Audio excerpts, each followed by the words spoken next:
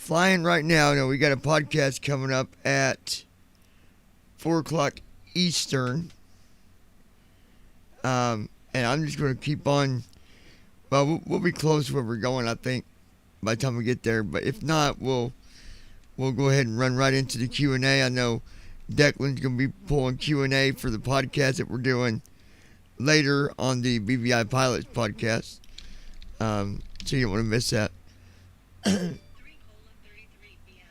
But for now, this works.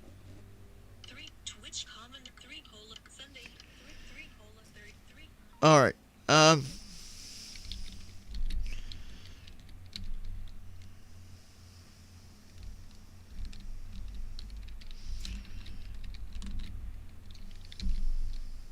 Okay. We've already got that going.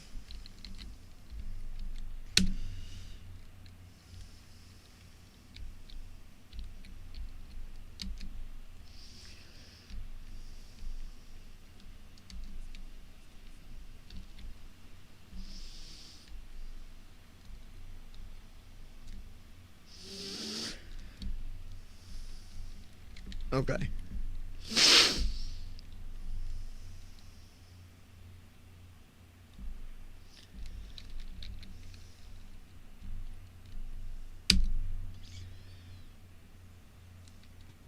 Let's turn that guy off.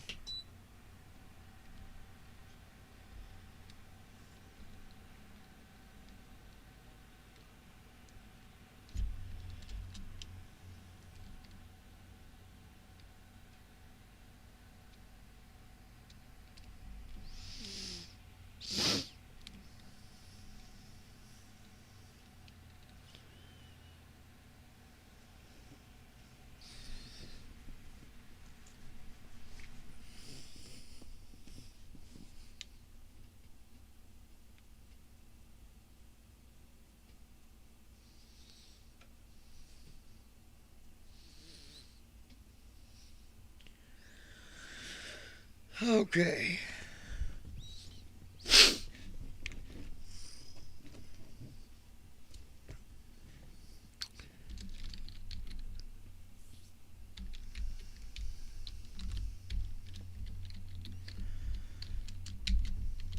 Oops. Cloud tracking is on.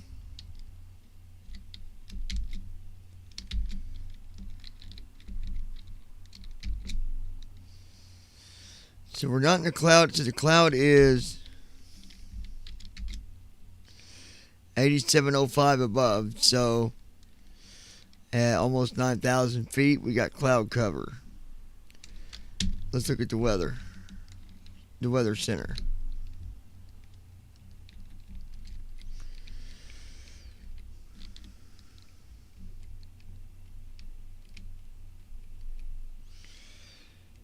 So the cumulus on layer 1, cumulus on 2,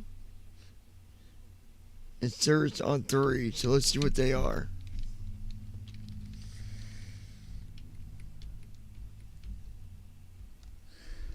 Scattered 4, no icing. Lower is 12,798. Upper is 16,000. So 12 to 16. So turbulence and moderate, precipitation base is 3.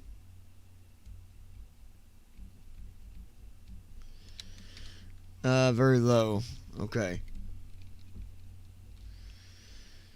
We got layer 2, 18,000 to 22,000. And then we got clouds at 31,000.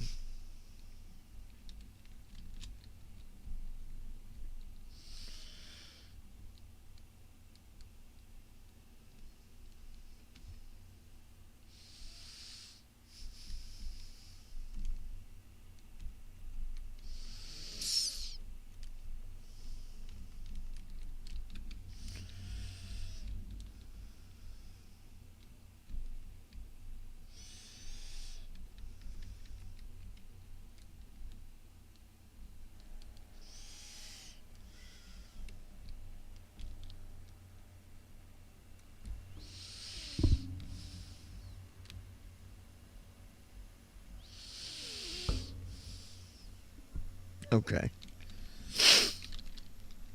Ah, gotta love them allergies, folks. Okay. Um, we'll go ahead and close this for now. I'm gonna open up Restream chat.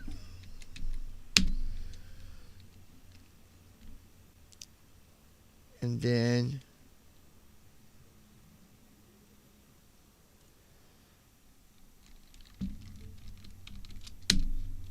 chat's been enabled.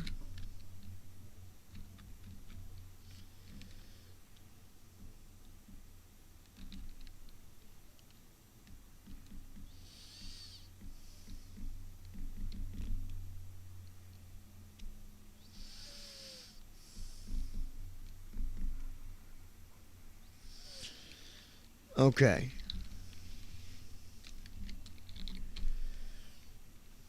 Let's go ahead.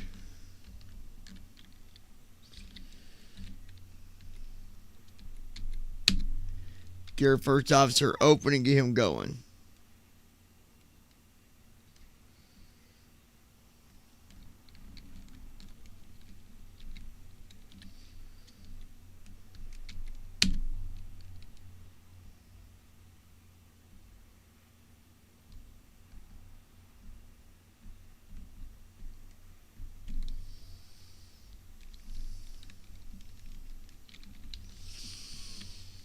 Okay.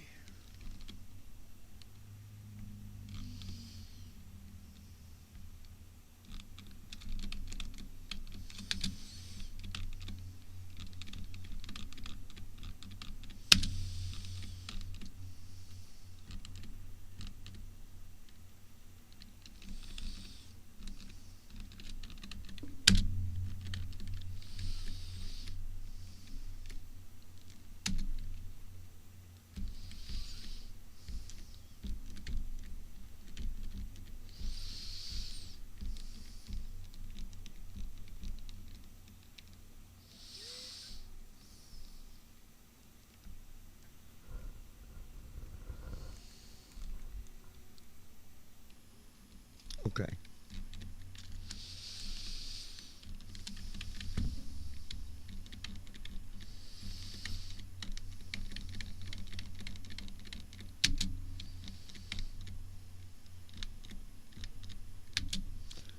Wi-Fi, yes. In-flight entertainment, yes.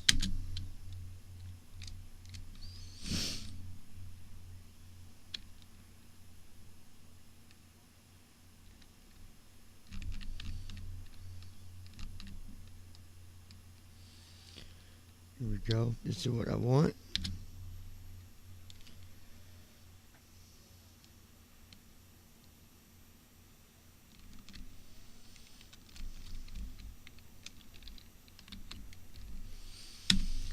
Let me go move something first.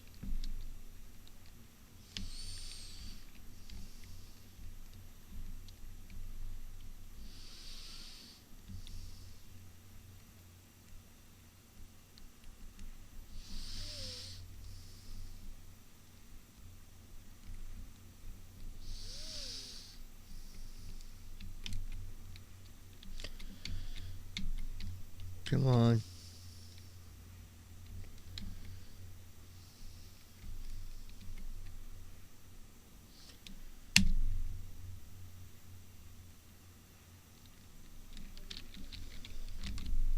Okay, here we go.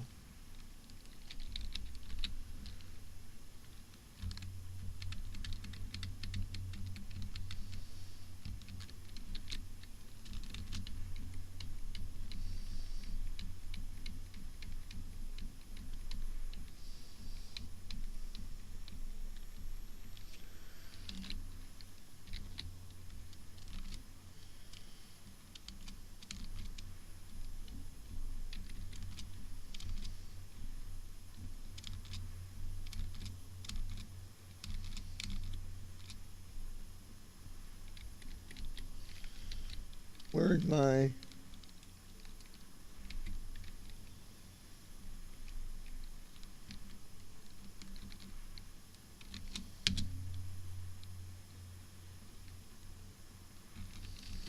Here we go.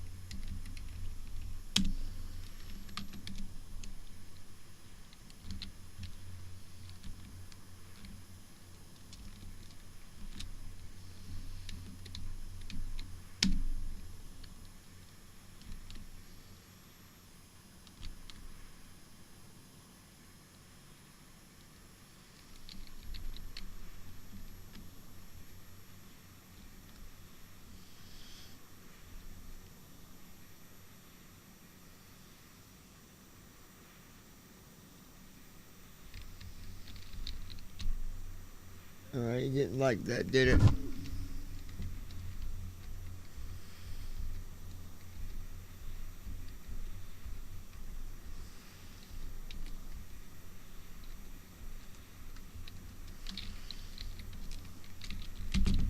Okay, you didn't like that. Hold on.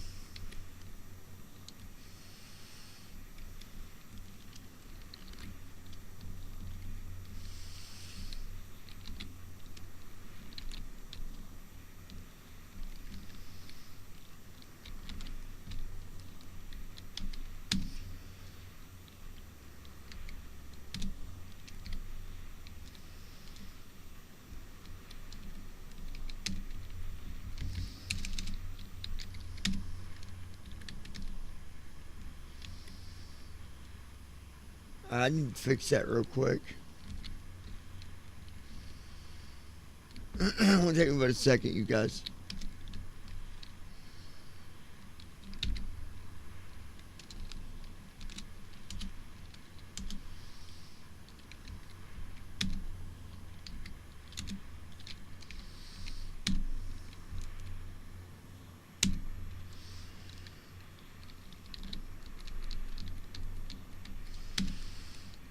Okay.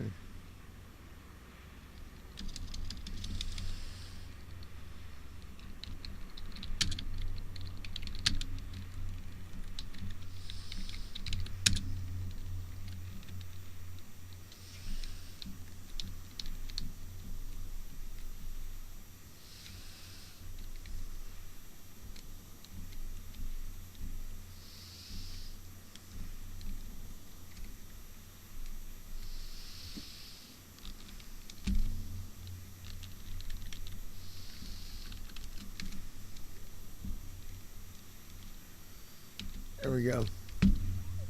All right.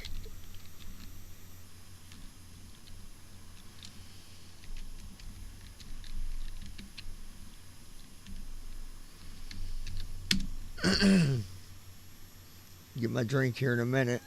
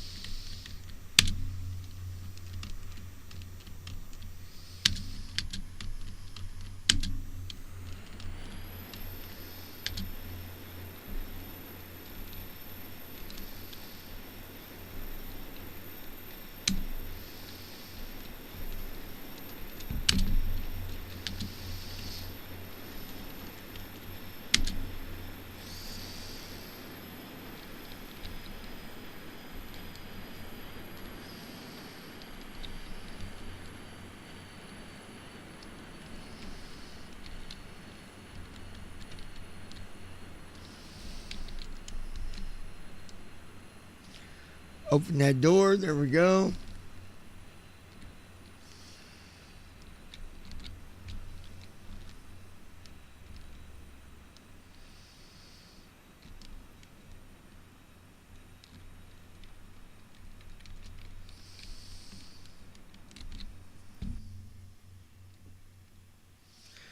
Oh, hush. Alright, let me grab my drink real quick, folks. I'll be right back with you. The chat is on. Good afternoon, Captain. Hey, Google. Listen to BVI Pilots on YouTube. Hey, Google. Watch BVI Pilots on YouTube.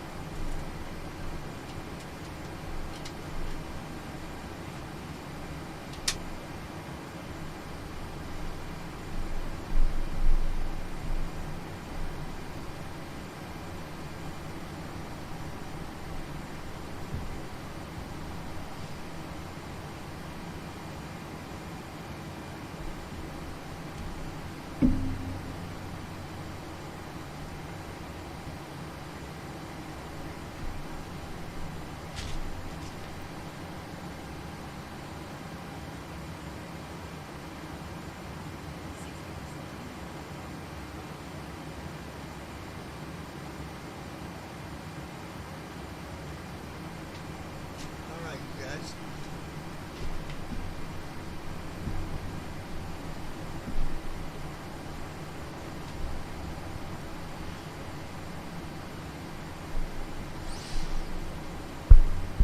Oh, my audio is really low, isn't it? Hold on.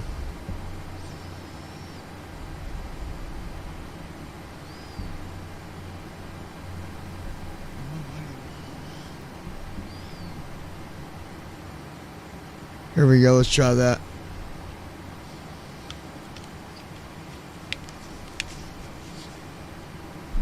It might be too much. I don't know. I don't know why you guys are not hearing my passengers. I don't understand.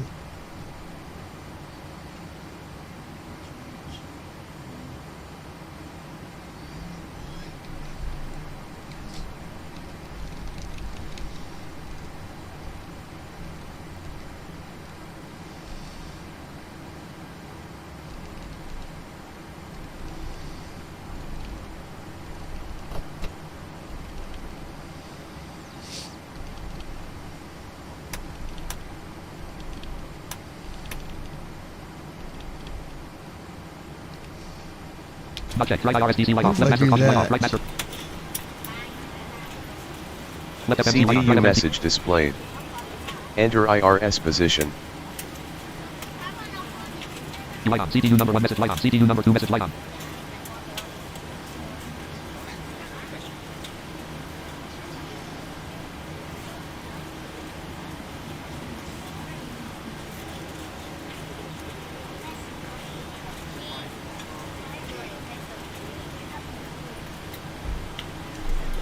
Left FMC light off. Right FMC light off. CDU number 1 message light off. CDU number 2 message light off. Speed trim failed light off. Mock trim failed light off. IRS aligned. Okay, now you can hear my boarding. Okay, it shouldn't.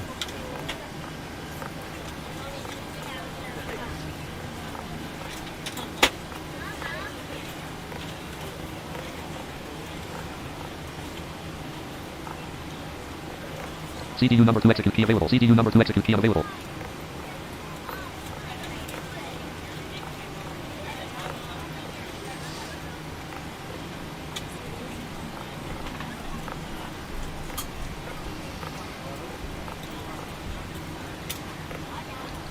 Ops 29.0.2, 64-bit Windows.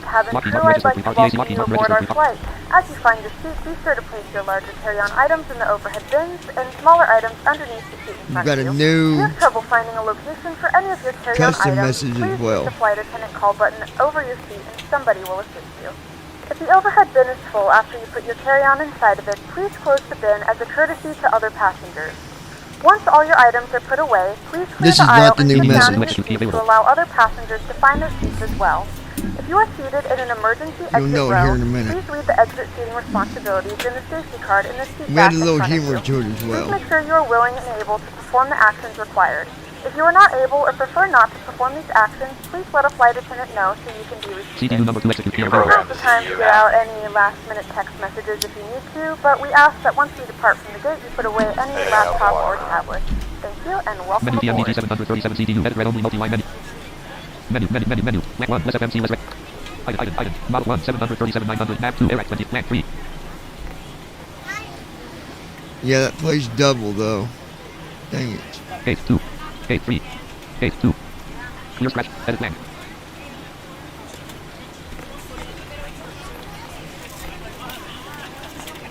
Well, what I'll do is Land. Clear. Edit red on red F1 and 51 red F2. 2 CYYC and 51 degrees 07.4 W1 after it does the announcement, 0.8. I'll get rid of that so it don't play double. Code 1 CYYC KSFO. Origin ACR TE1 /3. Step slash land 1 less step CYYC R greater. Land 2 KSFO R greater. Land 1 less step. CYYC sit 1 CWBOY 108. Lockheed Mark Ops 20 Form 1 Rotary Stream Chat Night Rider Season Download Road to Star Untitled Note at Road Star Block 20 ZF1 on Size Land CYRBLDC CYYC /29 DCT Dump CYYC Departure 4 YYC 717R Land 5 26 Land 3 Land 2 Land 1 29 CDU number 1 sit CYYC Departure sit 1 Stand 1 less cell greater 20 Land 2 YYC 7 Land 1 Stand 1 less cell Land 2 YYC Land 3 Land 2 Land 1 Stand 1 less cell greater 29 Star Untitled RBLD CYYC /29 DCT number 2890 Rockwood DCT Jet DCT PSCD YYC /2 9 space DCT space DU MR8 space CYYC sit for CYYC departure 1/1 CDU number 1 execute key unavailable CDU number 2 execute key unavailable execute key off ACR TE1 Land step slash R index 1/1 Land 1 less step CYYC R greater Land 2 KSFO R greater Land 1 stars approaches 1 Land 1 Ali's 2 Hills 9 Star on top RB Land RBCYY RBLDC Land Carriage L 9 1 9 L KSFO right Land 2 BDEGA 3 Land 1 Ali's 2 Hills 19 L CDU number of stars KSFO rivals 1 stars 1 Ali's 2 SL greater Hills 19 L Star untitled 9 1 / OFS 8 space 3 8 D space D space D 3 8 space O L R M R space M R L O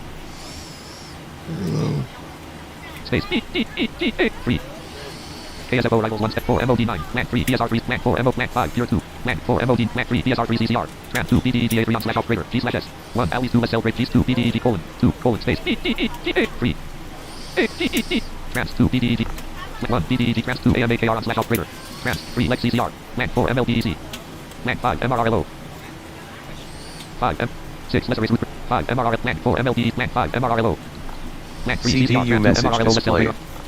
CDU number 1 CDU message cleared. 1 ACR TE Lex 1/5 177 degrees 20 0 MCP heading selection remove ACR TE Lex 10,000 100 MCP speed indicated airspeed edit selection remove ACR TE Lex 165 ACR TE Lex 1/1 number 300 1.2 level 3 1.3 MEP 3 1.4 SAT 3 1.5 drop point RF6 1.00/0.06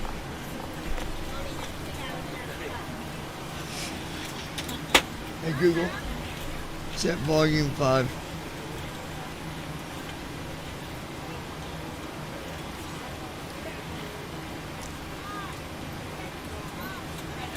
CDU message displayed. CDU number 2 message light on. CRZ wind uplink ready. PACX boarding complete ready for push. We are ready to go when you are. Let's load. Well, we're not ready. CDU number 1 execute key available. Left FMC light off. CDU Right message FMC light off. cleared. CDU number 1 execute key available. Total fuel 23,000.0 pounds. 3,004 1.4 SAT 1.5 RF6 1.00 refresh clears edit send up edit ref pressed send edit refresh edit red only 3 1 reserve 4 cost 5 20 request break refresh clears edit land. Left FMC light on. CDU Right message FMC light on. displayed. Left FMC light off. Unable Right. 200 and Red only reserve 4, 80 KTS 4.9 at cost 5 1 Miscat. request breaker cost 4.98 CDU reserve 3 message 100 cleared. CF 2 slash plant 1 164 plan slash 2 slash 23.3 235 degrees slash 50 plan slash 2 dash space colon 2 colon space dash Star untitled note at row 1 column 2 see what plan size 01 100 ZFW 25 ZF 140,751 4 1 4 0 7 Act per minute 1/2 edit red refresh but clears edit land CDU message displayed. Message light on. Left FMC light on. Right FMC light on. Insufficient fuel.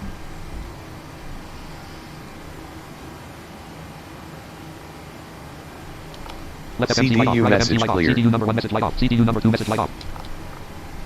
Leonian Universe. Clear refresh edit red on. Hi Land 3 there, PM John. equal. Land 5 land 6 Hey, buddy. land 5 FS actions greater. Land 3 less north ground FS actions. Lit fuel total 1 23,100. Star untitled notepad row 1 Okay, star untitled fuel. notepad CF 25,600. Fuel PMDG 7 edit red refresh button mode edit red only multi line 1 23,001 refresh button clear edit land.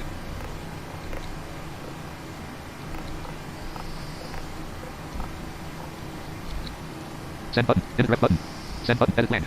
Clear edit red total fuel total 1 25,400 100 refresh button mode clear edit send edit red button rest. Set edit clear refresh button edit red only G act per minute 1 slash act per minute G 1 100 clamp 2 14.Z3 104 reserve 4 point cost 5 1 request greater 23 22 21 slash plus 6 How you doing, buddy? flap take off rep flap 1 degrees refresh button clear edit land.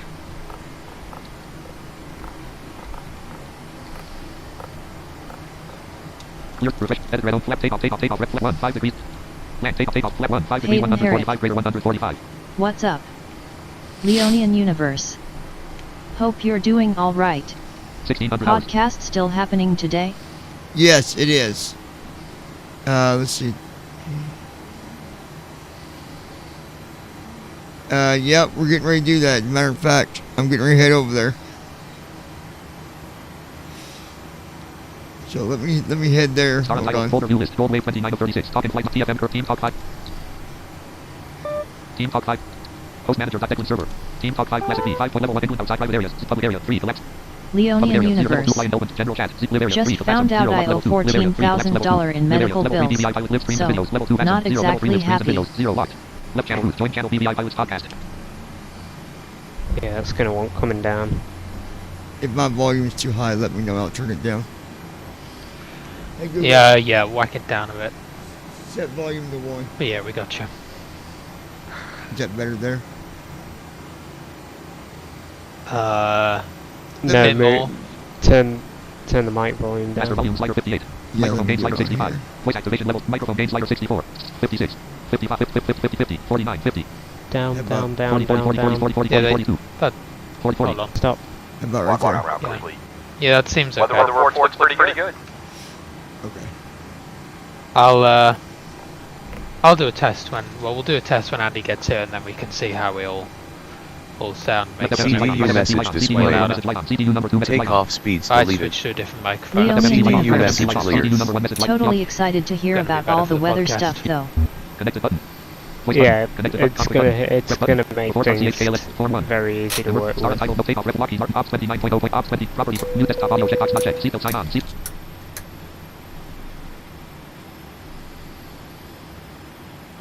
Okay, I'm gonna.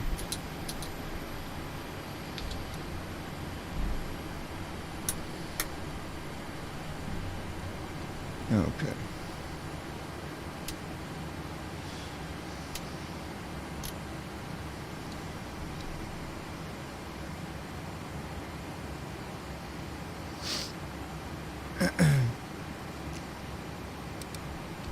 Yeah, Leo, we'll be starting here soon. We'll be starting up.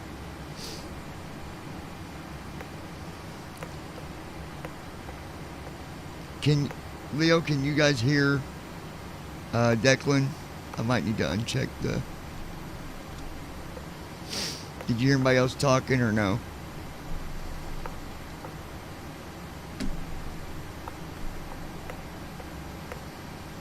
You gotta love that delay that you get in between talking.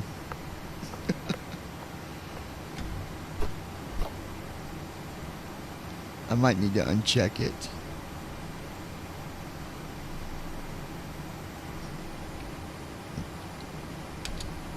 Okay, try now, Declan.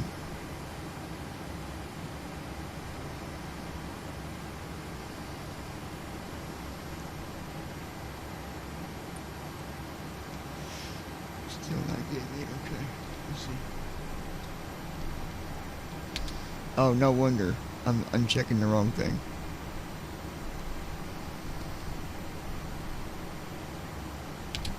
Try now, Declan. Sorry about that. Okay, hello, testing the stream team talk on John's stream.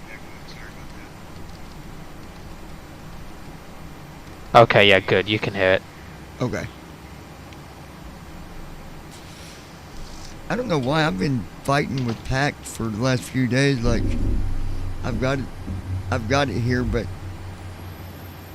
no one can hear like the boarding, the boarding message, like the people boarding or the messages that come through. I don't know what the heck's up with that. I'm probably gonna have to remove it and re-add it, but I ain't gonna worry about it right now. Yeah. Oh, so I think I know what was going on. Remember when I was having trouble with the 7.3 was like acting stupid and I thought it was TFM?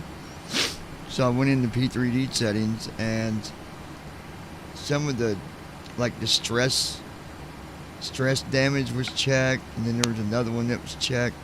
I'm pretty sure that was what was doing it. Under like damage settings. I don't know how it got checked, but pretty sure I fixed it. But the weird thing was it didn't do it with the 7.4. But of course, that's a pretty big jet too, so it probably didn't get enough stress on the engines or anything.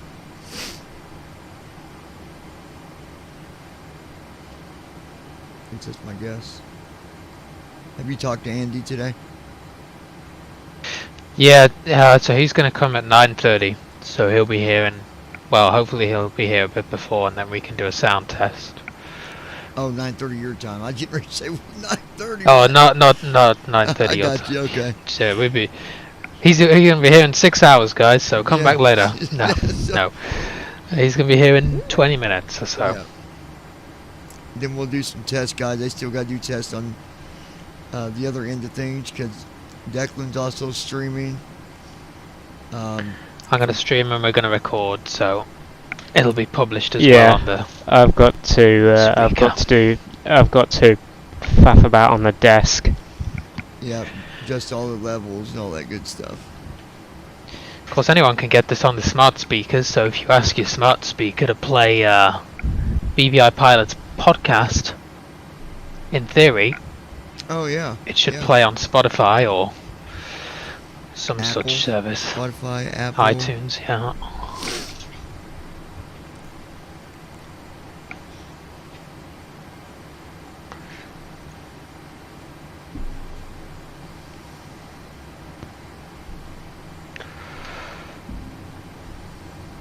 Whew, busy day. So many meetings. You wouldn't think so on a Sunday, but there you go. No, man. I ended up getting called around about an hour after I talked to you. I got drug into a meeting. I didn't know I was having one today, but it's Yeah. the joy of being involved in everything.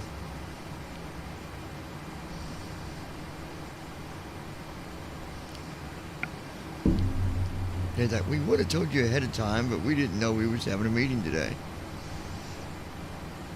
Because I wasn't ready. I didn't have no notes pulled up or nothing. So I had to try to hurry up and get everything put together. Oh, yeah.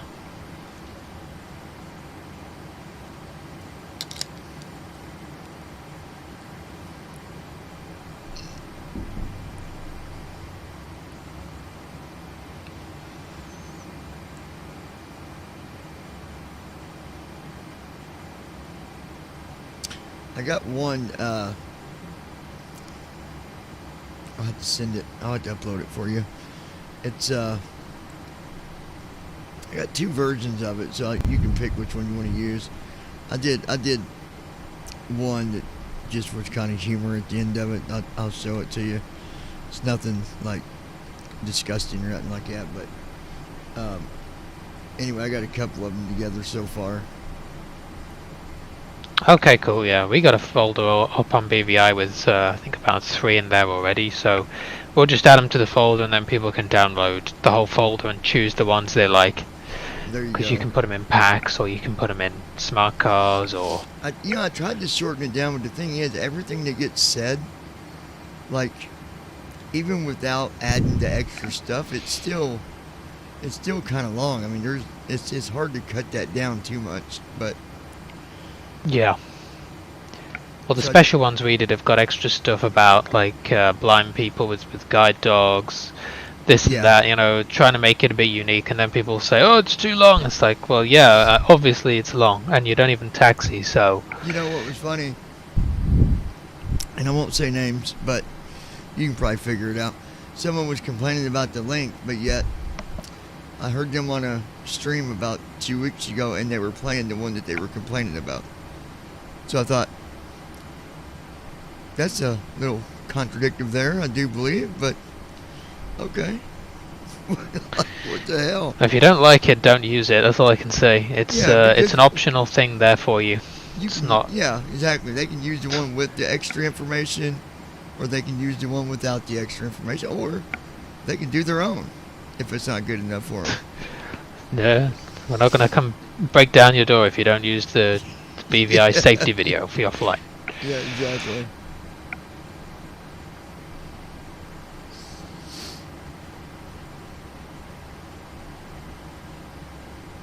Some of the prices on that new voice thing, man, is crazy. Like, one of them's like, well, I guess if you do production and stuff, I guess it would be worth it because you're making money somewhere.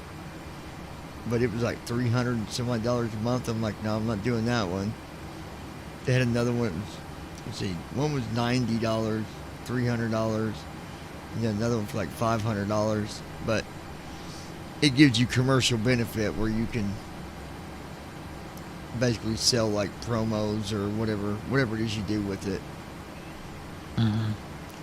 I think having audio books with those voices would be pretty freaking amazing.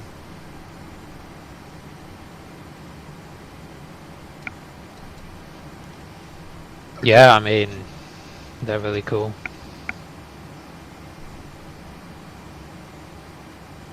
What were you gonna say?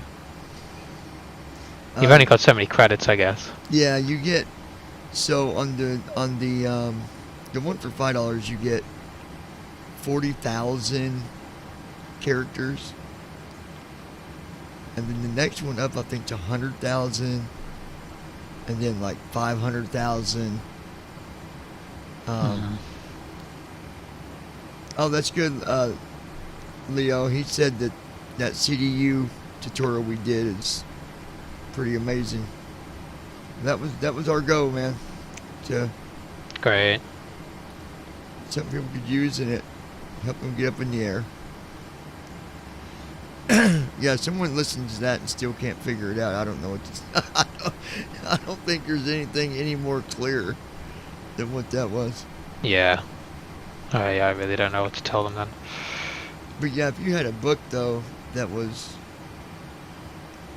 I don't know, ever how long, you know, most books 500 pages or something.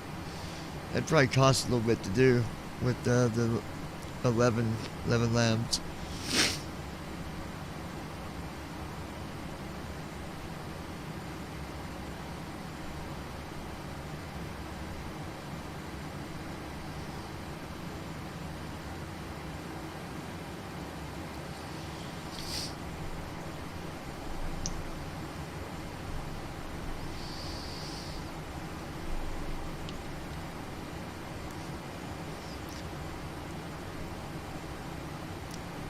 Hey Ezra, how are you, buddy?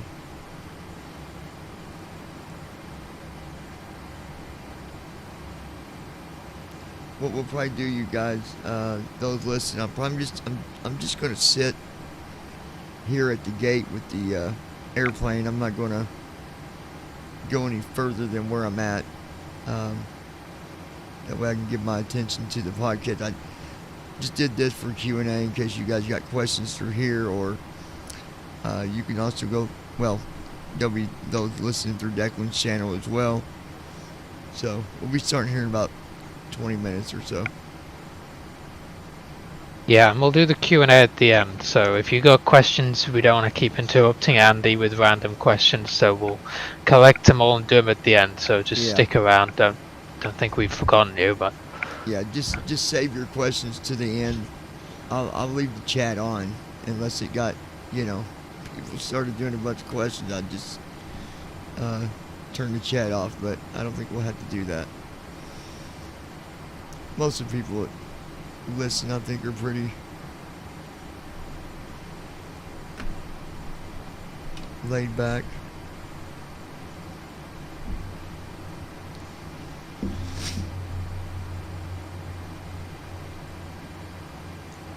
It wasn't too bad last night. I got down to 40, 38, 40. Wasn't like 2 nights ago, man. It was down to 18 degrees. And my, I ran out of propane for my heater. You talk about waking up freezing. Like, holy shit. Yeah. Yeah, I'll tell you what, the first year in college we had a room that had a single glazed, I don't even think it was glazed, window. It was just a pane of glass. Now we got double glazed, so it's, you know, it's good, but still when you sat by the window, it's, because the desk is right by the window. Yeah.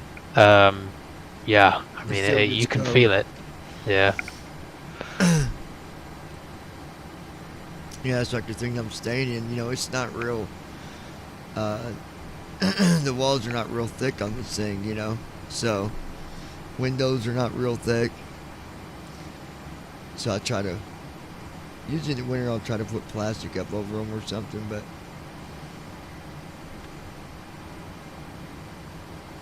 Because my bed's right by the window. Yeah.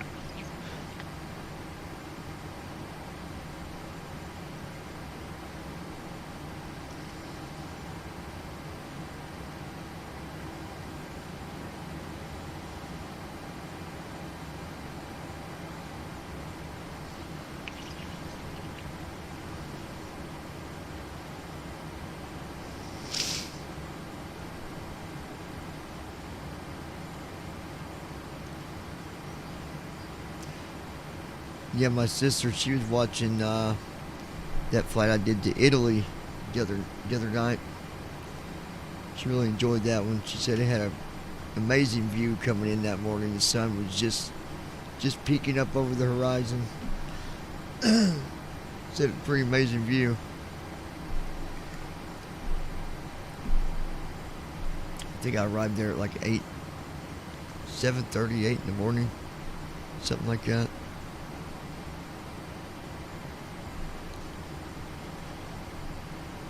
I can't tell you how long I was over the sea, though, man. I was over the. You go over North Atlantic, and then it turns into the Celtic Sea, and then it turns into something. I forget the other name that it said there for just a little bit, but for the longest time, you check to see where you're at, and it would just say North Atlantic. It wouldn't tell you what part of the country you were near or anything. That's when you know you're really over the water.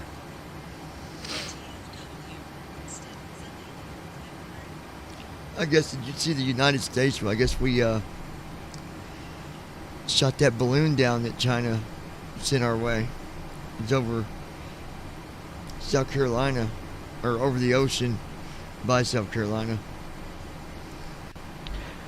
Yeah, I'm a bit confused by that whole situation. I am too. I feel like I don't understand it. I feel like it might be a precursor to something bigger, because I don't really understand why China would send a balloon. There's way better ways nowadays to get information than to send a spy balloon.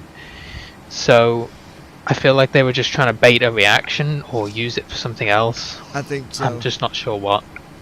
Because like you said, I mean, there's planes that they use now for data that they can put up in the air, and they can stay up there for several days. Well, the whole reason the US didn't shoot it down immediately was that it wasn't really thought to be a threat. Like, it couldn't really gather a lot of information that China didn't already have or could get some other way. Yeah. It's Alright, a guys, bit just of an keep old thing. just keep going. I'm just faffing around on the desk. Okay. Yeah, there was just this huge thing about it, and I'm like, you know, if you guys, like, I kind of went the direction you did, that there's something else to it. That was not collecting data that they didn't already know. I mean, come on. I don't know if it was for just to get it to see what our reaction would be, or how long we would wait till we responded, or who knows. Yeah. I mean, it's obviously not good to have something like that. You know, don't get me wrong. I don't blame the US for saying, like, you know, what the hell's going on here? Why you know, it's China saying, oh, it's a weather balloon. Come on, that's a load of rubbish. Yeah, well, that really blows my mind that they say some of the dumbest things, like... Yeah, it's a weather balloon. Like, who's going to believe that? Come on. Not even a kid would... Dude, my nephew could come up with a better excuse than that. Like... Yeah, what the hell? that was a bit dumb. There was one over, was it South Carolina? I don't know where the other one was. I can't remember where they said the other one. There was two of them. Yeah, they shot this one down near South Carolina. They had to close, I think it was Wilmington Airport and a couple of others temporarily to make sure that no air traffic got near to the thing while they were going to shoot it down. Oh, yeah, because I was talking to somebody and they was talking about how they shoot it down. They probably took a fighter up there and popped. It was a Boeing fighter. Yeah. I mean, they would have had to have, as high as it was, because wasn't it like 50,000 feet or something? Something like that, yeah. It was real high. Much higher than a civilian airplane. Crazy stuff, Would go. Man. I think China just likes to push to see what... Well, part of their deal is they like to push, but they do stuff to see what can I get away with. What will they not do, or what will they do? And it's like, yeah, if we was over there and did something like that, they would have took it down quicker than, you know.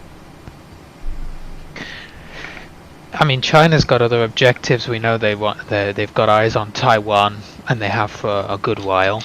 Oh, yeah. So it's whether this could be involved as a precursor to some other activity. I don't know. See, that's what I was kind of thinking too, was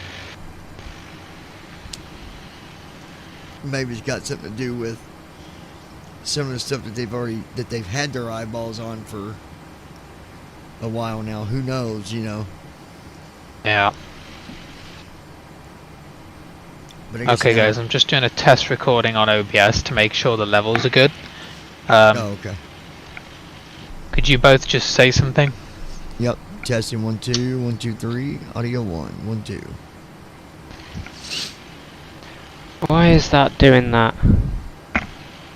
Okay. Let's check this out. Because normally I'm on my other headset, but that one's got one of those inline microphones. Oh, yeah. And I don't really like it for podcasting. You have an audio issue? Oh, that's why that's doing Oh, that. Okay. There we go. He figured it out. Yeah, it was just because I'm not. I'd double rooted something on the console and it was making a funny noise. Okay, awesome. The audio's all good. At least on my stream end. Yeah, you guys sound good on this thing too.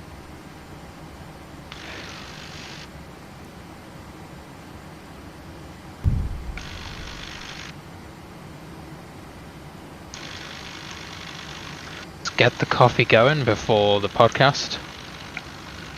I did just do a test recording into Logic, by the way, just to check that was AO. Where are we getting that echo from? Yeah, we got echo. My end. Oh, okay. Oh, okay. My end. Yep, gotta have the coffee. Gone now? I knew I recognized that sound. Mine sounds just like that. Yeah, it's like a little propeller or something. Sounds like a little mini helicopter. Yeah.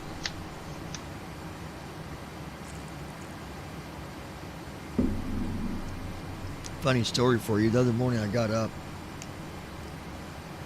And this is a new coffee Keurig thing that I got, and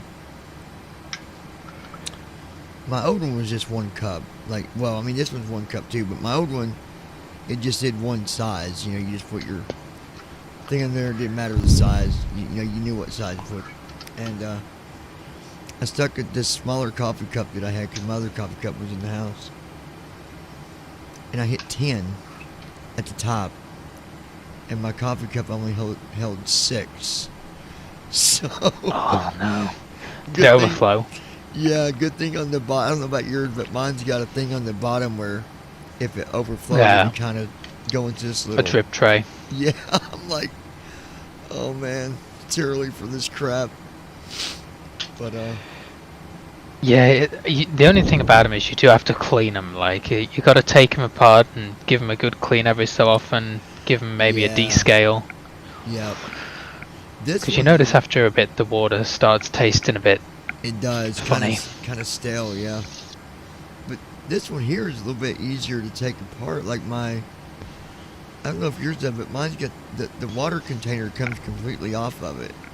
It just lifts off of Yeah. it. Yeah, Yeah. it comes off the back, and then the tray you can pull out the front. Yeah. The little pod holder you can pull out and wash it properly. I even bought me I bought a universal, I don't know what you'd call it, but it's a little filter that you can put in there if you don't have pods, and you can just put regular coffee, you know, into the Oh yeah. little filter. I bought one of them the other day because I thought, man, if I run out, I don't want to have to go without. So Yeah. I bought a big box. Yeah, of I've got them. so many boxes of them. Dude, it was like $25 for this box that I bought. But, I mean, it's a big box. Yeah, you can even get Starbucks ones and all sorts, and get some really expensive ones. I mean, my problem was I got a nice big coffee mug the other day, so it's way bigger than the one I had, but that also means the coffee is less strong, and Yeah. Yeah. you know, it ends up just being a cup of like frothy milk or something. Yeah, I went through a couple different experiments with different sizes to see which one, because it seems that the 6 ounce is really good because that, you know, it's you can taste the coffee. But Do you want to hear back the test recording that I did so that you can? No, that's fine. I'm sure you've listened to it on your end. I wouldn't. I Yeah, looked it's- at, It's coming Walmart. through okay on here. Good. I looked at Walmart for tea, 'cause I thought you could buy them in tea, like the little tea things, but maybe not. I could swear you could. Where I could thought get- you could. You can definitely buy chocolate ones. Yeah. I'm not a yeah. big fan of those, but you can buy them. Maybe I had to order them because I didn't see them at Walmart. I just seen the coffee and the hot chocolate, or you know, chocolate, whatever. I didn't see nothing else, but maybe Kroger or something has them.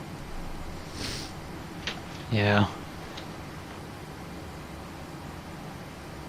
'Cause I've been getting into trying the different flavored teas and stuff. Yeah, I just got some lemon stuff usually, and that's pretty good. Yeah, the lemon's good. I like lemon. There's a peach that you can get. You know, not for the little coffee maker like I got, but like a regular size, you know, just like the tea bags.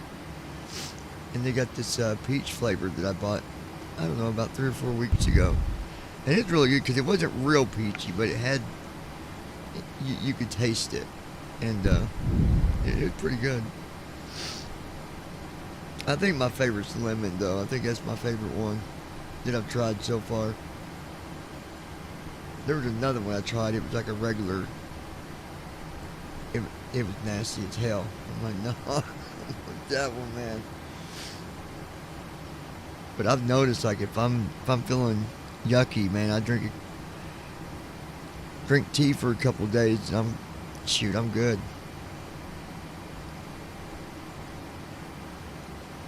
Yeah. That lemon, it's that lemon's what it is. That lemon will clear you up.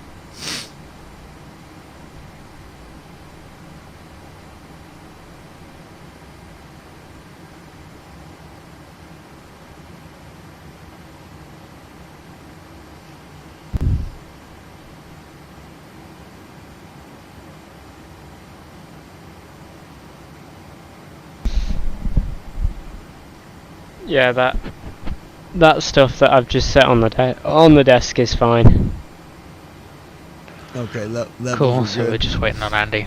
Good deal.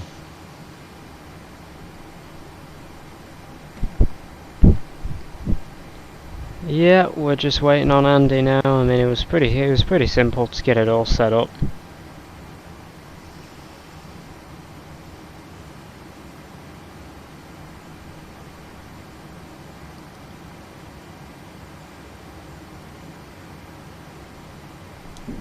I need to find that ATC video from the other day I was listening to.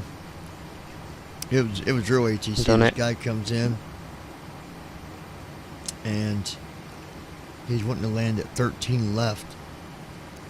And ATC said, no, 13 left's no good. And told him to go to 10 or 10 right. I can't remember which one it was. Dude, this guy sat there and argued with him for 5 minutes. Like, dude, he's like, just go to 10. It's not a big deal. 13 left is shut down. Go to 10. And he had to be a new pilot or something. I don't know, but man, he really argued about it, and he still didn't end up getting to land where he wanted to. Like, obviously, you're not going to if it's shut down. Why argue about it?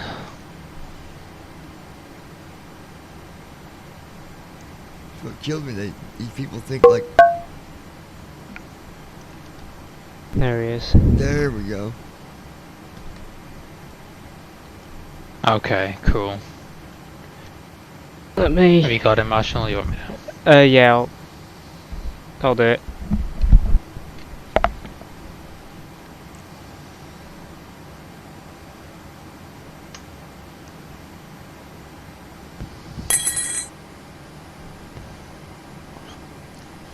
Okay. Excellent. So.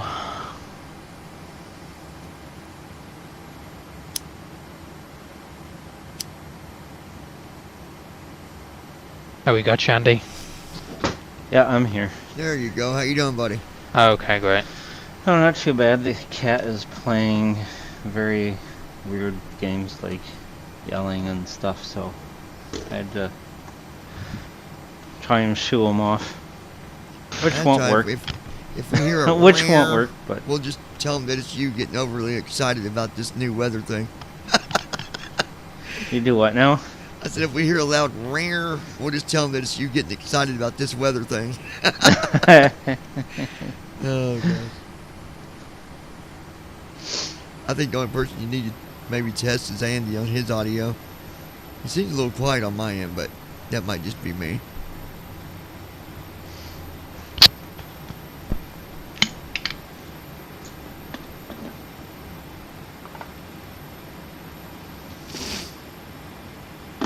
Right, let me do a quick test with Andy's audio, and then...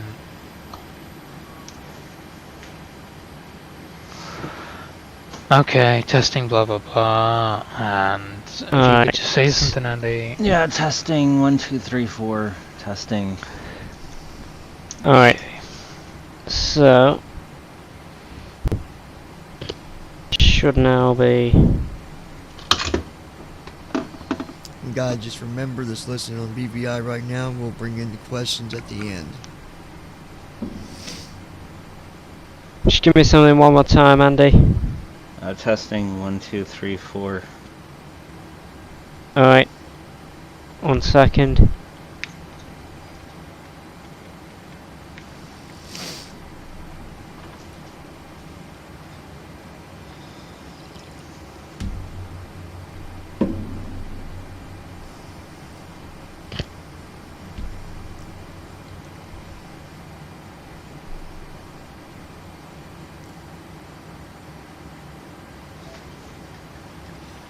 Yeah, that's...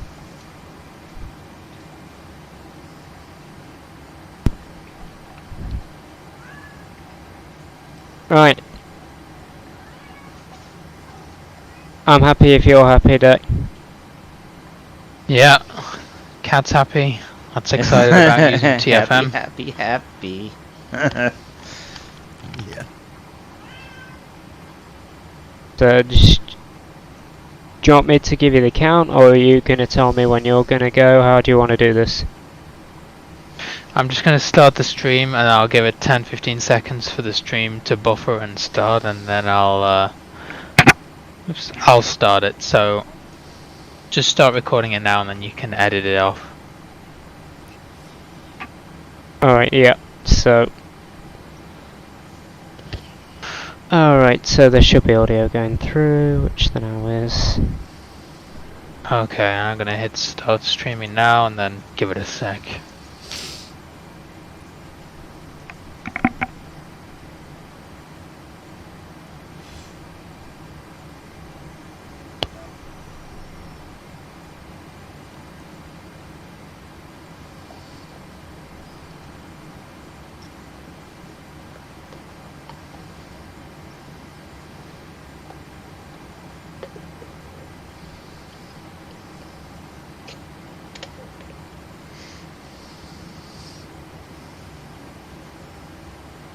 Okay, excellent. So we're now live on BVI Pilots and Blind Flight Simmer channels.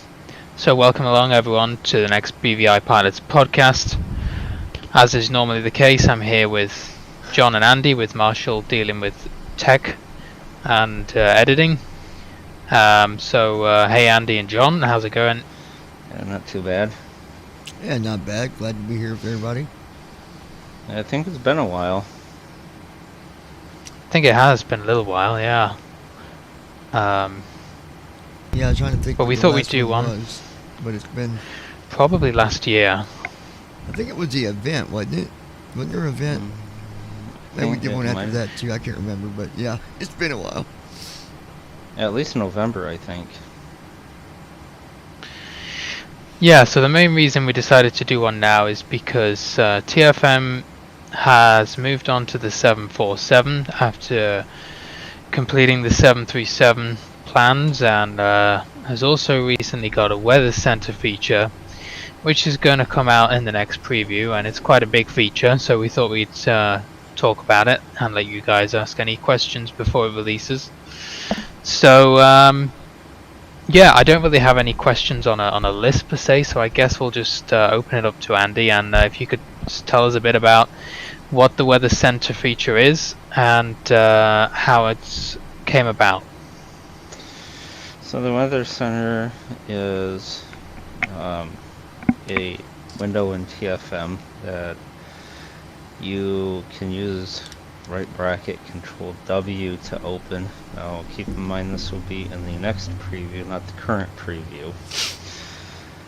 You can open it with right bracket Control W, and inside this window you have three main sections. You have wind, clouds, and temperature. And so this weather feature gets the weather that is surrounding your aircraft at the current location. So we'll talk about wind.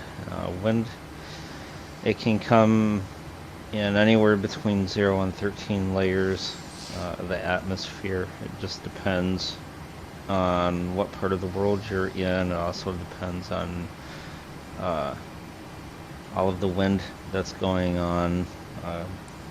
The heavier it is and the more it spreads in directions, the more layers there are.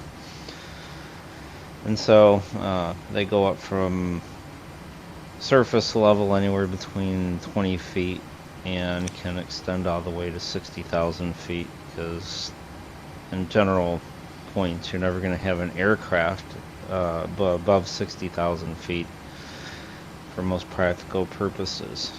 So the wind, each layer has things like direction, speed, gust, visibility, your wind shear, your turbulence level. There might be a couple more, but you know, that's the main point of the weather as far as the wind goes. Now what this will do is it will let you be able to determine at your current position if there's better wind conditions than where you're at right now. And if there is, then you can either request ATC give you that altitude, or you can just go up or down to that altitude if you're flying offline. Along with that comes with right bracket I, which most people using TFM is fairly familiar with, and this is the snapshot report of the wind at your current altitude and your current position. Previously it would give you the direction, the speed, and the gust. Now it'll give you everything. Direction, speed, gust, visibility, wind shear, and turbulence. And it's also customizable now, so you can go to TFM settings, navigate to weather, expand it, go to the weather wind command output, and you tab through the settings and you check the box for the things you want TFM to tell you when you press right bracket I, and uncheck the things you don't want it to tell you when you do right bracket I. For example, I not to interrupt you, Andy, I just want to tell real quick. No, you're good. I went in and changed my settings, so when I hit right bracket I get direction, speed, visibility, wind gust, and then shear, like what it is. It might be gradual, it might be, I forget the different ones it said, but very minimal. Yeah. So it's nice that you can customize that to your liking, because I figure when I hit that, it's giving me information on where I'm at. So I went in and took away the upper altitude that it gives you, because yeah, because in most cases, you know, it's not really necessary, because you can always go look in the weather center to see what's going on. I guess unless you're flying through a storm, you could turn it on maybe. I guess that could be helpful. I don't know. But there are some people who might want it, so, you know, it's there for people who want to turn it on or turn it off. And moving on to the next one, you will have temperatures. And this is the same type of idea with temperatures as it is with wind. There could be anywhere from 1 to 13 layers of temperatures throughout the atmosphere. And at this point, it will give you the daytime temperature for each layer, and it will give you the nighttime variant for the temperature. It'll also give you the dew point, in case you need to know that for icing conditions or whatever. What was the hotkey for that again, Andy? Was it right bracket, shift O, or am I thinking of something else? What is you're looking? The hotkey for the wind. It's right bracket I. It's what it always was. Oh, it's just right bracket. Okay, never mind. No, Yeah, I was it's the thinking same thing it always. I was thinking of the shift O like we had before, and you changed it. Never mind. Okay. Yeah, so wind is right bracket I. It's what it always has been. It's just customizable now. Yeah. And then the next thing we have is clouds. Now this is a thing that it's, I wouldn't say difficult, but it takes some form of work to get done. So if you go to the cloud section of Weather Center, you're going to have here again some more layers, and it could go anywhere from 0 to 6, because usually clouds are not beyond 60,000 feet. So with clouds, they're cloud layers, so they're basically bundles of clouds that spread over a certain distance. And Weather Center will give you how tall they are. So it'll start with the lower altitude, give you the upper altitude. Subtracting the two will tell you how tall they are. It will give you the current icing conditions. It'll give you the precipitation, whether it's rain, snow, sleet, hail. It'll give you the rate if there is any precipitation, like very low to very high. It gives you turbulence, all that good stuff. Now, the nice thing with clouds is a new feature, and the hotkey is right bracket shift O. The right bracket shift O, and it's cloud command output. That's what I was This talking does, about. it does, yeah. So what it does is it does the same thing for wind that the wind does, but it does it for the clouds. So there's a little bit of a difference though, because it's highly dynamic. So if you're not inside of a cloud, it will tell you not in cloud. And it will report if there's any clouds directly above you and how far away they are, and if there's any directly below you and how far they are. For an example, you might hear no clouds above, or you might hear cloud 5,000 feet above. Like sitting here, or no clouds below. Yeah, you may have no clouds below, or it might say cloud 15,000 feet below. Yeah, I just did it, and it said. And if you're in 14,856 above. Yep. But and if you are inside of a cloud, then the whole entire setup for right bracket shift O changes. Now it will say that you're in a cloud. It'll give you the type and coverage level, turbulence, precipitation, icing conditions. It'll also tell you how far away you are from the top of the cloud layer, and it will tell you how far the bottom of the layer is from you. So for an example, you're inside of a cloud. It might say top 500 feet, bottom 200 feet. So you can decide if you need to boogie out of that little cloud segment, you can figure out what the fastest way out is. yeah, Yeah, and this is also customizable to fit whatever people want to see and hear. TFM settings, go to weather, go to cloud command output, and you can check the boxes of things you want to hear, uncheck the boxes of things you don't want to hear. And the new wind and the new cloud command output settings will persist through restarts, so you don't have to keep going in there every time and changing it. The next thing that comes along with Weather Center, I guess, is a highly coveted feature now. It's called cloud tracking. And turn it on or turn it off. You press right bracket control O to toggle it on and off. Now when it's on, TFM will tell you when you've entered a cloud and when you've left a cloud.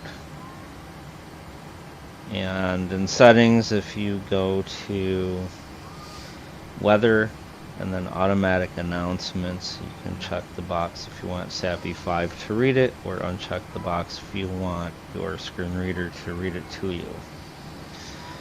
So if you don't want it on, then you just don't turn it on because it's turned off by default. If you want it on and you're just starting your flight, right bracket control O, flight cloud tracking on, and then it will start telling you about your clouds. And that's pretty much the summary of what we have so far. All right, thanks. So that was great. You preempted most of my questions there, and I mean, I have to say, this feature is really going to be helpful in determining what sort of weather you should not be flying through. And if you see some cumulus cloud, you see some icing, precipitation. Maybe you want to whack that anti-ice on. Maybe you want to look at amending your altitude. So I know the question's going to come, so we'll get it out of the way. Could you give us a rundown of what add-ons this works with in terms of weather injection, and whether there is a way, even with Rex, to get it to work in Microsoft 2020? Okay, so first of all, I'll deal with the 2020 issue. I do not believe it will work with 2020 because they're not exposing their weather API to anyone that I'm aware of. So using the weather center and all that stuff in 2020 at this point is out of the question.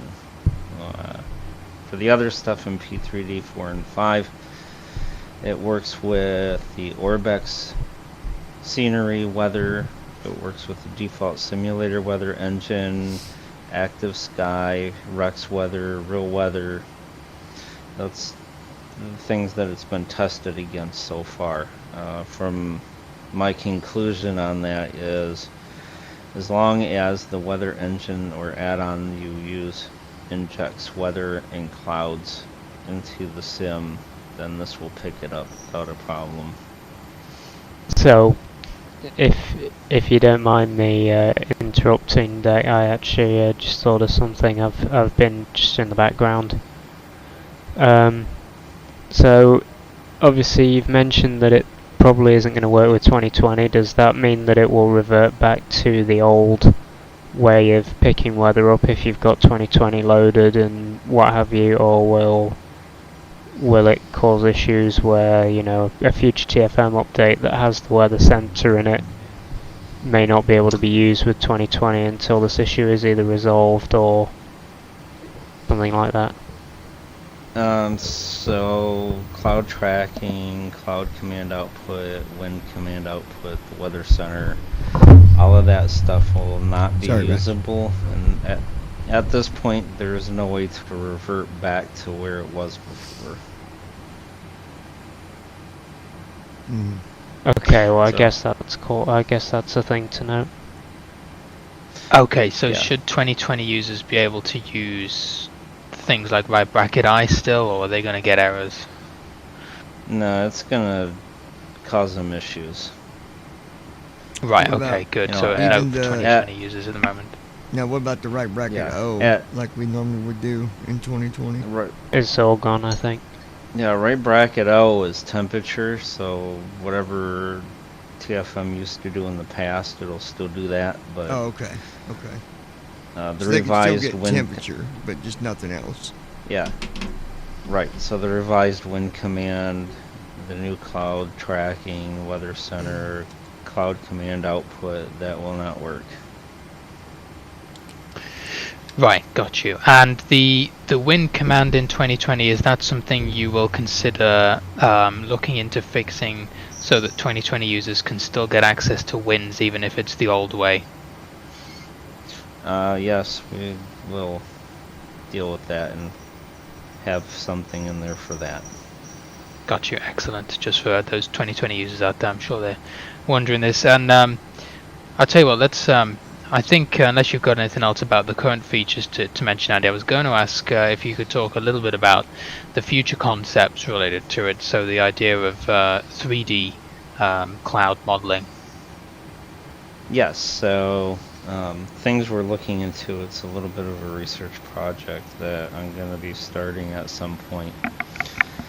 And we already have the 2D clouds, so we can tell how tall they are and what altitude they start and stop. One of the things that I figured out while testing is if you're flying level through a cloud, TFM will tell you when it leaves that particular cloud. And if you're flying level and you enter into that another cloud, it will actually tell you that.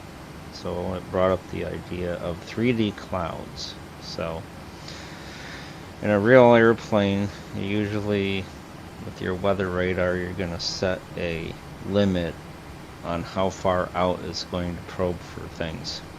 And so TFM could very well do that, say 10, 20, 30, 40 miles out, whatever.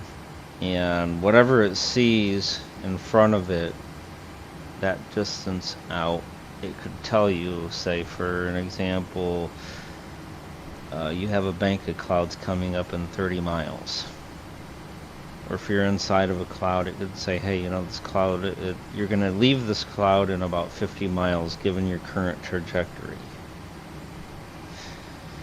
And so, given that, we can say, check to see how far it is from the nose of your plane and see what the borders of the cloud is from each of the wingtips.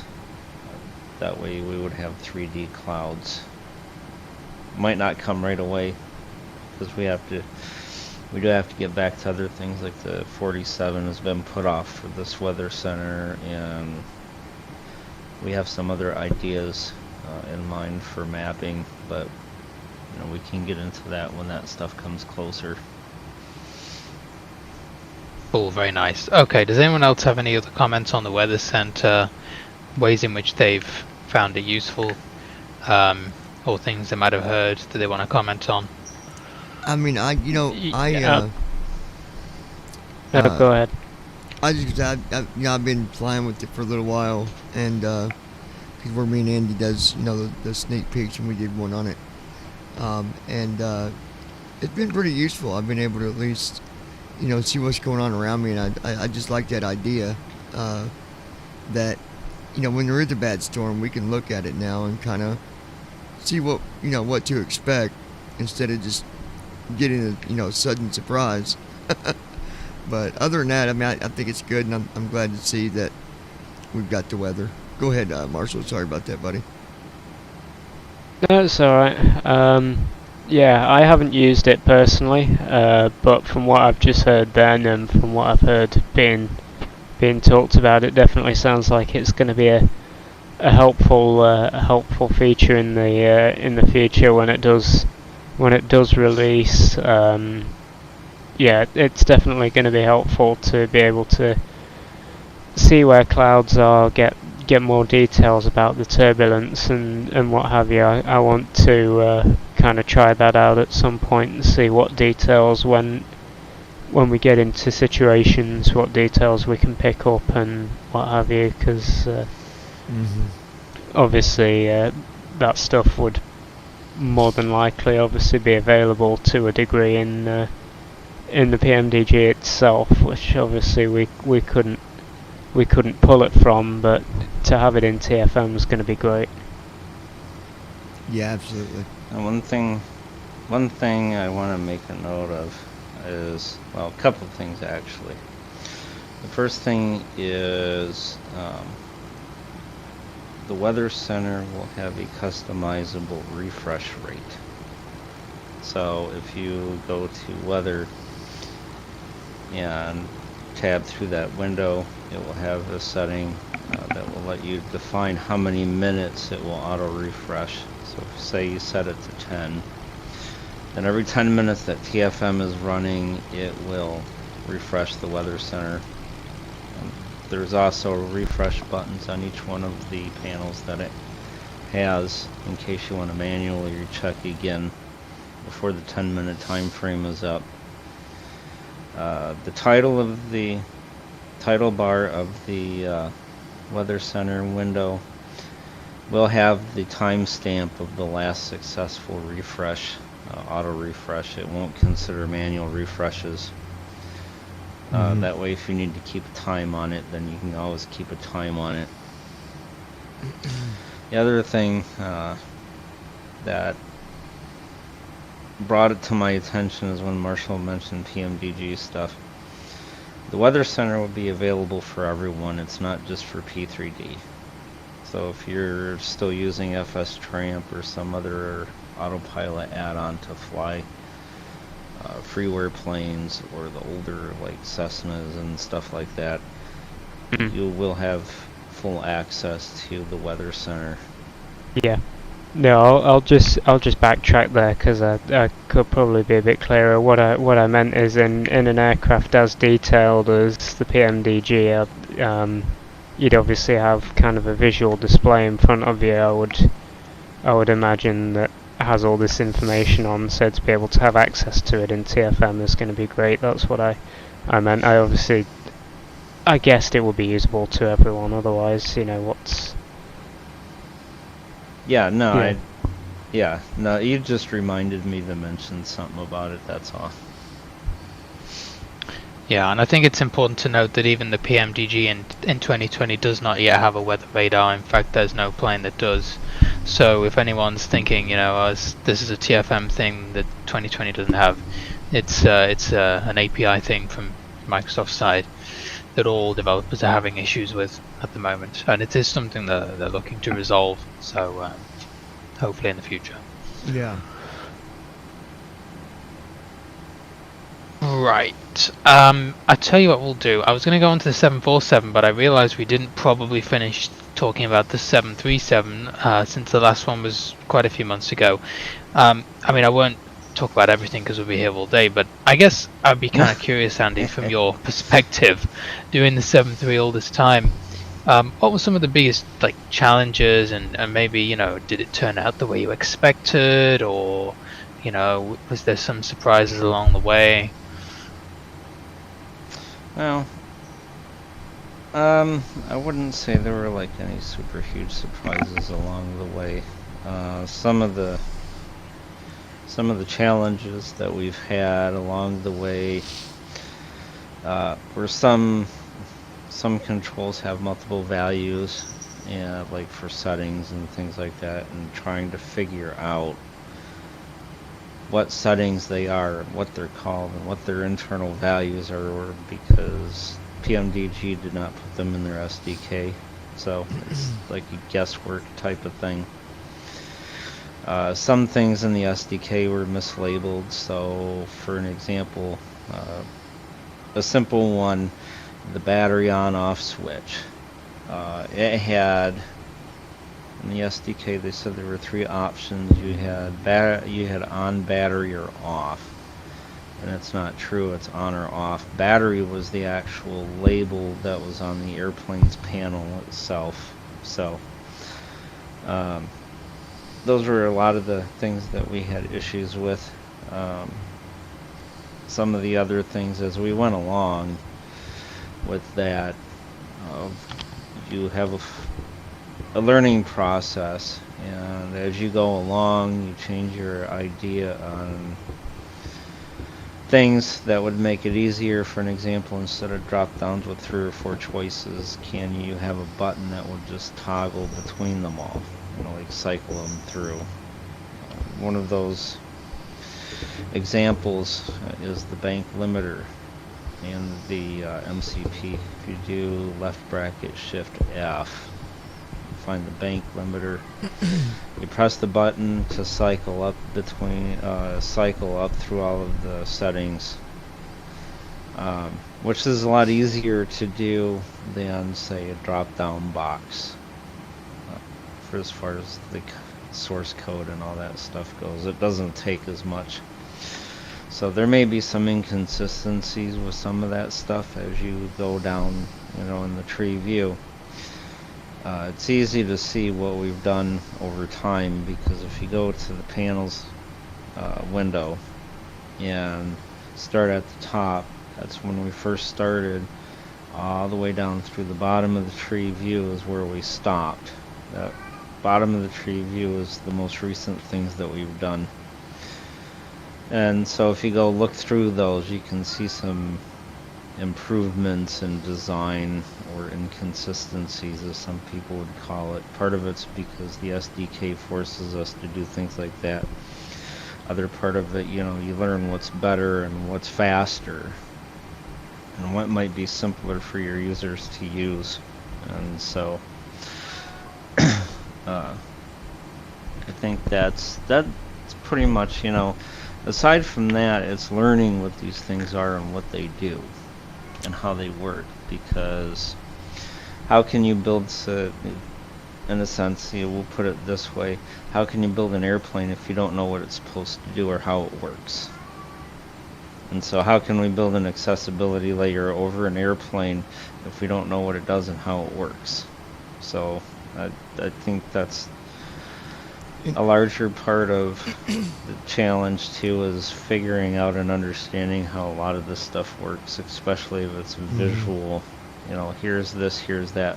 They point here, they point there. Or if it's like the Boeing technical site, they're decent on their descriptions of things, but they'll show you screenshots of the panel. And they'll say, the area highlighted in the red box.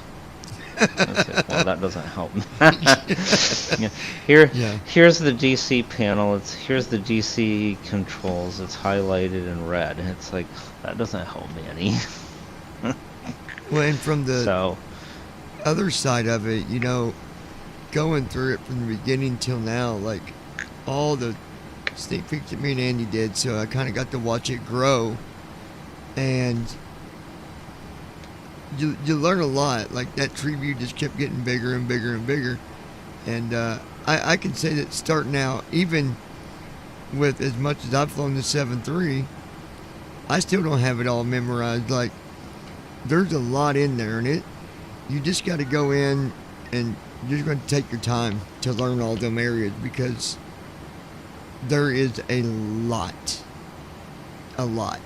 but it looks good. It's not. You remember, it used to be you arrow down, it'd be slow. Now you just go right on down. There's no lag as you're going through the menus or anything. It's really good. It's really good. Yeah, and I'd have to say, you know, to be honest, some parts of it were just mundane, boring stuff. Other parts of it were, you can't wait to see how it's going to turn out, or things turn out better than they expected, and it's like, oh, really? You got to be kidding. And so I think it was a hodgepodge full of things. Yeah, but I guess for you, it's probably gave you a really good technical knowledge of the 737, because there's all these switches that, you know, are in there, and you think, what the hell does that do? And when am I ever going to use that? Yeah, but then like, you have what to the figure hell? it out. Where did that come from? Yeah. And then you go try to hunt the thing down, and it's like, okay. So like one good, I kind of freaked out once, and it was towards the beginning. I was working on the IRU panel. And so I get the IRU panel done, I get all of the offsets inside the airplane. Turn on TFM to see if the stuff works, because you gotta test it. And I flipped the left and right IRU to a line, and all of a sudden the left and right IRU light just on off, and it would not stop. And it's like, okay, what the hell is going on? Why is it doing this? So of course I'm not sure what's going on, and the FCOM for the 37 is kind of muddled and difficult to read anyway. So I typed this into Google. 737 IRU lights blinking. And I got a result that says if your IRU lights are blinking, it means the FMC is requesting the GPS coordinates of your current location. Once you put them into the FMC, flip the IRU left and right switches to nav. Like, oh, okay. So what I do, I put it in. I went and put in the current GPS coordinates for where I was sitting at, and flipped the left and right IRUs to nav, and sure enough they stopped blinking. So yeah, that was a learning experience with that one. And the other ones too were the auto throttle and autopilot amber and red disengage lights. At this point, until we can get the autopilot and the auto throttle disengage switches and the MCP boxes, then we've been telling people just go into the forward panel and uncheck all 8 of those. Once we get the switches in there to deal with that, then you won't have to deal with it for very long. So yeah, that's learning experiences, you know, technical stuff, and it's like, I don't need to know all of this stuff. I don't need to know. So like the 47, I was looking at something because I was trying to figure out, okay, what are the generator field reset switches? And it's like, all I needed was a basic description of what they were and what they did. Saw this 35-minute YouTube channel video that went into the whole technical detail of what they were, how they work, why they work, and he even was showing schematics and diagrams and flow charts, and it's like, oh, he went into the airplane. This is a real pilot. Went into a real cockpit, and he was showing everyone on the electrical display. You can see all of your electrical energy, where it's flowing to, where it's flowing from, and he's like, so let's flip the generator 1 reset switch to off, and half the airplane loses power. He's like, it's like, dude, I just needed to know that. Don't, that's all I needed. So, yeah, I think that's probably a lot more of the difficult things too. Sitting through these videos like, okay, I just need to know what they do. Yeah, a lot of these real world pilots, they're great, but they do go into so much detail. But I guess you're going to have even more fun with the 747. It's probably got even more technical quirks for you to discover. Yeah. Let's talk about the 74 then. It's a beast. Yeah, it sounds like it, a real classic. So we got the MCP boxes on the 7.4, right? And yes. A couple of other offsets that are reading. So tell us about that. So basically what we have right now is we have the MCP boxes. You have the speed box, heading box, vertical speed box, altitude box, and what is called the MCP flight controls box, which is left bracket shift F. And that will bring up things like the autopilots and flight directors like it does in the 37.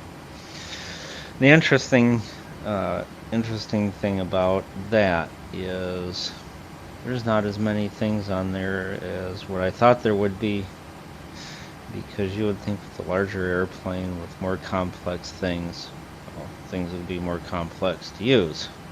No, MCP is really easy to use.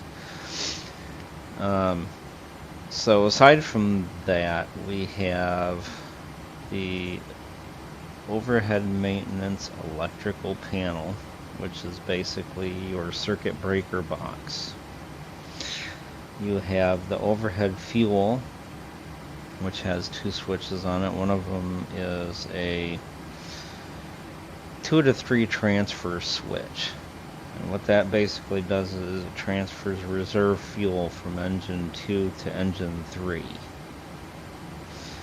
And you have the scavenge pump, which basically will pull from any available tanks and put them in the least available tanks. So if you got fuel tank 1 that's got 15,000 pounds in it, and you got fuel tank 4 that's got 2,000 pounds of fuel in it, and to make it easy, if you're trying to put fuel from 1 to 4 but you don't have a transfer switch for it, then you can scavenge. And what that will do is it'll try to even out and redistribute all of the fuel tanks so they have enough, as much as equal as possible. And at that point, that's what we have. Yeah, I mean, I do have to say thank you so much for the MCP boxes in the 7.4. It really makes the workflow a hell of a lot easier.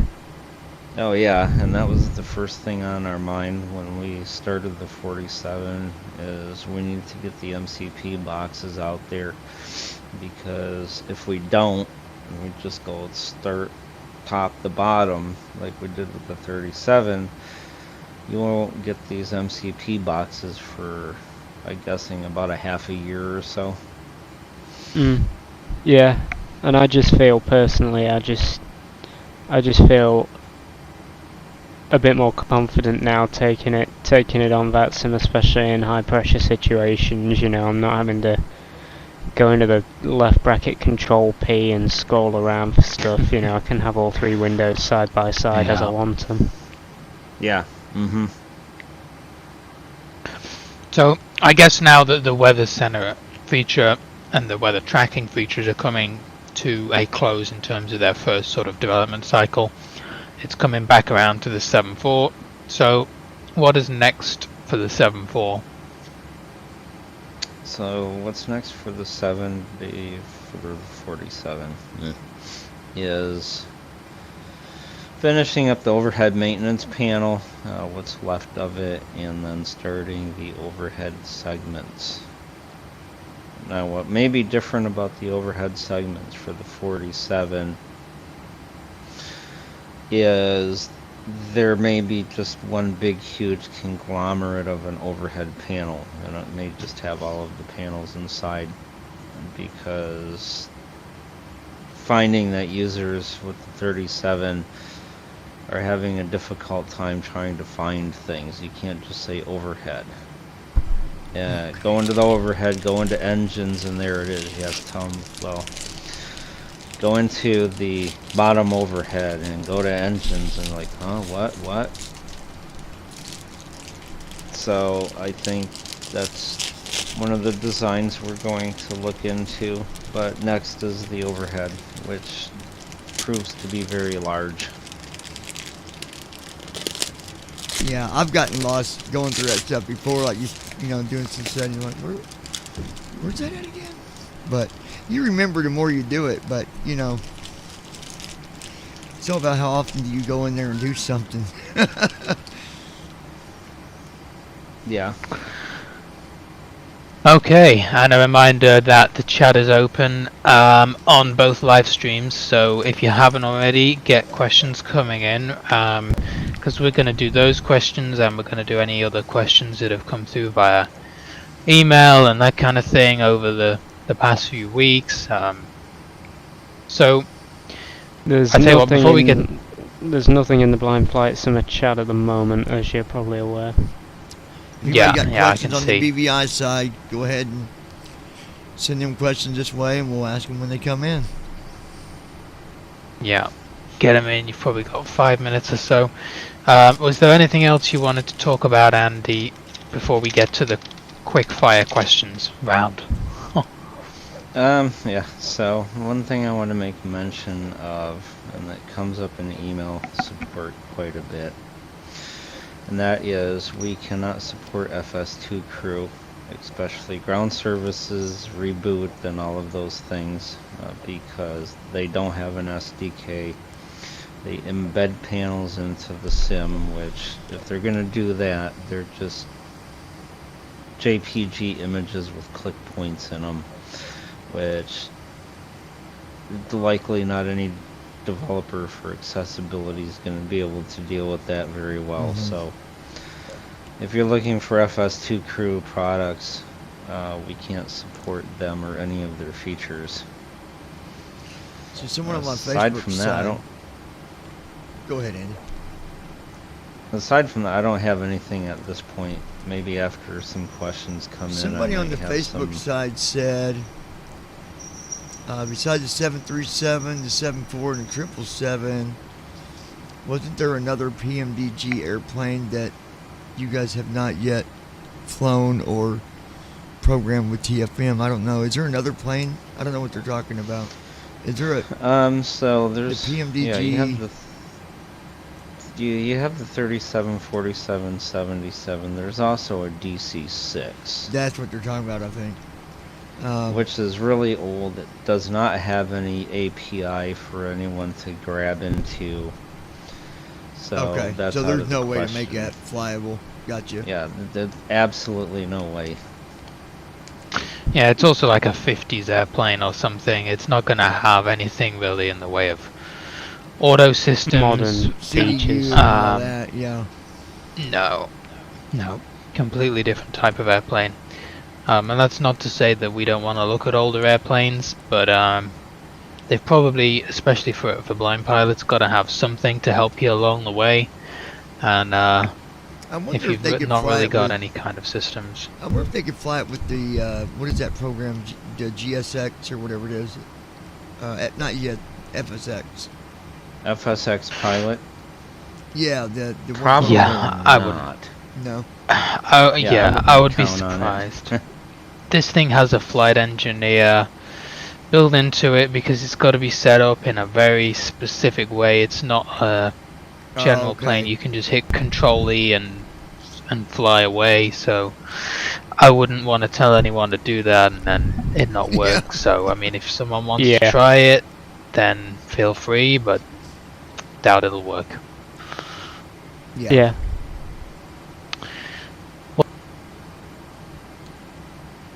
First question. So the 737-900 is coming to date in 2020.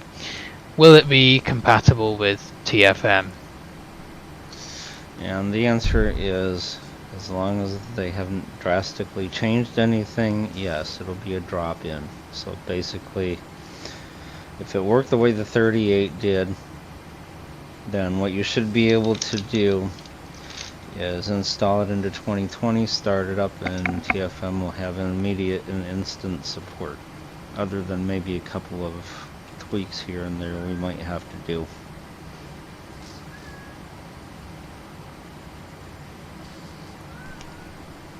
Okay, excellent, great news. Another thing here about Rex for 2020, I believe we've talked about. But can you confirm that Rex will not work with 2020 and the weather features? I can't guarantee one way or the other. I haven't tested it, but if it does work, then you should be able to use the Weather Center. Okay, Just good try to at your know. own And if risk. anyone does know, yeah, try at your own risk. If anyone wants to do it, do let us know. We'd be very interested. Of course, you won't be able to test it now because the preview isn't released. So another question we can segue into.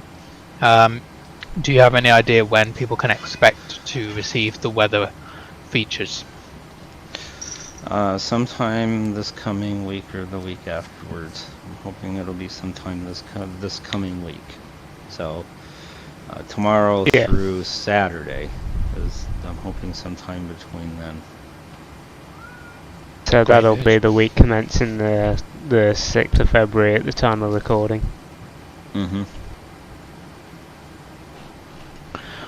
Now, we had a lot of talk about, probably around the time of the last podcast and a little bit afterward, TFM and lag. Now, I believe we know what the cause was within our little community, but for the sake of anyone who doesn't, could you talk us through the database and some of the changes that have been made to help with lag in TFM, especially in 2020? Yeah, okay, so there is a problem where if you were in 2020, the minute you started up TFM, it would start to lag. It would cause audio buffering, video jittering, glitching, jumping around, all that kind of stuff.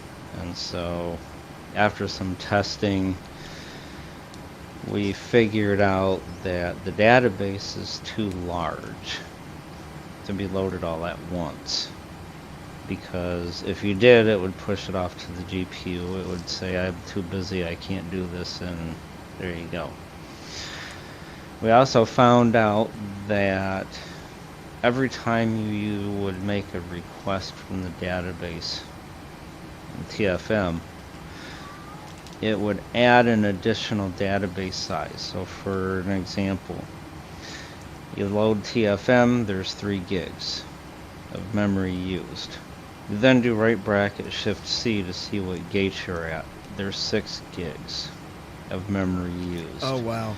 You sit there for a while, you don't remember the gate, you right bracket shift C, there's 9 gigs used. You get to the runway, you hit right bracket shift C, well, it just keeps stacking up and up and up until all the memory is used and it has to push it off to something else. So, and that was not a problem in P3D because P3D's database, by the time it's decompressed out of all of the Make Runways files, is like 100, maybe 300 megs at best. This thing for 2020 was 3 gigs at minimum by the time it loaded everything. Wow, yeah. So there was, at one point, there was one time when me and another community member was testing and trying things out. We got TFM to eat up 100 gigs of memory before we had to dump it and say, yeah, well, we know what the problem is. So, as a result of that, we had asked Paul Henty, the guy that made the database features, the library that we use for FSU IPC. We gave him some diagnostic materials and said something needs to be done with this because we can't keep doing this. So he rewrote the database. And the way it works now is it loads the list of airports. When you start TFM, it loads the list of airports. That's all you get. And then you can make requests out of the database for a particular airport. So this is a good example is when you do when you set your destination runway in TFM for the ILS setup. You right bracket Control D, the form comes up. Type in the airport you want to land at, you choose the runway that you want to land at, and you press OK. Under the old stuff, that would load an additional 3 gigs because we had to load the entire we had to load the entire world. We had to set our location in the entire world, and then pay attention to this little dinky runway out of the whole entire universe. So now we can actually load the runway and only that runway for that particular airport. So instead of this ILS setup taking like 45 gigs of memory, it takes 10 megs of memory, and it's a lot faster. So I don't believe anyone has reported any lag issues after that. I mean, even my I don't believe computer so. I that- mean, it appears fixed. that didn't do so well in 2020. Normally, even it done better, even, and that says something, because it just, it Yeah. was just a struggle. But yeah, it seems Yeah, to be doing and good. people that were people that were reporting issues with cockpit panels being slow and cranky and giving them issues, especially in 2020. I believe most of that's been dealt with too. My main thing was just stuttering, just where it lagged. Like just stuttering. Yeah. That's it. Okay. Another area that we could discuss, and a question I remember I had sent to me via WhatsApp a few weeks back, was about the FMC redesign.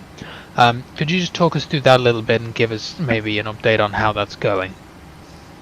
Yeah, so the redesign has been put on hold for the Weather Center and a couple other things.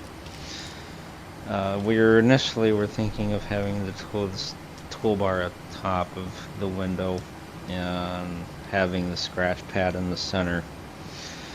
That's not going to work for technical reasons, so I think we're going to be moving it to the bottom of the window and having the display fill the top 75 or 90% of the screen. Aside from that, it should work pretty much the same as it does now, except for one major difference, and that would be the scratch pad. Because people's been having problems with the scratch pad with deleting characters or random characters, get them punched into the scratch pad in the airplane. So what we're gonna do is disconnect the auto typing part, and when you get done typing and getting ready what you want to send to the FMC, then you can press enter in the scratch pad and that will type it in. And that way it minimizes less errors and there's less confusion. Okay, about so you it. type it and then hit enter and it submits it, basically. Yeah, so the idea is you would type in whatever you wanted, get it all fixed up if you mistype something, and then you press enter inside the scratch pad and that will type it into the FMC. Because then there's pretty much no errors unless you say typed in KMIA and you're like, wait a minute, I didn't want to do that. And then you could just go type it in again, whatever it is you needed to type in the first place.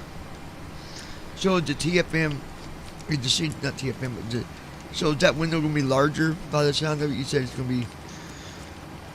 No, it's not going to be bigger. Well, that depends. It's going to take up... It's going to take up 75% or so of the person's screen. So it may be a fairly decent sized window, and the reason why, right now it's got this squirrely font that's like 8-point font, so you have a sighted person with a magnifying glass sitting there trying to read it.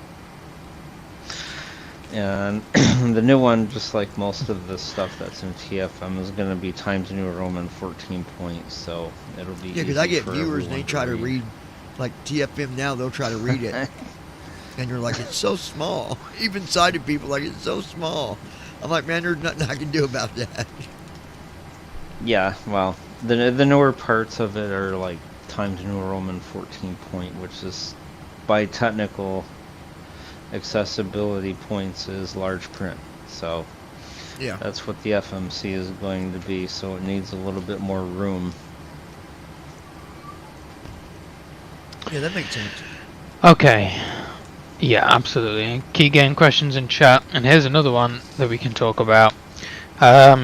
We get this question a lot about the A2A airplanes, but now people can actually use the legacy TFM if they download it from GitHub, is that right? Yes.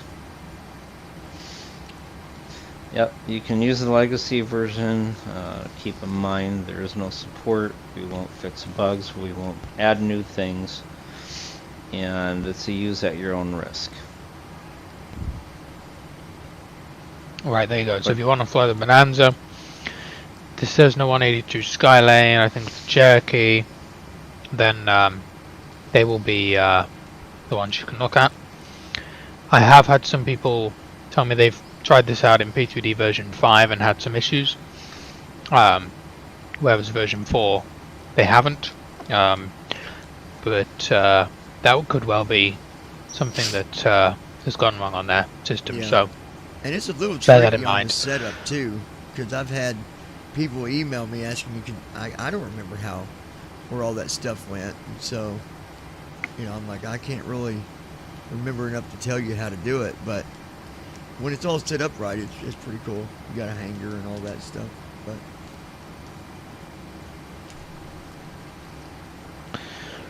Yeah, so do we have any questions on your live chat, Johnny? Let me take a look. I don't think we do, but let me look just in case. Yep. So it's the last chance, guys. If you got questions. The planes like the Skylane, can you start those with keystrokes or mouse? It's been a while since I've used that TFM version, Access for All, but I believe there was a script in there and there were set commands that you could use to turn on all the stuff, although I think it was also quite orientated with golden cursor when I last did it, but bear in mind that was like 3 years ago. Yeah, and I can't Yeah, I give seem to support remember we had a on golden that cursor because- profile. Yeah, and I can't give support on it because that was before my time. Yeah, so no question, but if you guys got them, you need to put them in now because I'm going to be closing up the chat here very shortly. So yeah, sorry we can't be of more help for you there, Accessible. I believe, yeah, we used a Golden Cursor profile, and I believe there was some kind of A2A configuration manager where you could also set up keys to your joystick for certain things, like the magneto selectors, yeah, there things was. like that. Yeah, I remember now. Yeah, there was an A2A configuration manager where you could set up Yeah. different things that you could use. You could set up the magneto key or whatever, set it to joystick buttons, Oh, and you yeah. would need to do that and stuff like that. I forget where that's at. I don't even remember. Yeah, so there is some significant stuff that you'll need to do. You can't really use default simulator hotkeys, you know, like Control E. It may start it up, but may also flood the engine or something like that. So it sounds like you probably know that already, since it's maybe something you're looking into. Right, did we get any questions on yours? Either that or email, Johnny. Just one here from Rodney on Messenger. Let me read it again here.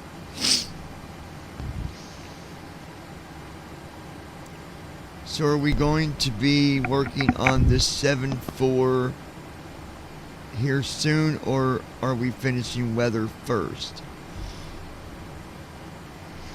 Okay, so we have to finish up the weather center and tidy up a few things, and then it will be back to the 47.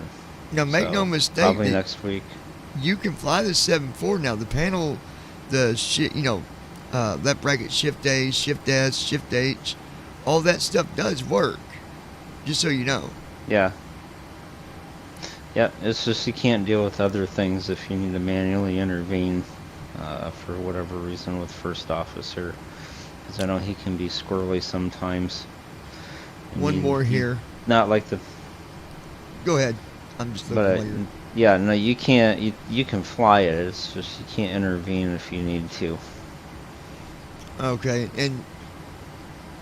so the 736, I'm guessing TFM works with that one, being that's a part of the 737, correct?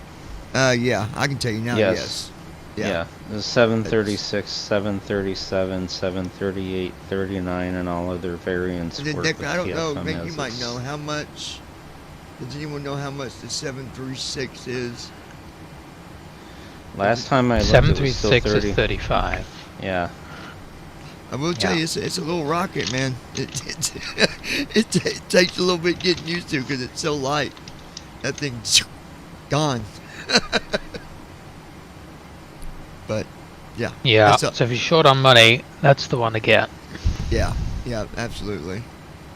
So that's all I got over here. I believe that's all we got, so Yeah, so where we've got can people contact you, Andy, and where can they read the blog and download TFM and all that good stuff? So you can contact us at talkingflightmonitor.com, and I'm sure these links will be in the episode notes. You can get a hold of us at talkingflightmonitor.com. Everything is there. The contact us form is there. Just go to contact. The blog is there. It's in the navigation bar, or you could go to Talking Flight Monitor /blog. Our email is info@talkingflightmonitor.com. You can also find the GitHub repository at github.com/talking-flight-monitor/talking-flight-monitor, and that should be the GitHub repository for it. Excellent. And what is the legacy version repository, just while we're here? That would be github.com/talking-flight-monitor/legacy. Okay. It's got dashes in between each word, guys. Someone, Yeah. I didn't see this. I apologize, Rodney. I installed TFM, and every time I run it, I can't find the window to close it. I right looked bracket on system can- tray, and it's not there either, but it said it's running. Just kill it. Interesting. Okay. If it's hidden. So, Remember, Andy, that yeah, happened to me and right you. bracket. Well, right bracket Control X will kill it. And it'll say TFM is shutting down. Problem that might be going on while you can't find it in your system tray is by default it's not a commonly used app. It said it's not you'll have beeping when to- I hit the key. When I hit the key, it's not beeping to let me shut down. So it's doing the same thing it did to me. Remember, Andy? You're going to have to go to the task manager, and it's probably in there. Oh, and kill it. And kill it, and then just. I think I Start rebooted over. too, just to make sure. I can't remember. I think I did. Yeah, I can't yeah, remember. I think so. But go to task manager and just kill it, and then that should fix it. But I can tell you that it's not, it worked. We all have it. I have it. Declan has it. Marshall has it. Everybody has it. We don't, it's good. Yeah, sometimes terms of- Windows Defender can interfere because it's not a signed app, so it might grab onto it and hold it hostage for whatever reason, so you just have to go kill it in Task Manager. And once you do that and restart, it should work normal again. Whenever I run Yeah. the executable, I get a message about scanning, security scanning. This will take 10 seconds. What is that? That's just a security thing, man. It's nothing to do with the program being bad or. It's just a Windows thing, I think. Yeah, it is, because like I said, it's not signed. We don't have a digital signature on it. And things are expensive. But just kill it, And reboot, so- and you should be good. Just completely, just Yeah. refresh. Yeah. And if you lose it in the system tray, there is a chevron icon, usually. And that will Yep. expand the tray, and then you'll see a whole bunch more applications, usually including TFM. Oh, Sometimes that's the what that- focus likes to jump around. That's what that is. I always So you wondered what that go chevron to- was.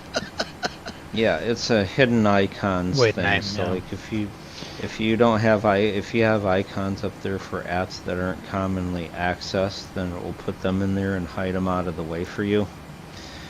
So a way to fix this is you go in Windows settings. If you go to I believe it's system tray or the notification tray or whatever, and you can actually tell Windows to keep TFM visible to you at all times in the system tray. That way you're not getting this thing where you don't use it for 2 weeks and then you start it and it hides it because it thinks you don't use it very often. So you can always tell it what to put in the visible part and what not to put in the visible part. All right, the only other one I got here. Let me read it real quick. Whenever I fly the 74 or 777, I don't see all the menus on the main panel like I do the 7. No, that's because the 73 is done and the other two aren't. They're all different. They're all not connected. Yeah. No, they don't have the same. If you do right bracket, left bracket, Control P, I mean, to bring up the cockpit panels. In the 37, you're going to see a lot of them because we just got done with most of that late last year, earlier this year. Yeah. The 47 and the 77 aren't going to have as many because we haven't started working on the area a lot yet. But as the year goes along, you'll see more stuff coming up in there. Yep, it's getting there. Alright guys, I'm going to close this chat here on Facebook. Appreciate the Facebook messages. I know you have to go through Messenger to get to me. I don't know why it don't come through my restream. But anyway, it works. Alright, there we go. As a look ahead to Right. things, there are going to be some new Yep. features coming up that most people will like. One of them we're looking into is a look around feature, and the other one is SimBrief import support. So that would be pretty cool. Yeah. Okay, great. Yeah, I think we spoke about SimBrief on the last podcast. Any timeline on that, or is that going to be alongside the 7.4? The SimBrief support is going to be a little bit. It's going to be alongside the 47, so there may be periods of time where we're doing both, where some periods of time SimBrief may get put aside, and there may be times where the 47 gets put aside for a week or two. But And yeah, I know their we flight talked. plans are very large. I know we So talked about this before. it'll take a while. Just curious, is there anything happening with, because I've had people ask me on my channel, Declan, maybe Declan too, I don't know, but I've been asked about VATSIM a few times, that they see the option for VATSIM, or what, when's that going to be? I don't think we have no estimated time on that, do we? For the VATSIM. There isn't any estimated time frame on that.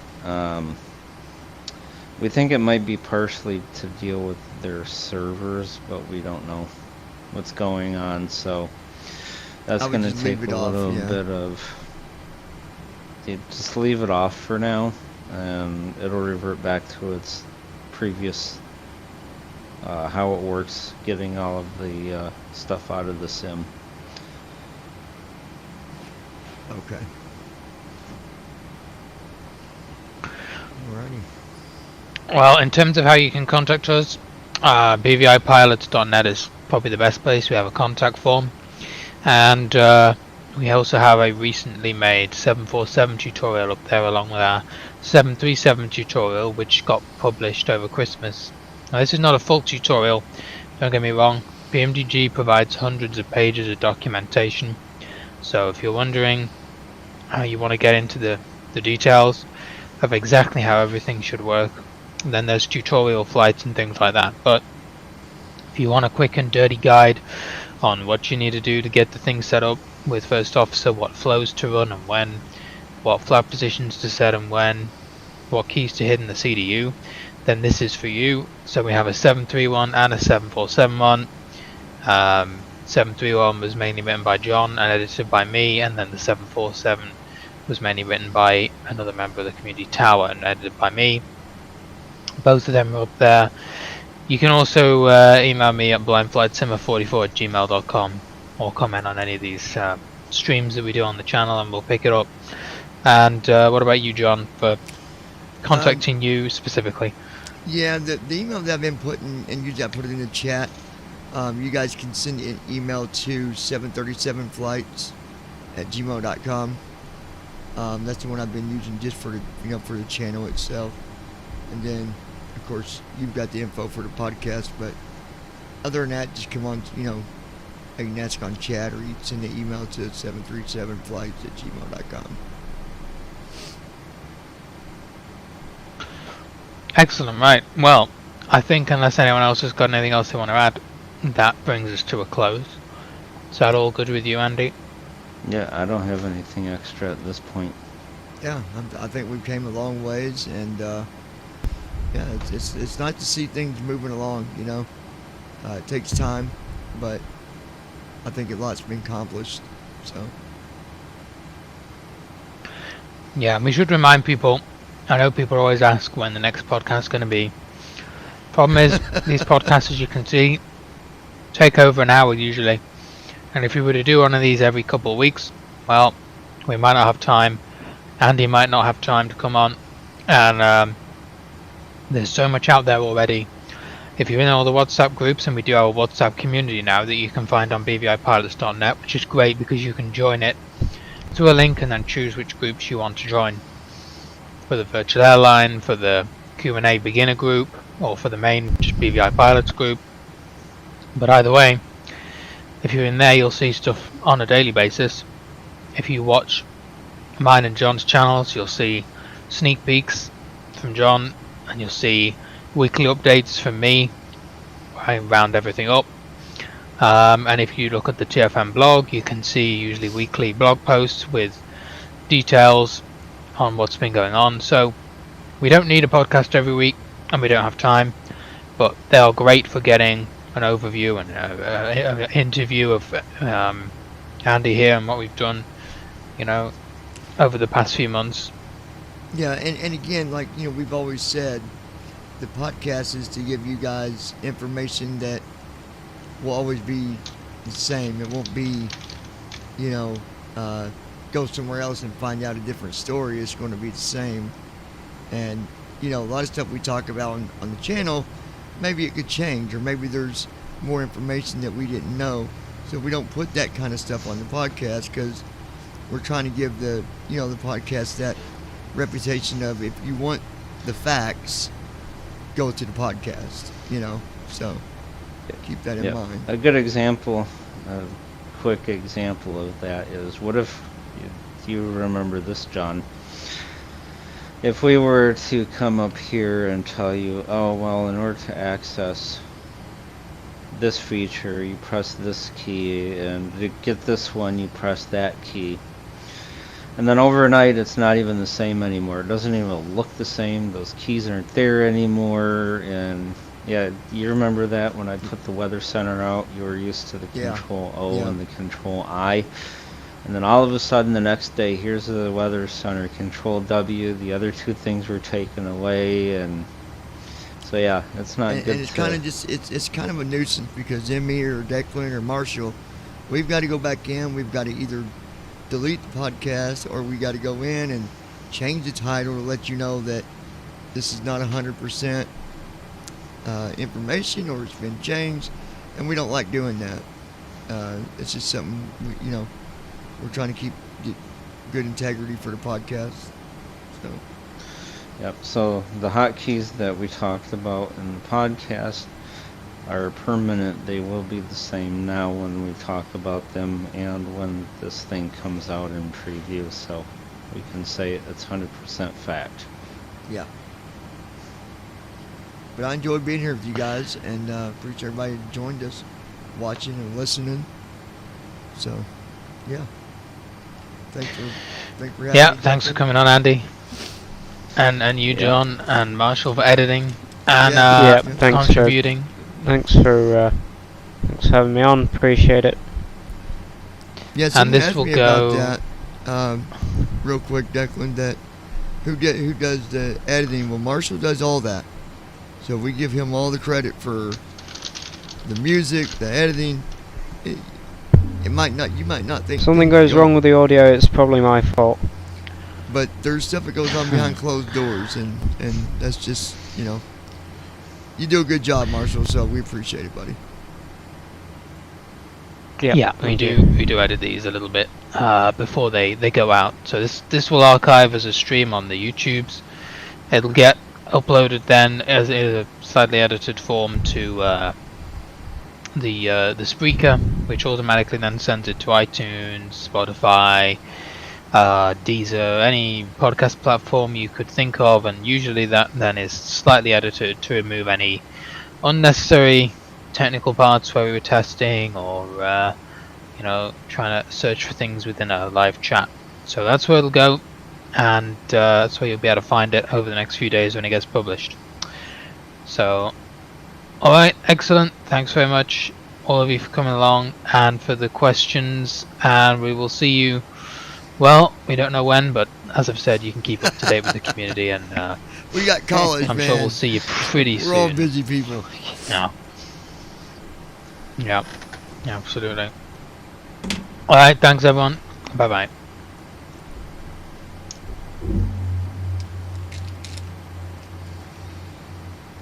Are we off the stream? Yeah, we should be. Yeah.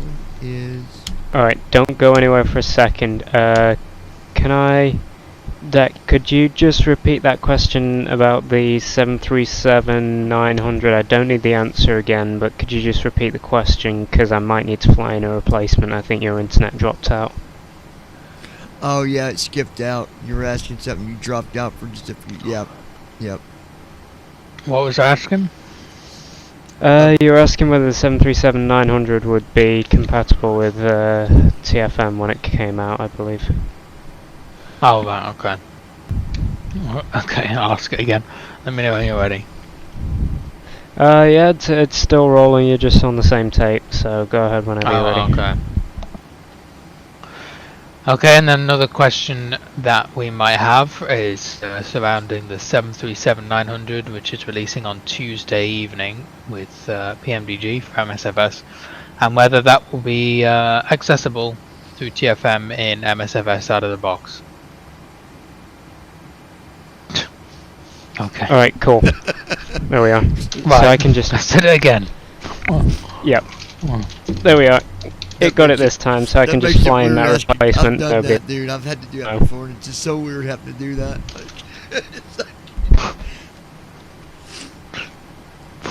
I hate it when I have to do it with drums. Oh god, that'd be a bitch. That'd be a bitch.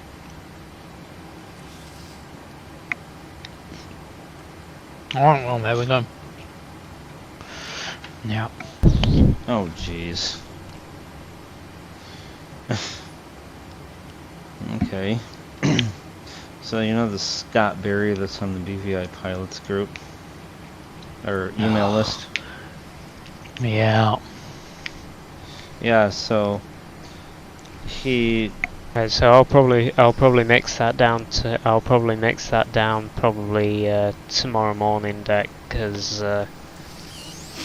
Yeah, that's right. Yeah, you're good, man. but he's like he puts a thing on the list while we were in the podcast here, and he basically is like, cause you know we've been looking for documentation people, so and stuff like that. He's like, I saw a little bit ago that you were looking for a document writer, and like I don't know a whole lot about TFM, and I wanted to get to know it better.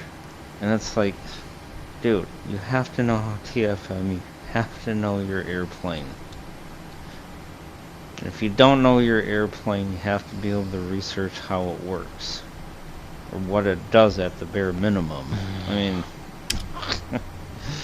I want to be your documentation person, but I don't know a thing about TFM, and I want to integrate more simulators into my life. Oh god. Yeah, he's been on the Eurofly list for ages, and he's a bit of a whack job. He's always posting weird things. I remember when he started sending emails to his mom to the Eurofly list, navigation, transfer, and we had to tell him that switches. he was sending them to the wrong address. On pressurization Like, oh yeah, selector. sorry. Auto flight instruments. Oh, jeez. Heading set. Altitude set. Parking brake. Set. Fuel control switches. Cut off. yeah, so Checklist that's all complete. good. It's saved, and it came through. So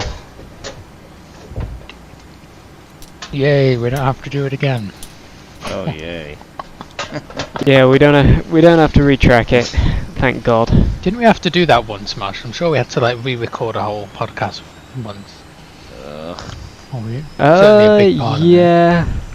I don't think that was one of the ones where we had a weird issue. I think it was actually the first one I had to, well, for some reason it didn't record, I don't think, and you had to retrack it, and you got to the end of this 20-minute thing, and then you realised you had to retrack it. Oh yeah. The first podcast we did. That'll be funny to listen to. Oh jeez. Good God. Yeah. But yeah, we had to retrack it, and that was with the old intro sequence, which whenever I hear it back now sounds bad. Yeah. Oh yeah, it was bad. It was bad, yeah. I mean, I didn't really. I hope not. I was still learning.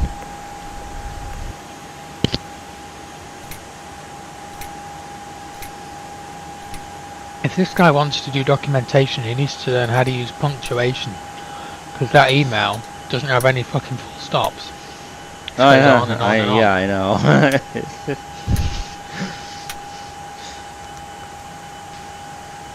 Dear passengers, this is to inform you that the aircraft door is closed and we will be ready for departure. In order for us to push back, we would So far require I've that had all two passengers are two seated people try with their to seatbelts apply. fastened and seats in the upright position. All carry-on luggage should now be either in the overhead I don't know as compartment though either or one under of the them seat are in gonna front of you. get that The far. cabin crew will be passing to make their final safety checks before departure. Thank you. Yeah, that's unfortunate. It's just Alright, well, time, you know. try to figure it I don't out have the here. time right now. Yeah. Daryl.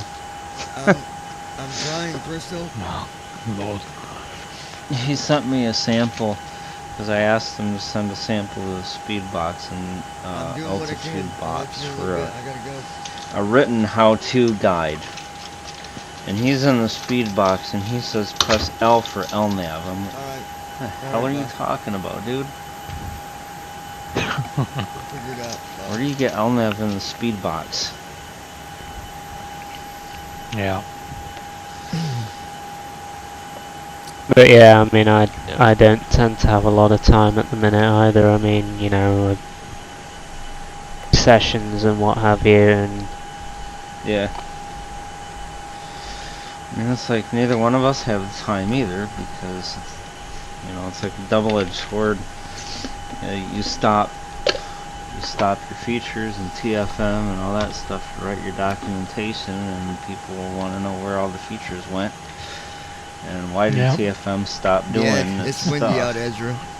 That's what I'm doing now. We're getting ready And to take off from here and head to San Francisco. and then you have people wanting to know where the documentation went, so it's like you can't. You win some, you lose some, I guess.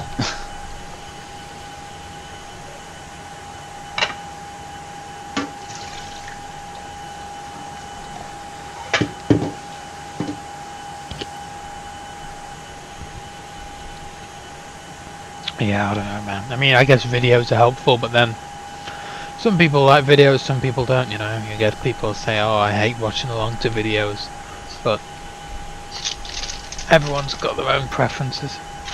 Can't cater to everyone. Yeah. You know.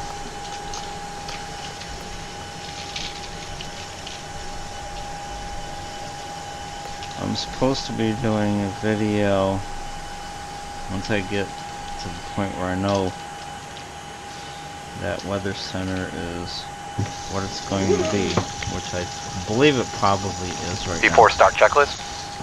Flight deck door. I'm going to be doing a Closed video and on locked. it. Fuel 30002 pound. Checked. Passenger signs. Oh, that's what I was On going. I was sure there was MCT. something else I was going to ask you on the B2 podcast. 155 about, heading I was just 177 about altitude TF going to events like 34000 Expo. takeoff speeds. B1 Yeah. 145 Still PR 147 B2 It's not a 155 big deal. set CDU pre-flight People don't hear completed about it. rudder Right. and aileron trim 3 and 0 Yeah, taxi it's and not a takeoff briefing guaranteed completed. confirmed thing Anti-collision at the lights. minute. on That checklist is- complete. Oh, they Evan. I mean, Yeah, well, Evan's like, well, he sends me an email and he says, okay, I got your application, everything looks good, so let me get back with you February-ish or so when we start scheduling everyone else. So, Well, no. we'll know once they get to the scheduling part. oh, there you go. Good thing I didn't ask it anyway then.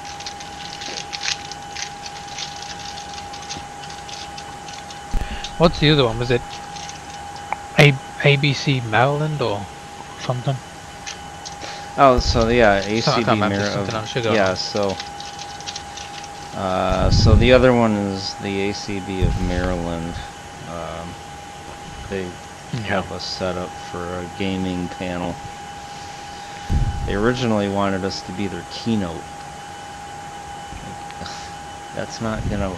You're gonna have 2 flight simming guys come up and be your keynote for your whole convention, state convention. Something doesn't sound right.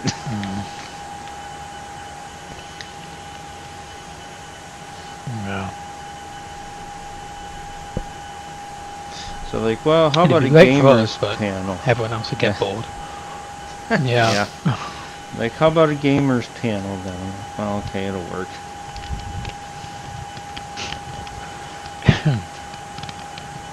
It's not a game. It's not a game. It's a simulator. Yeah. Well, the way they have it listed in the schedule, is that me and Jason will be showing them an accessible flight simulator. Yeah, I had Well, I somebody guess on the sort of. other day, It's not an accessible And flight simulator. they was but- arguing with me about the Whatever. difference Lay on between top of a 3D and 2020, and I said, well, I said, okay. I said, yeah, there's differences. What's your point? And it's like, well, everybody keeps saying P3D is professional and 2020 is not. And I'm like, well, it is. P3D is professional. I mean, that's... The Air Force don't use it for nothing. They don't like say, yeah, let's use that. And Yeah, even though exactly. we can't rely on it, you know? Yeah, they're for different markets. Especially now. MSFS is for gamers at home. Yeah. And P3D is really for... Yeah, I mean, Well, we can use maybe it, but... later on, maybe they will use 2020. Who knows? But, you know, right now it's about the accuracy of what they're using it for, you know. 2020's got good quality with sound and stuff. P3D's got the quality when it comes to, I don't know, what you would mark it as, like the GPS and coordinates, and they've been doing it for much longer than 2020, you know. Well, a lot of companies Well- use it with motion sims and Yeah. things like that. Yeah. No, I said longer, but Right, I'll be technically back in not a minute. longer, because P3D used to be GSX, right? Or whatever it's called, not GSX, but No, P3D used to... Lockheed bought FSX. Yeah. yeah, that's what it was, yeah. And then expanded it. I'll be back in a minute. I'm going to make a phone call. All right, bud.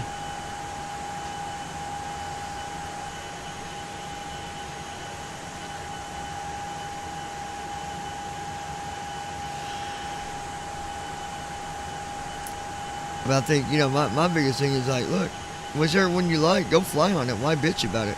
If that's what you like, go fly it. We don't care. Either way. Mm-hmm. Yep.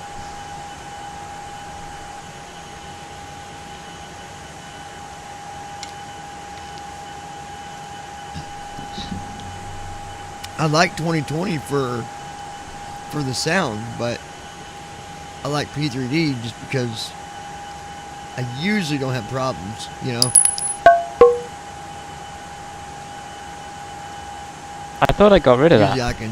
before I put the lid down. You did now, buddy. No, I didn't. It's going to keep logging in and out, so I've now got to go back into my control room and deal with it.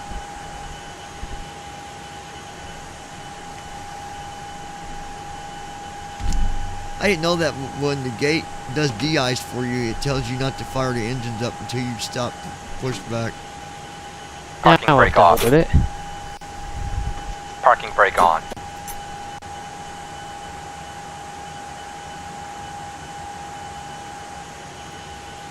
When it does de-icing at the gates, like when it Yeah. has you, it'll say don't start engines until you stop your pushback. Yeah.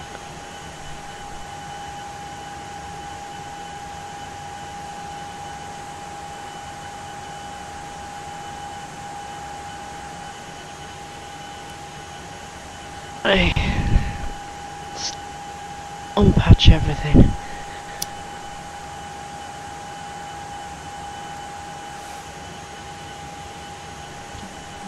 Tell you what, Bing Maps needs to get their act together.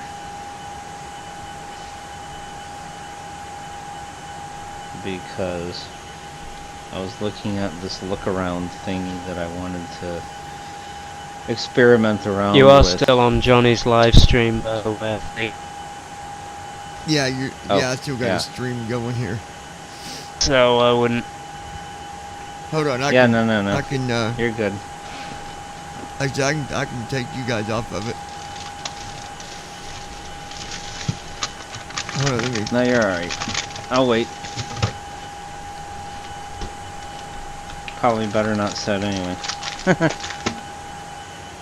What I mean.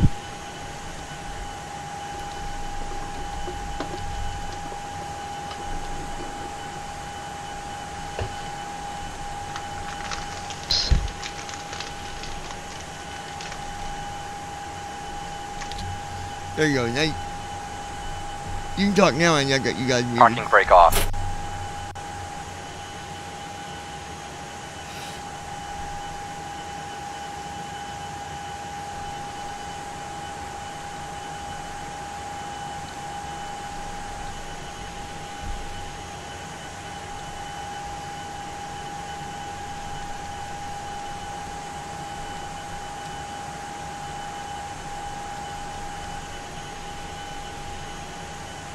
Starting engine 2.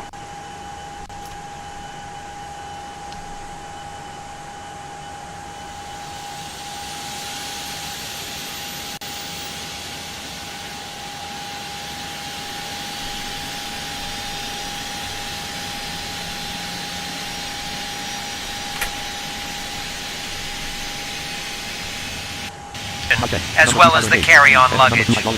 When the seatbelt sign illuminates, you must fasten your seatbelt.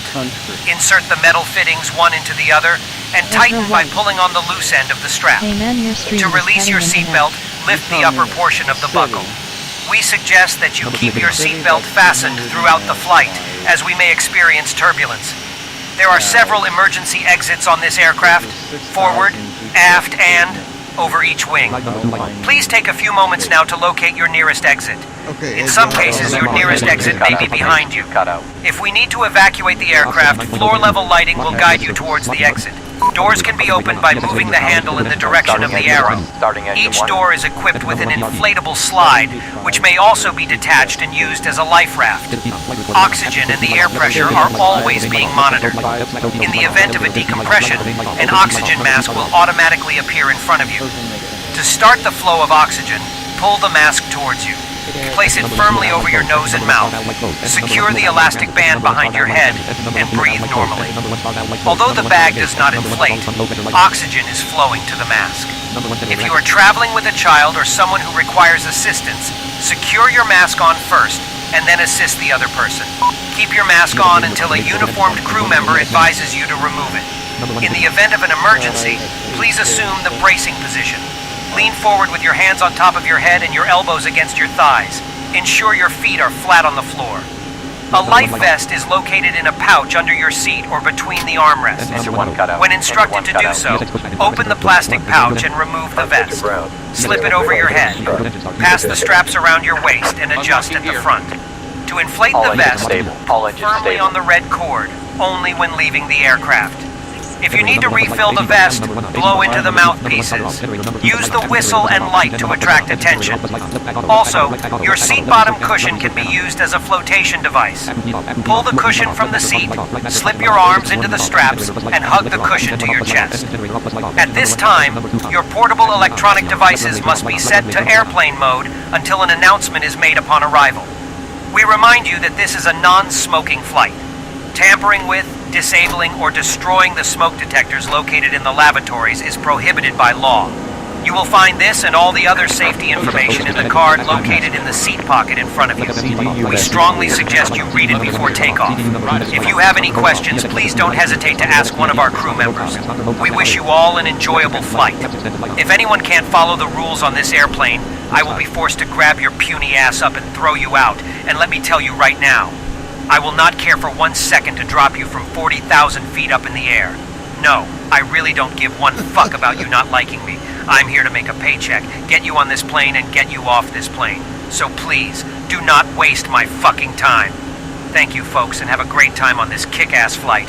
Oh, one more thing. Our captain is one of the coolest captains that money can buy, so don't piss him off because you might not like what the motherfucking prosecutor has to say, or what he will do to your puny asses. Ha ha ha!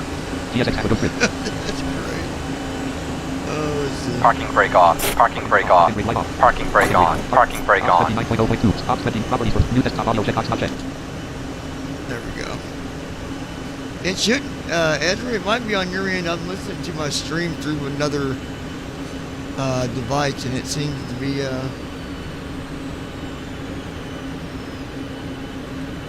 okay. Maybe refresh or something.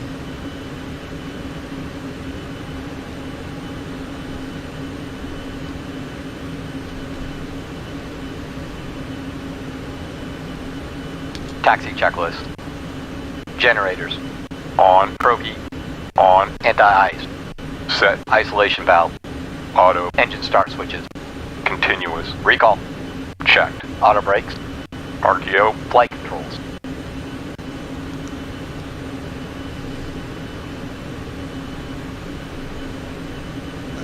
Flight controls. Yo, Full left. Good. Full right. That's good. Straight back. Full back. That's good. And Full all the way forward. Checked. Ground equipment. Cleared. Checklist complete.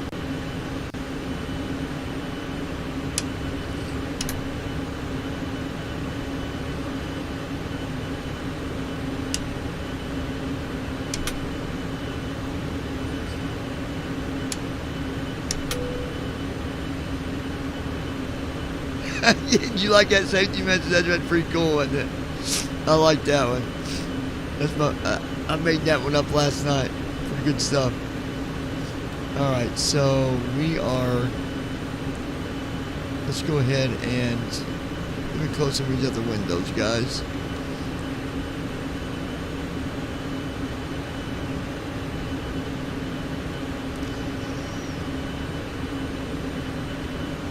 Okay, we'll close that window. Okay. We'll move to the gate here, or runway here in a minute. Let me.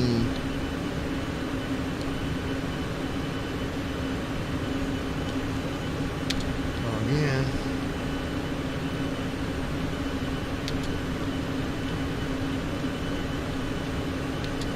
Fuel up.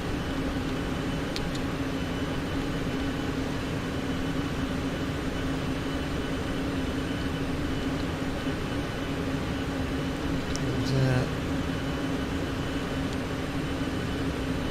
Alright, let's move to the runway.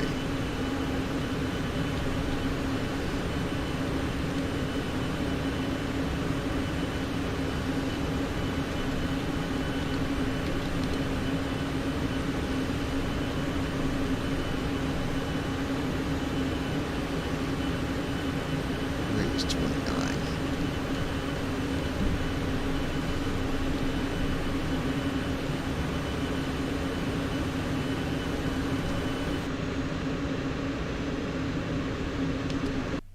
Alright, we'll jump to this runway.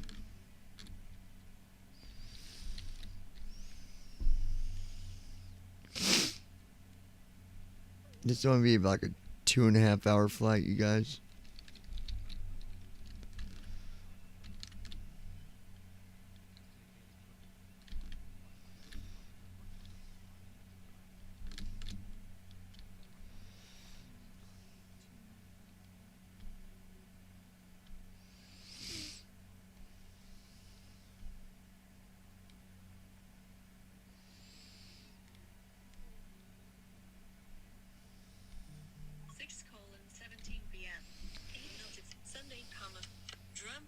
Messages, comma, 6 colon, messages, comma, 2 minutes ago, comma, mom, comma, I tried to call you, but I guess you apostrophe re still doing your schooling or something. Drug, phone, comma, plus block, show notifications. What? Okay. Here we go.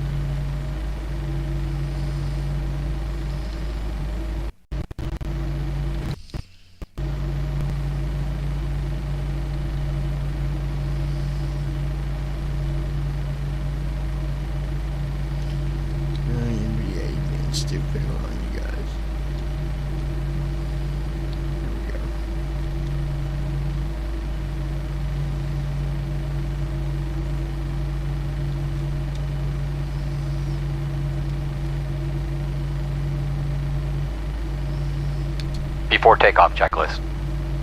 Flaps. Set. Stabilization trim.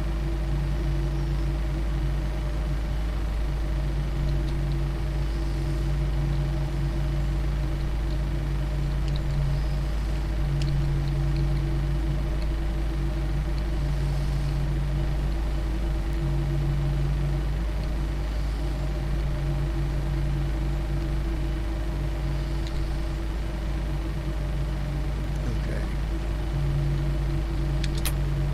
That's one more thing real quick.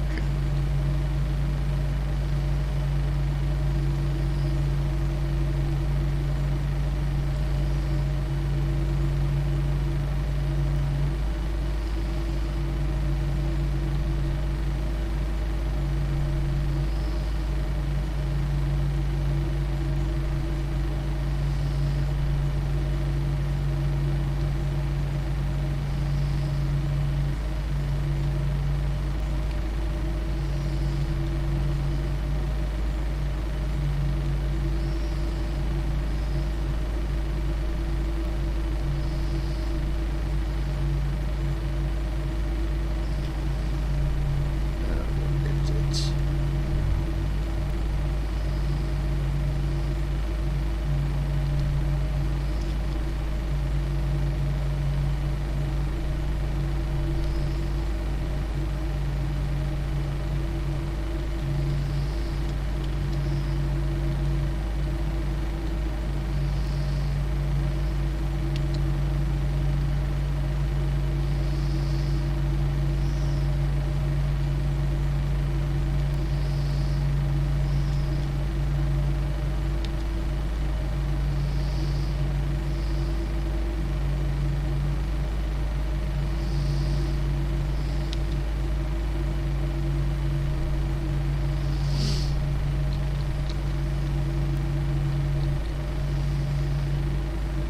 Okay.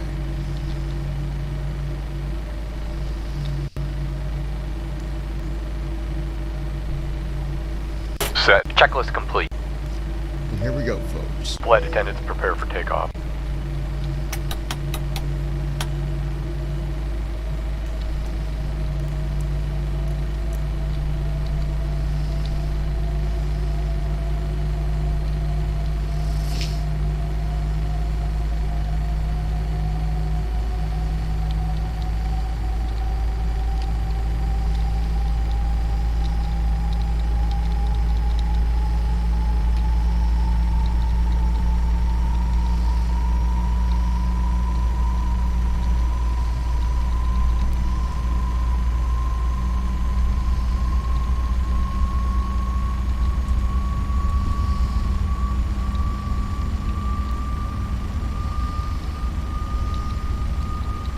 Thrust set.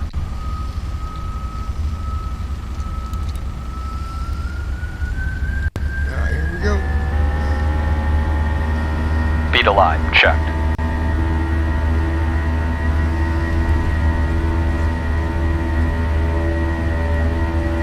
$80 knots. Checked.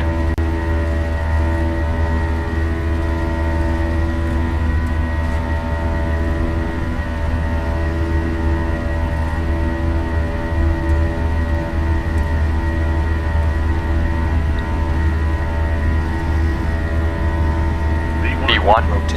Rotate. B2.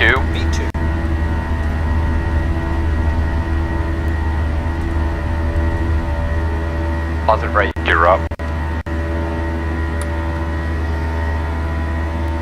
Landing gear up. 400 feet. VNAV. Hold nav. VNAV on. LNAV on. Autopilot. Command A on. Acceleration altitude. Flaps 2. Flaps 1.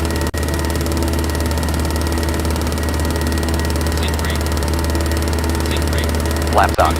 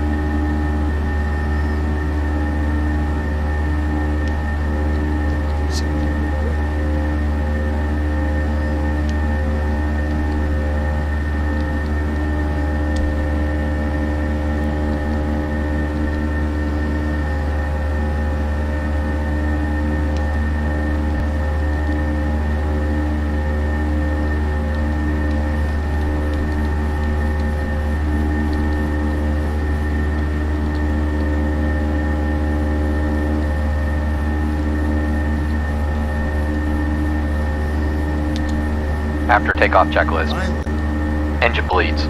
On. Act. Auto. Landing gear. Up and off. Flaps. Up. No lights. Checklist complete.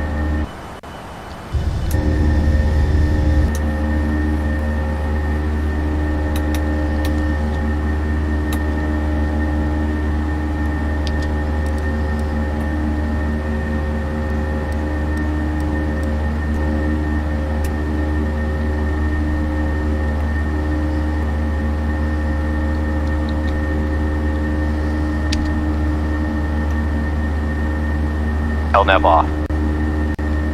No, we're going off, you dumbass. LNAV on. My MBA decided to not talk right on takeoff, dude, so I couldn't tell what the fuck he was doing. We got in the air, we're good, but shit. It's the worst time for MBA not to talk. Fuck. Do that shit when I'm not just taking off. Scared the shit out of me.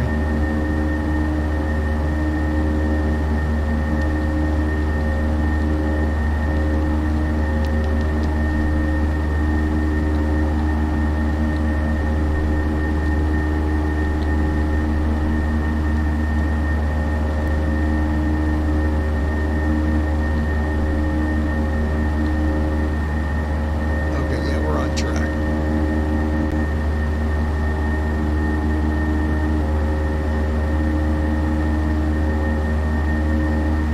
All right.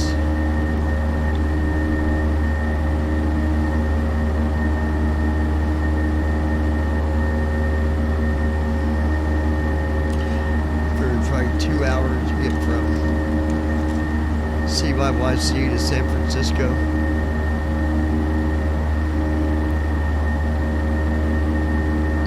Oh, let me give you this fun.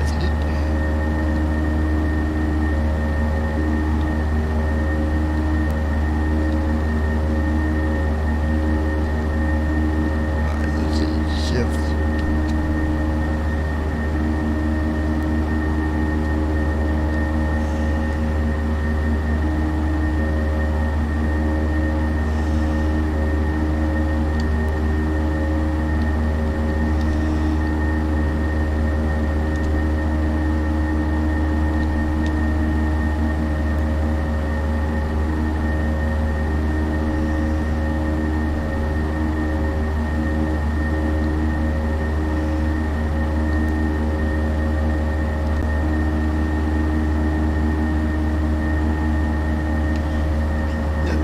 Now that one there, Declan, I added a little bit of humor to it if you want to let people might not want to use it, but I mean, it ain't nothing bad, but I just had to throw in some funny shit at the very end of it. But I've got a regular one too that I did. I need to upload it too.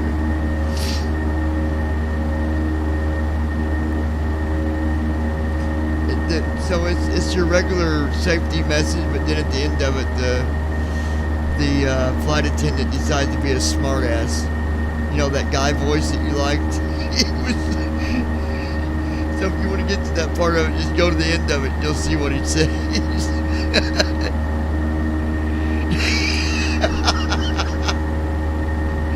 He is, dude.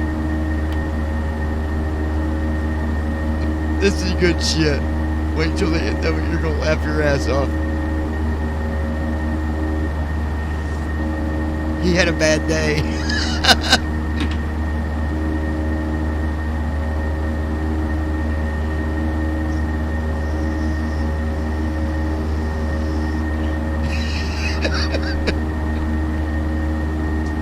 Fasten your seatbelt.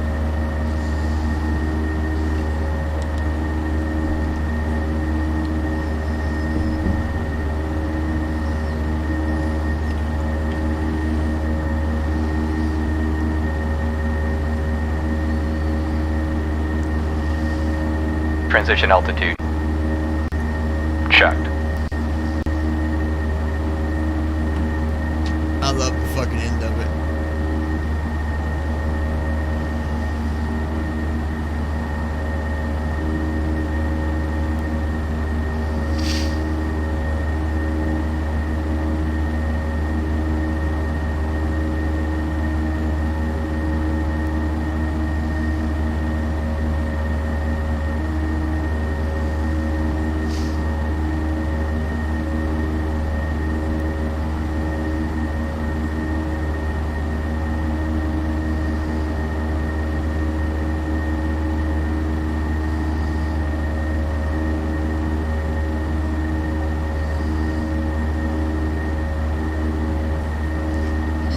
so mad, dude.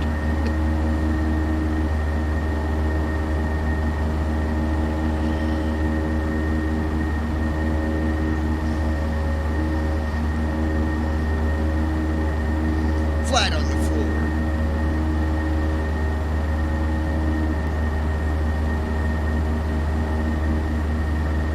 Oh, he makes that clear at the end.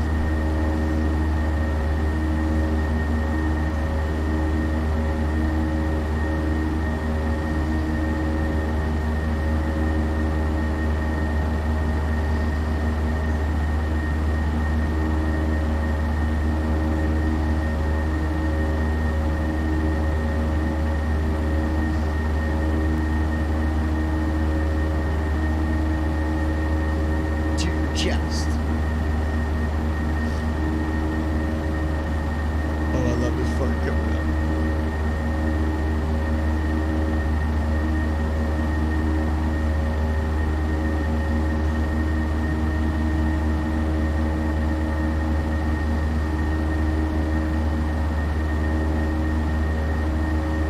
God.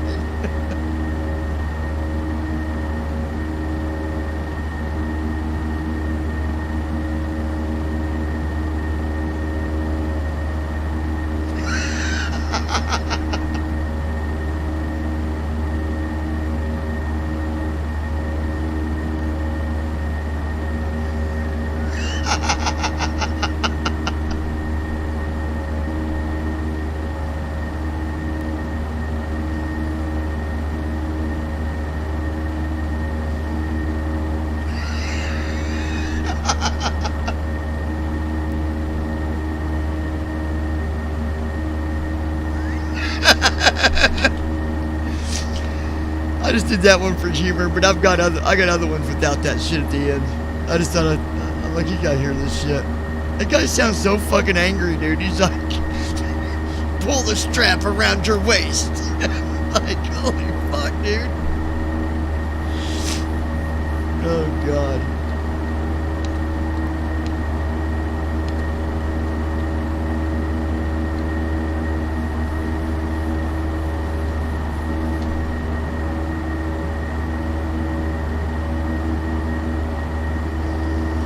Yeah, your feet flat on the floor.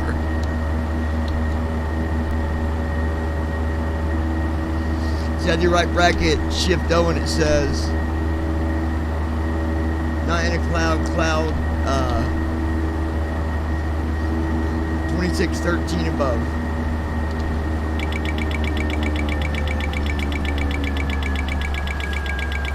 See, like,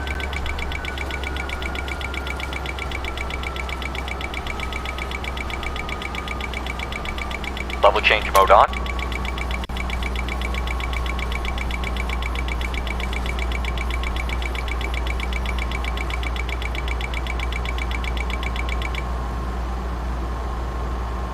oh, I thought my auto throttle was already on.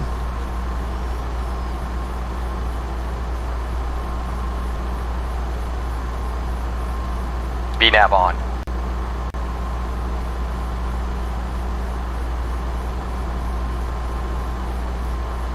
Okay, VNAV's on.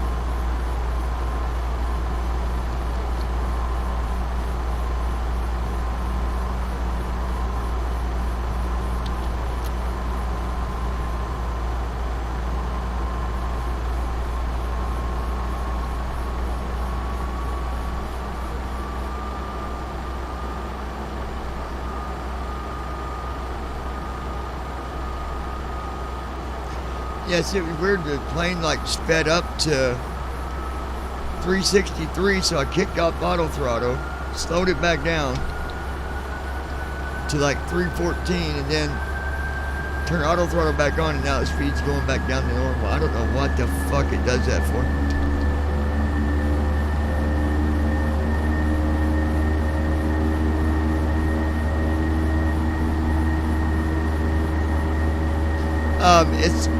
It's 11 labs. I'll double check to make sure. I'm pretty sure it's 11 labs. Let me get it for you. Here we go. I'll get it for you.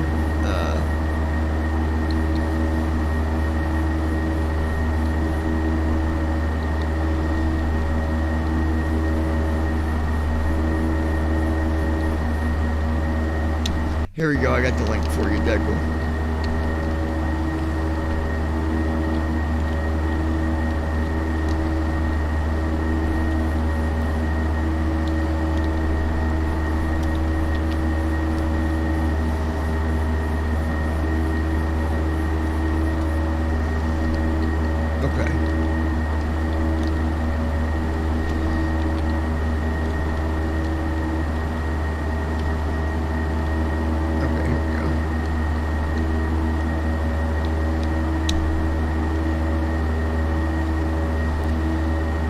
Oh, I know, dude.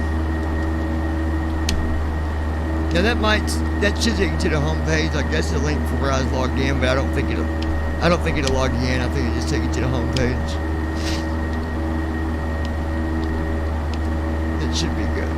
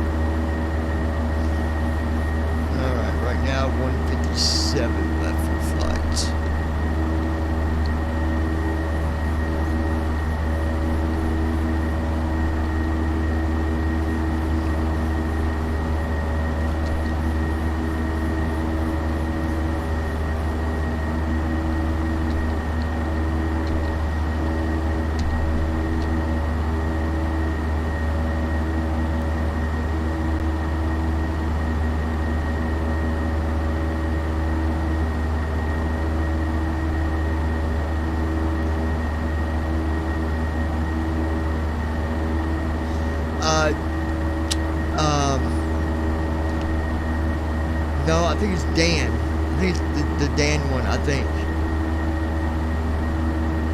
I think it was Dan that was...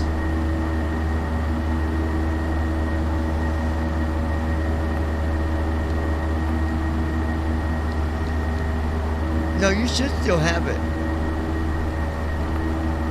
You only got one.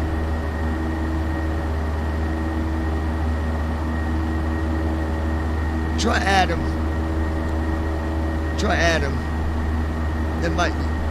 That might be it. Like, put something small in there. That way it don't take much of your stuff. Do like just put something simple so you can hear it. And if you do the other one, the trial one for $5 a month, you can upload your own recordings and shit. It's pretty badass.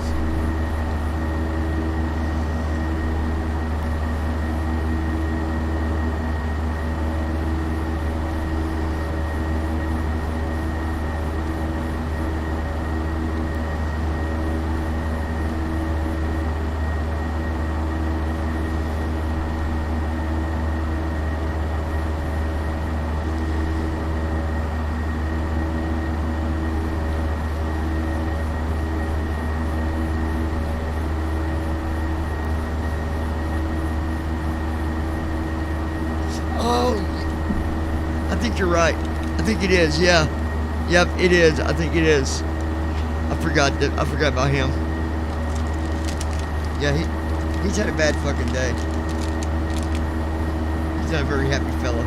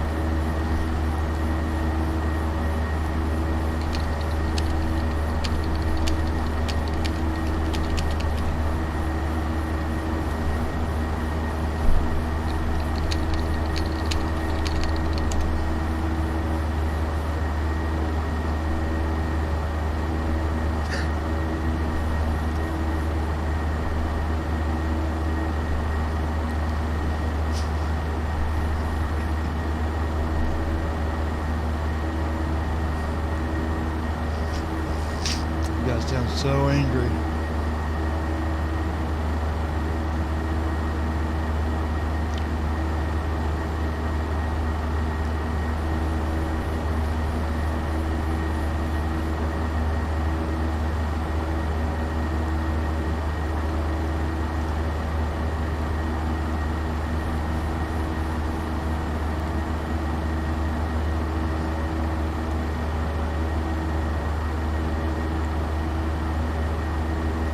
You still with us, Andy?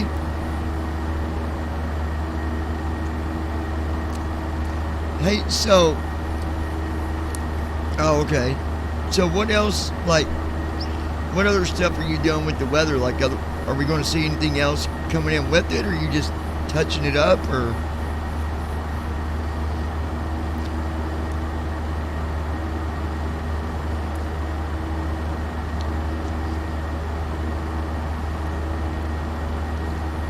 Yeah, because it already does the in and out of cloud thing. I noticed that. That works. I know there's a lot that you've made it do already. You know, the clouds and the wind.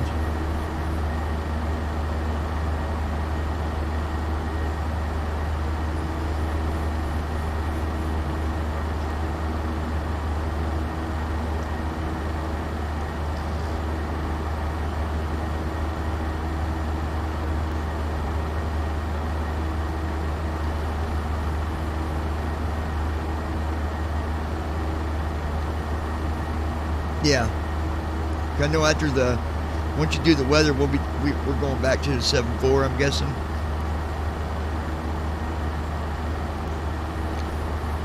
It's got a lot of stuff on it, don't it? Have you looked more at more stuff on it?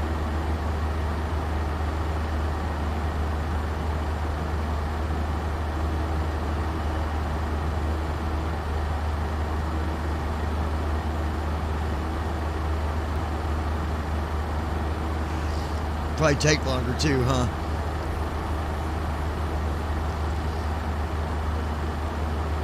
Oh, just, yeah. I think it's great because it's got its own breaker system and everything.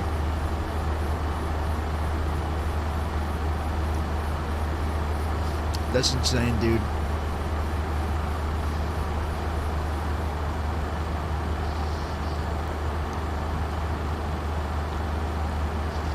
But I guess that's why they call it the Queen of the Sky. Isn't it kind of mind-blowing though how that's an older plane, but any pilot almost would love to have a chance to fly that thing. Like even in real life, like they'll tell you, you know, like I've heard many say if I get the chance to fly the Queen of the Sky, I'm going to jump all over it. But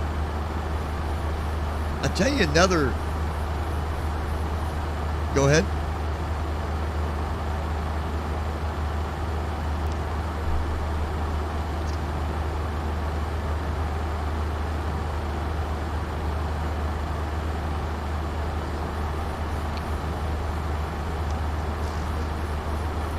Oh, for the U.S.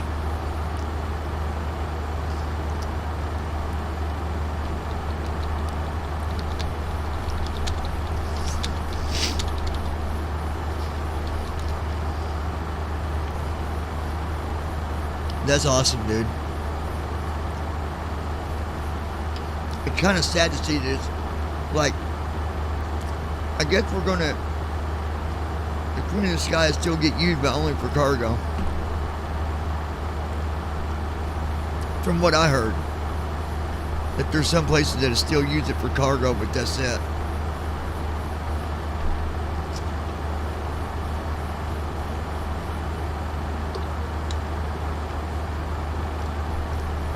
Have you ever flown on one of them, Andy, the 7.4 in real life, or no?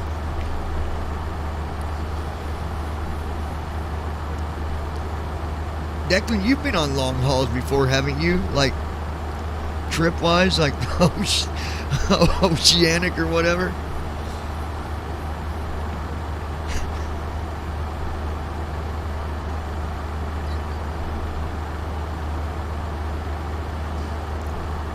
I'll tell you one that I would love to if I could ever get the chance, would be the 380. I think that'd be another. George was telling me kind of like the visuals of what it looked like in one of those. Did you know that the A380's got 2 control rooms? It's got one on the left side and one on the right side. And then it's got a data center in the middle, like where they can view their, well, they can do more than view their plane, but they can see themselves flying in real time, and like there's just all kinds of stuff that damn plane has, dude. It's insane.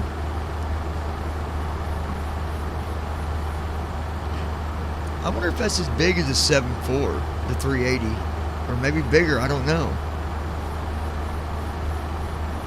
I'd say bigger because, yeah.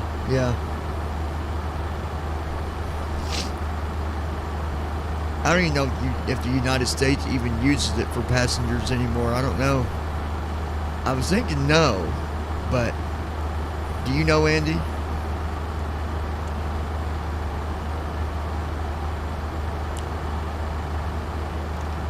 Have you seen a payware for the 380? Anybody? I wonder if maybe they don't have one.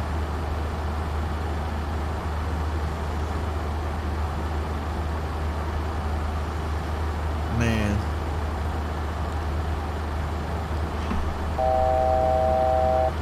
According to Josh, and dude, I don't know where he's getting this, because when I tried to use Tramp on 2020, I couldn't get it to work right, but he says that you can mute it.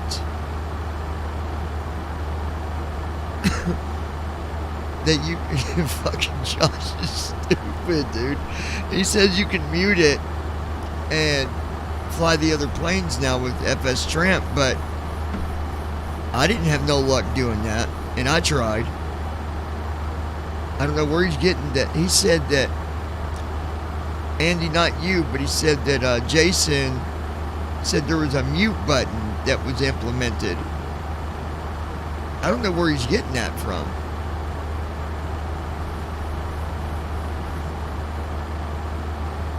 From the flight deck, this is your first officer. So We've reached our cruising altitude, and as anticipated, the air is pretty smooth, so we're going to go ahead and flip off that seatbelt so you can fly sign. the However, planes if you with do not FS need to get Tramp up to move on about the 2020? cabin, please stay seated with that seatbelt fastened. As you all know, turbulence is unpredictable and can occur at any moment. In the meantime, sit back, relax, and we'll talk to you when we get a little closer to our destination.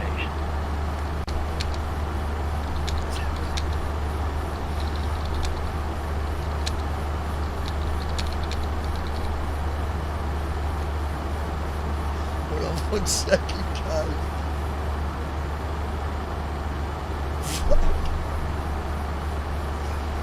I'm like a fucking toddler. Jesus Christ.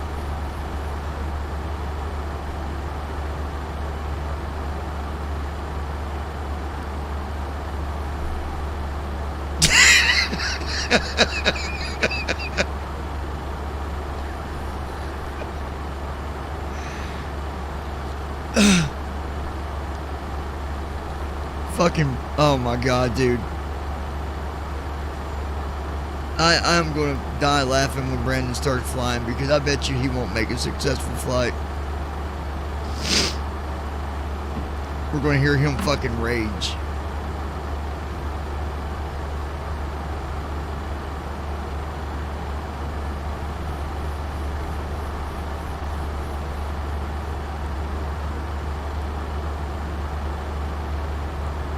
Tried to tell me last night that he said, well, maybe I can take the 7.3 on 2020 longer than what we think. I said, Brandon, you can't take a 7.3 that far at all, dude. Like, the 737 maybe goes what is the distance on those? It ain't that far. 4 or 5 hours, I think. Yeah.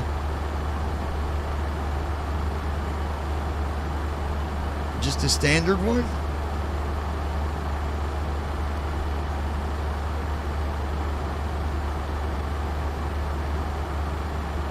Yeah, no, I'm talking about just the 737, the 700.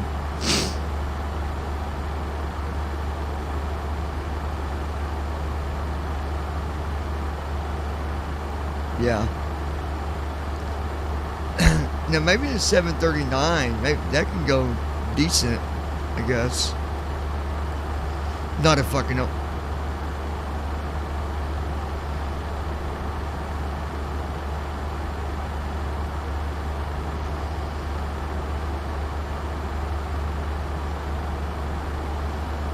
Yeah.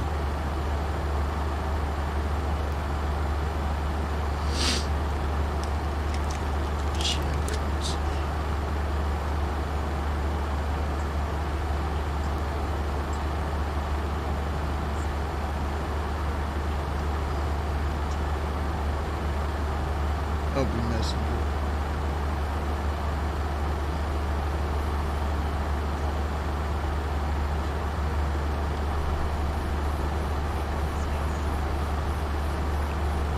Hey, comma, I didn't see your message period. If you can come down here, I don't mind doing it.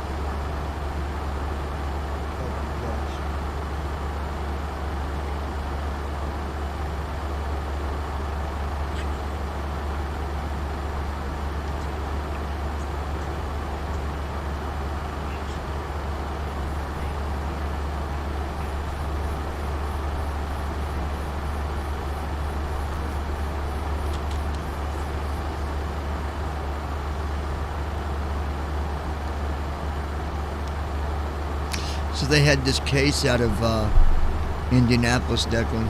I'm glad I didn't have it because I'm getting out of this lost shit, man. Hopefully it's by the end of this year. But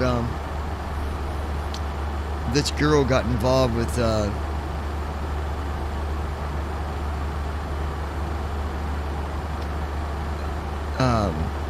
like she got involved with the cartel and had like she was actually working with the cops, like she's going to the cops telling them stuff. Dude, I don't know what they used and how they did it, but these three dudes that were, they didn't have a green card to be in America, but they sliced her from the middle of her head all the way down to the middle of her legs, like in half, like all the way down, dude. Cut her straight in half. Like, who the fuck? I'm telling you, man, I've seen some crazy shit since I've been involved in crim shit. I've seen some really crazy shit. But even me as I don't get involved in drugs, but I mean as a person that doesn't even fuck with drugs, I even know that you don't fucking snitch. Like that's just what was the old saying? Snitches get stitches. It ain't no lie, dude. Like, and now they got one of the guys locked up in Indianapolis, but the other two, they can't find them. And I'll tell you where they went. They went back to fucking Mexico. That's what they fucking did. They probably brought drugs over to here, to the United States, and then after they fucking made their deal, turned around and went right back to Mexico. I mean, I'm guessing, maybe not, I don't know, but it's fucking crazy, man. I've never seen, I've seen some fucked up pictures, but that was some wicked shit. You can't cut somebody in half like that with just a knife. There's no way.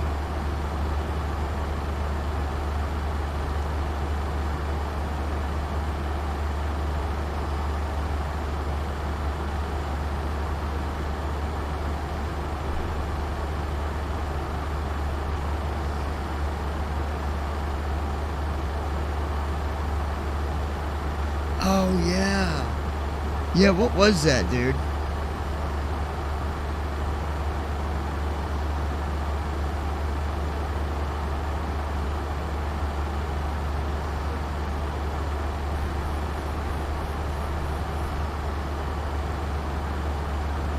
Did we lose him?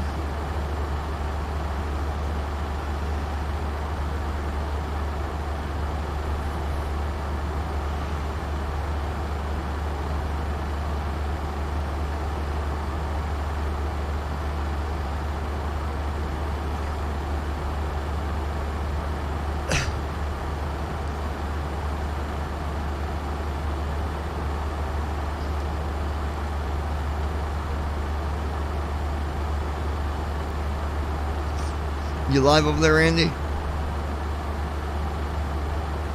Me and Declan was asking about that thing you're talking about with that lady that they found new evidence on the CCTV or whatever. What was that about?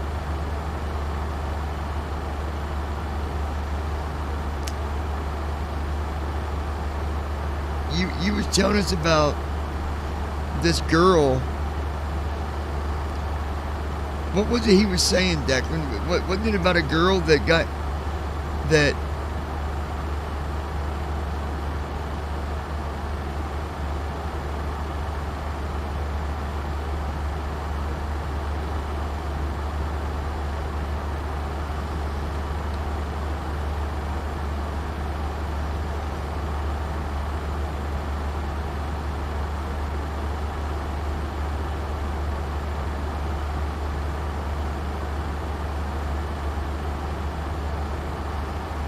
Yeah, what was that one you... Go ahead.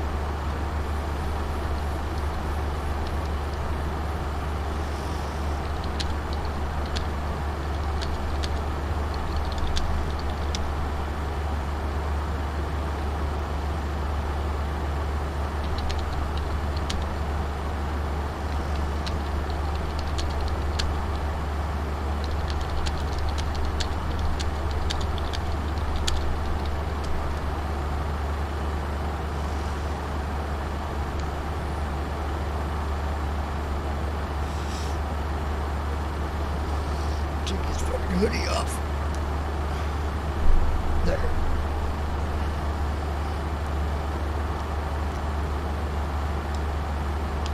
Damn.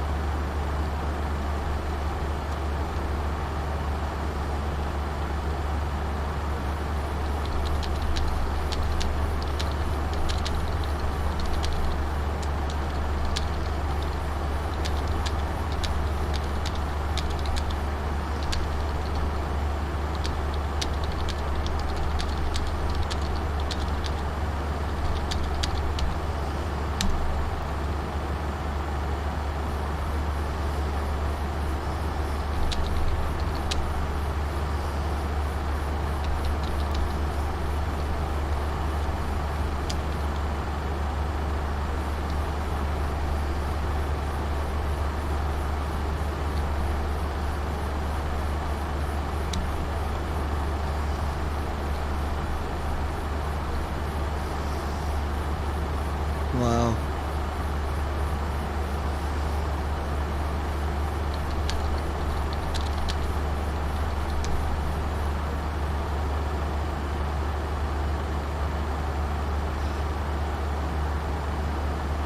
That is crazy, dude.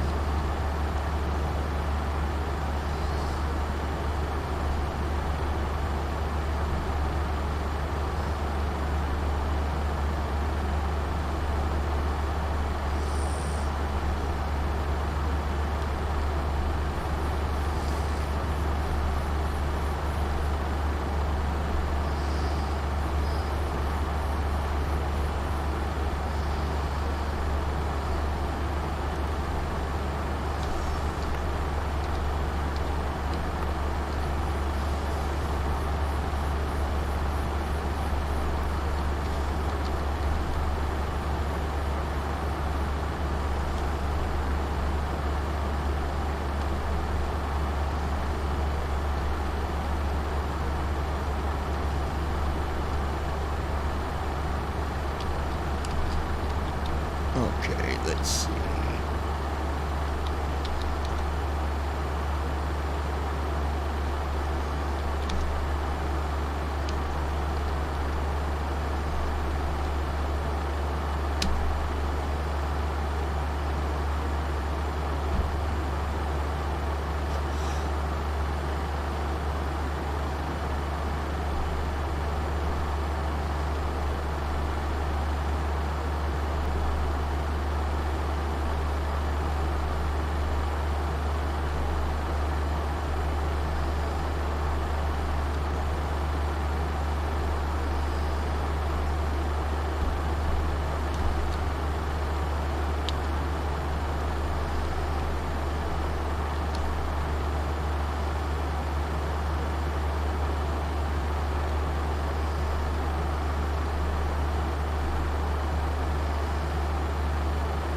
Oh yeah, I heard that. All right, let's.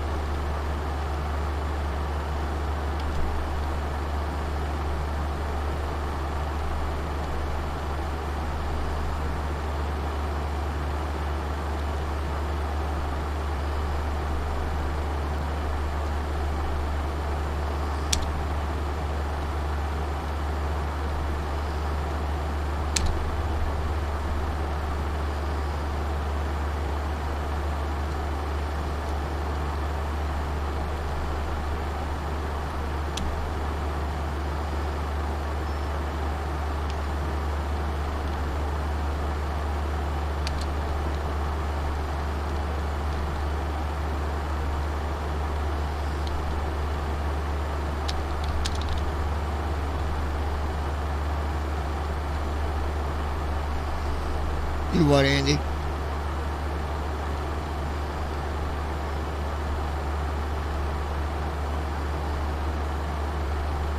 What'd you say?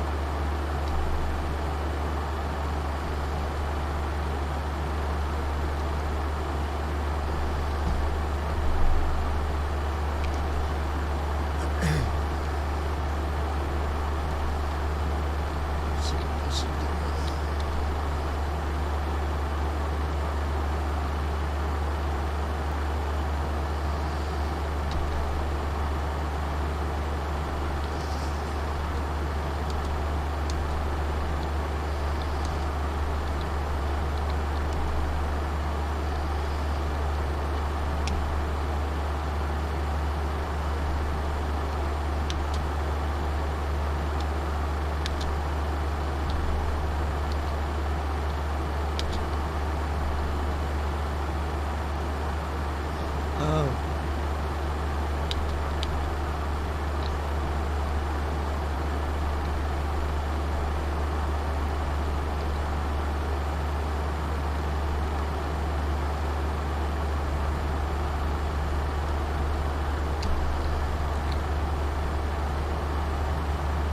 Alright, let's see.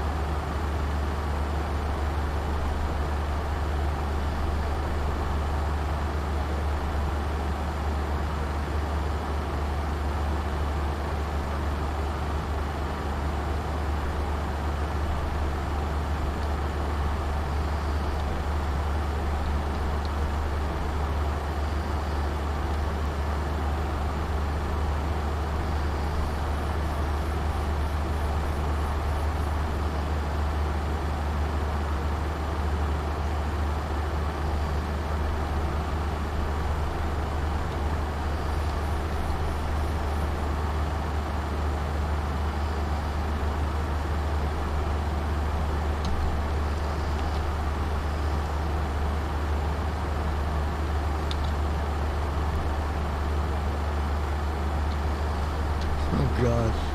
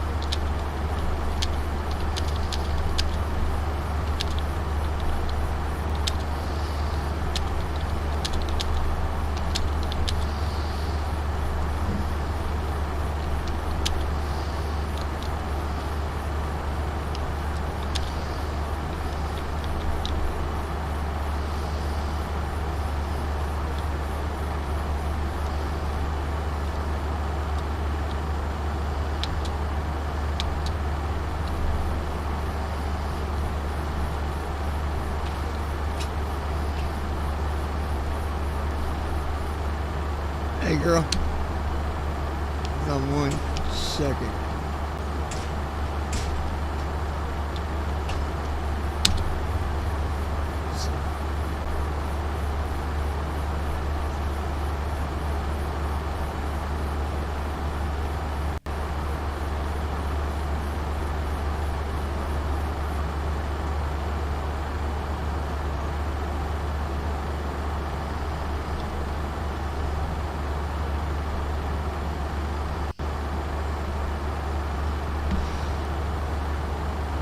What are you doing?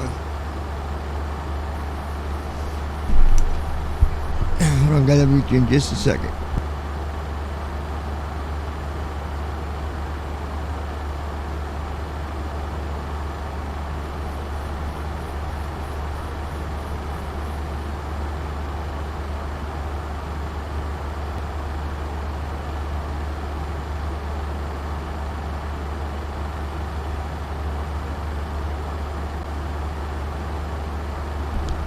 Read you guys in just a second. Hold on.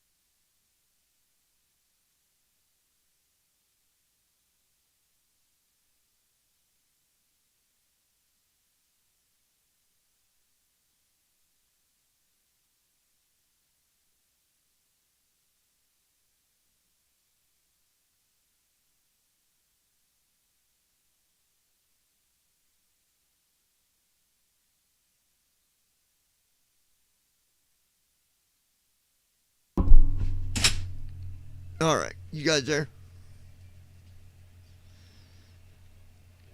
Oh, okay. Let me unpause this. Had my sim pause too, sorry guys. Duty called. And take care of something. Alright,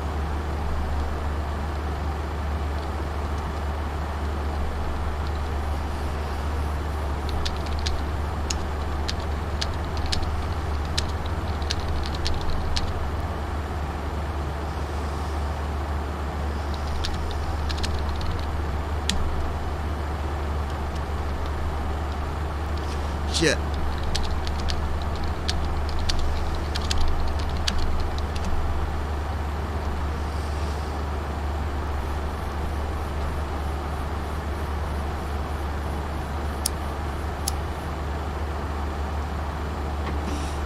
Okay.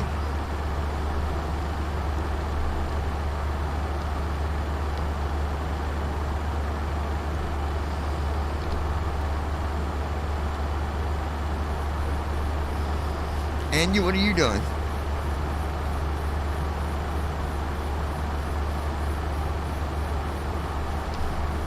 Oh, okay.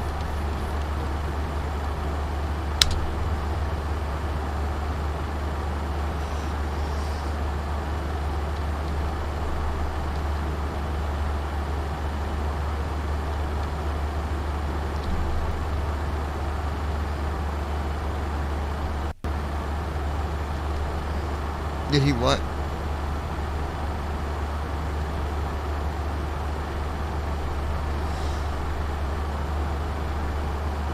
Nah, he's still having.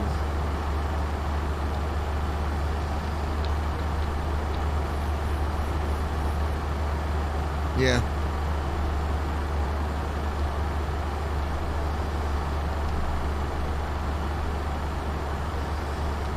Okay, what is that?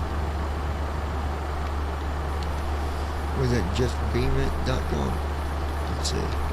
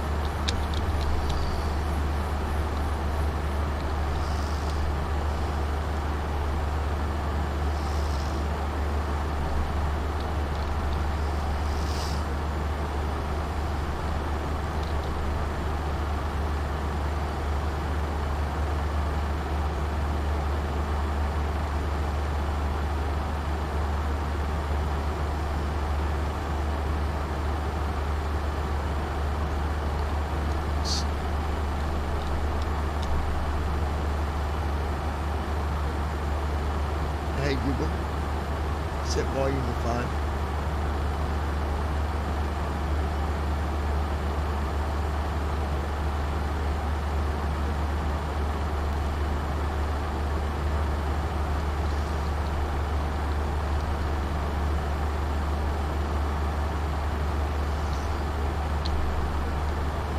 Google. Hey Google. Set volume to 6.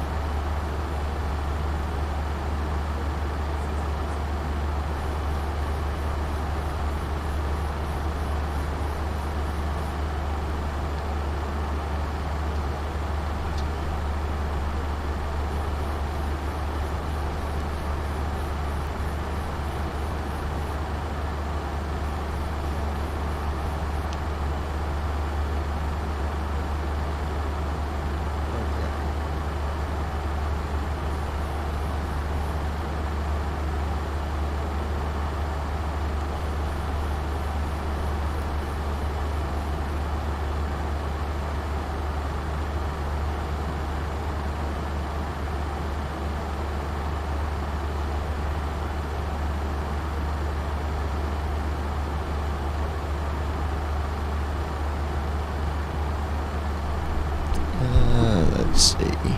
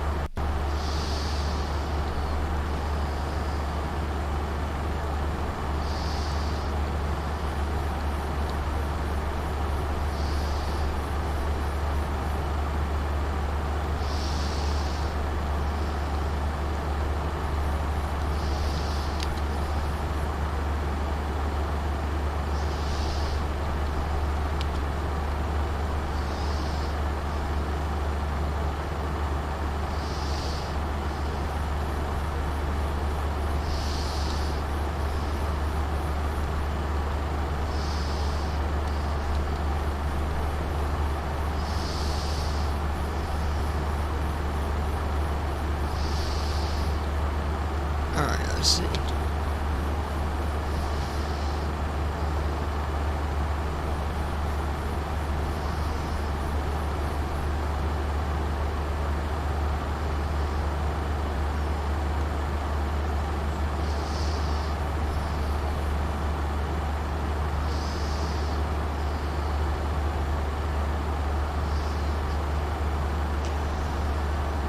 Okay, let's see.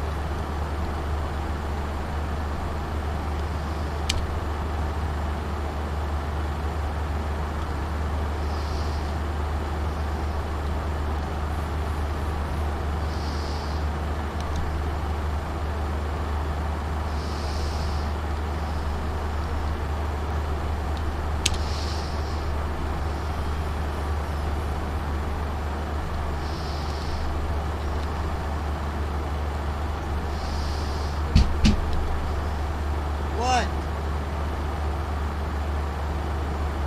Yeah.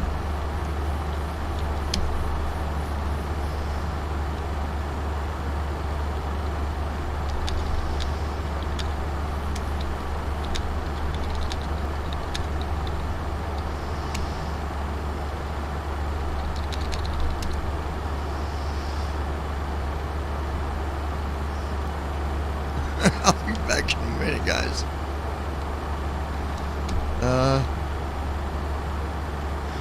Actually, I'm gonna pause this. Those that's watching, if you are watching, I gotta pause this because I gotta step away for a second.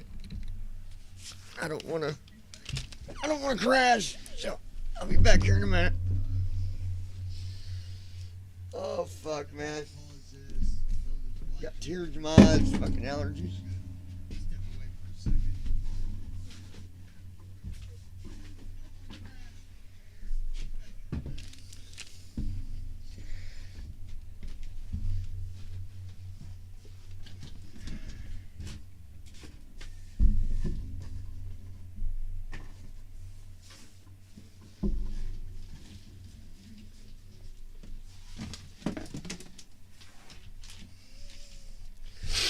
Yeah, fuck it.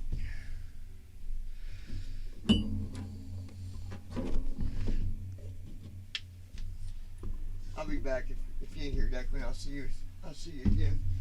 If you're gone when I get back, but check what you on.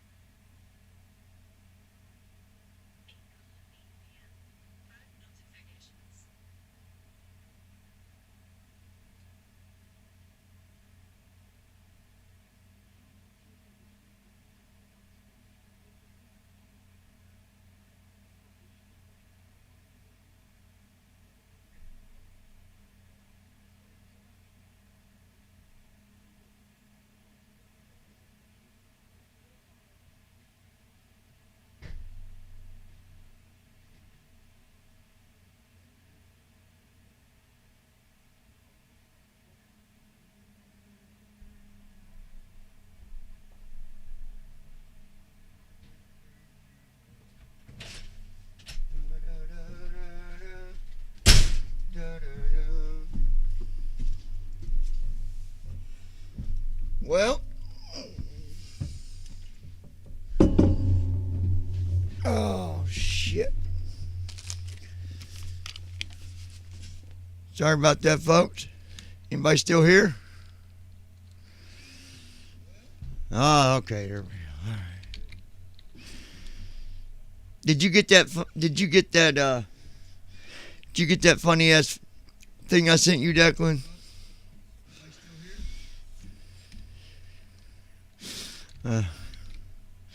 Funny shit, man. What the hell? Did you get that funny ass thing I sent you, Declan?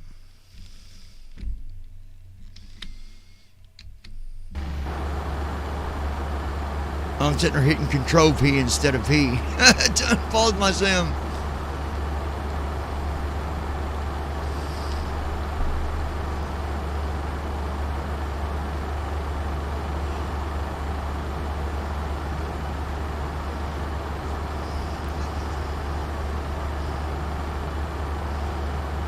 Really?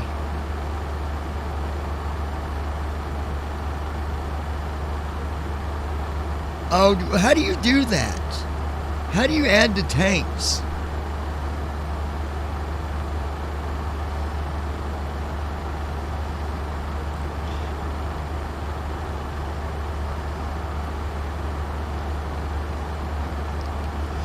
Oh, and then you gotta choose it. Yeah.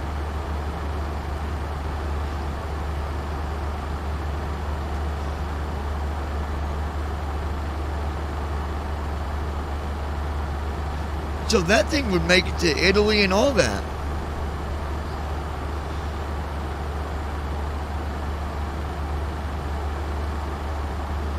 Yeah, I need to do a long haul for BVI now that I got everything straightened out.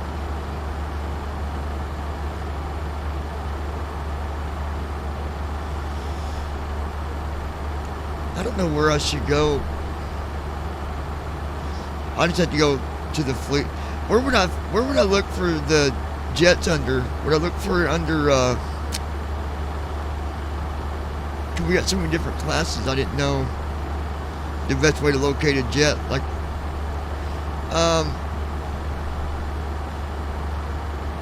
probably a 748 if we got one. Do we have an 8? A 748?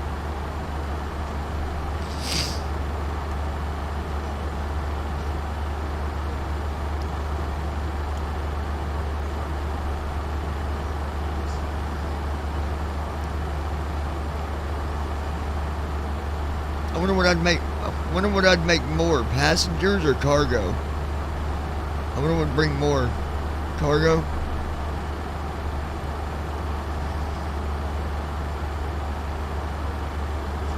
I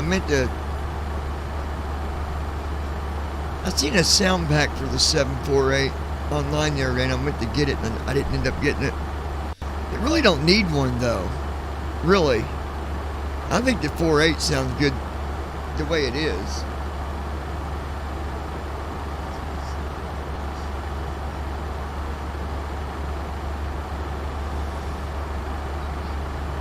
Yeah. Yeah, that's why I didn't get it. I was just thinking about that because I was like, no, they don't need it. Now the 737, you know, obviously we update them, but they could have done better, I think, with the 37s out of the box. I mean, they don't sound bad, but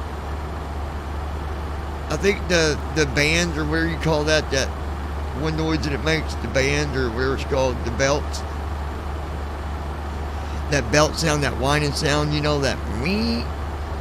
I feel like they could have done better with that sound, but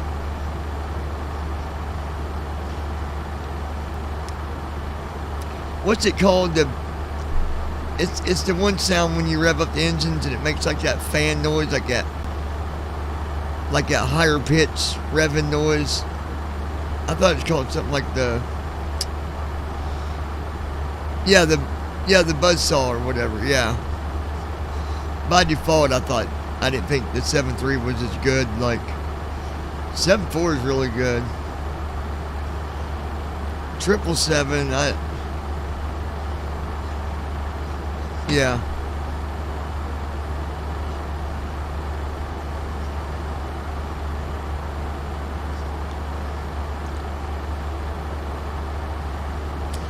I don't know. Last time I tried to fly it months ago, and maybe it might have just been other things going on, but I always have trouble landing with. I had trouble landing with it. Like, I don't know if there's something. When you do a descent with those, with the 777, do you treat it the same way you do the 7.4? You just activate approach, set your, obviously adjust your speed and your flaps.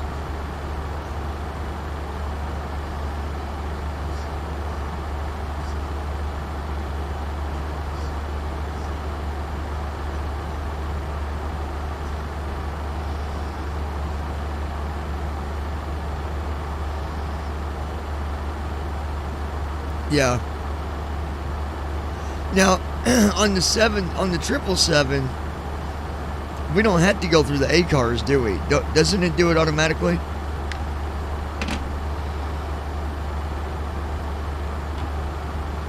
So then you pretty much set it up the way you do the 7.4. You just don't do the A cars.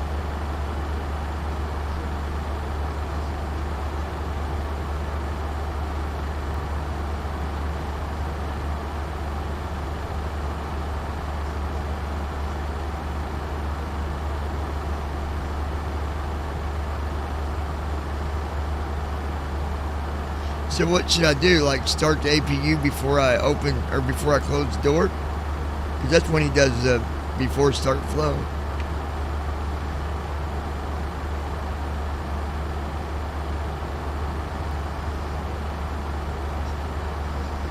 Okay. I'll have to take it for a test spin. See how I do for a. Like before I do a super long haul, I'll take it for a flight and see how I do with it. We don't have one of them under training, do we? I'll just run it under the other airline. That way if I fuck up, it ain't gonna. And then if I do okay, I'll come back and take one for a long haul.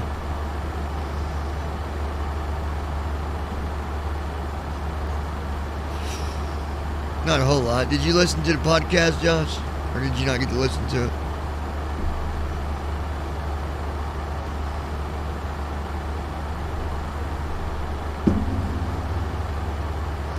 Yeah, we just talked about the weather and stuff like that.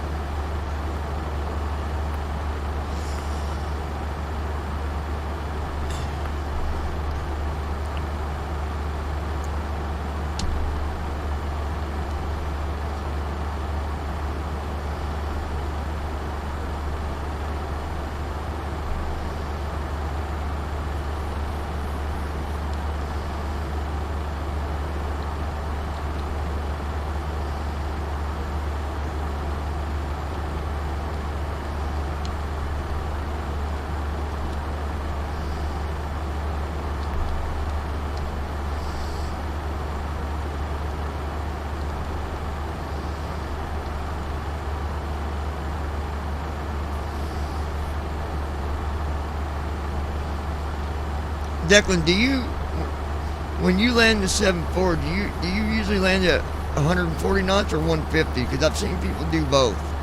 That's why I'm asking, like, if it's that much of a.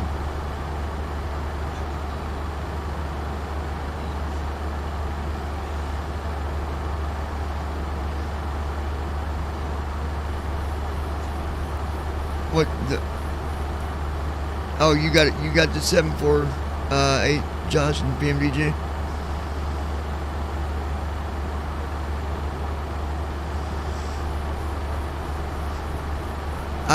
Well.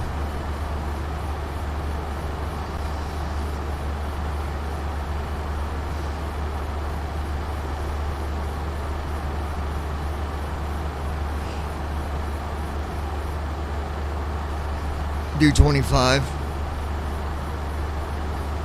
Yeah.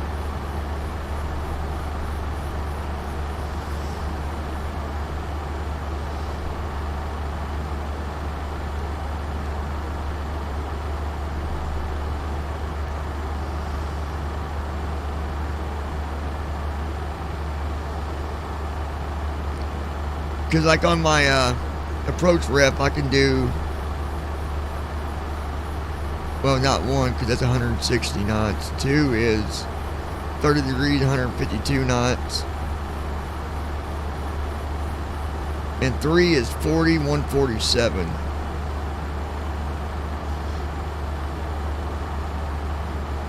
Oh, yeah.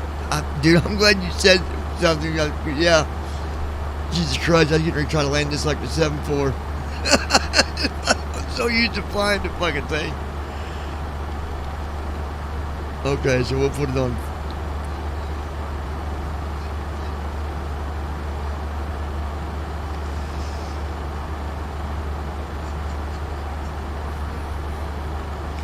How can we see our current weight?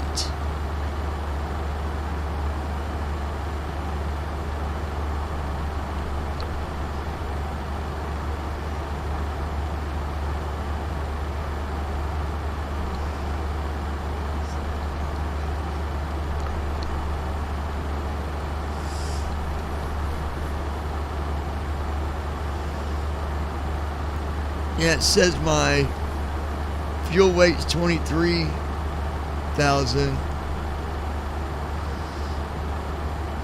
Payload is 42. Gross is 160. Gross is 164. Yeah, I got too much fuel.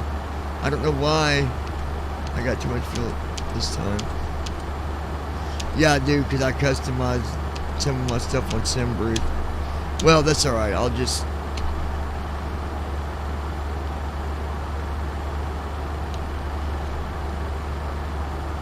No. But I changed that other stuff, dude, remember? I was fucking with the... No, not the airframe. Some of the settings, remember I was going over them with you. The Mach speed on climb and all that. Yeah, and that's probably... I mean, I'm not ready to land yet. I still got almost a little less than an hour, but I'm just going to land at 40.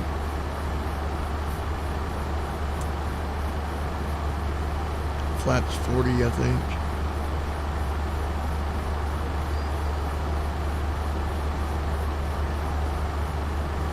So what is it, Declan? The heavy, if you're heavy, you want more flap or you want less flap? Less flap, right? More flap. Okay. Yeah, because if you do less flap, you'll be more. I got you. So if I was light, I'd do like flaps 30 instead of flaps 40. If I was lighter, I guess.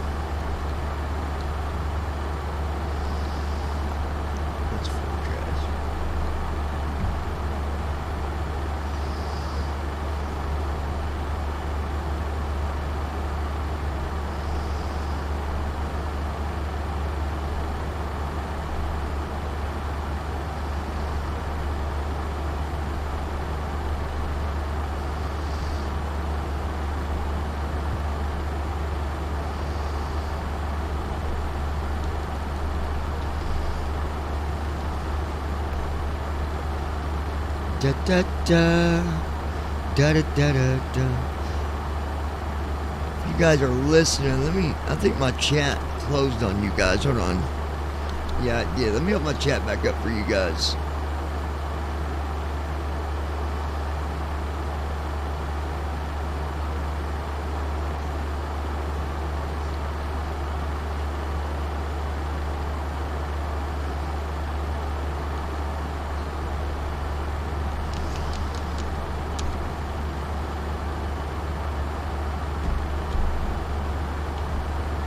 No, they're not turned down.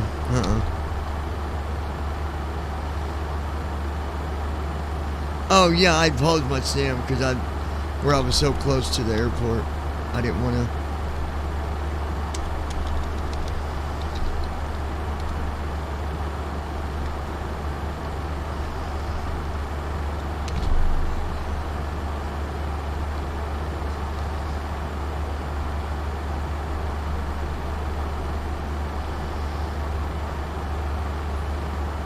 Let's see my.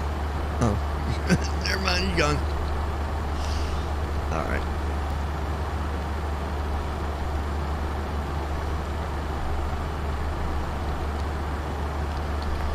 Load.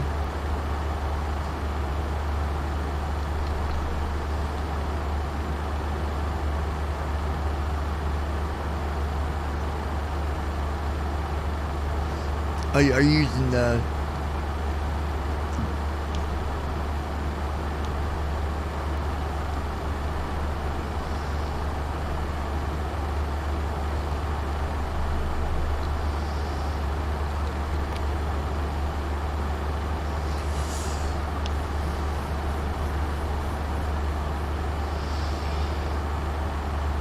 Yeah, I've got a long ass report.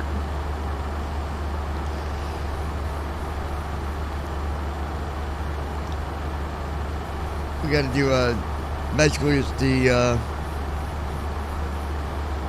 report for the fall semester, and we got it right. I think it's like 40 some odd pages that I got to read.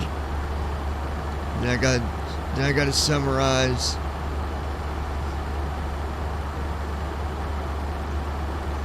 All that other fun shit. Dude, you want to talk about dents though? Let me tell you dents. Let me explain you fucking dents. So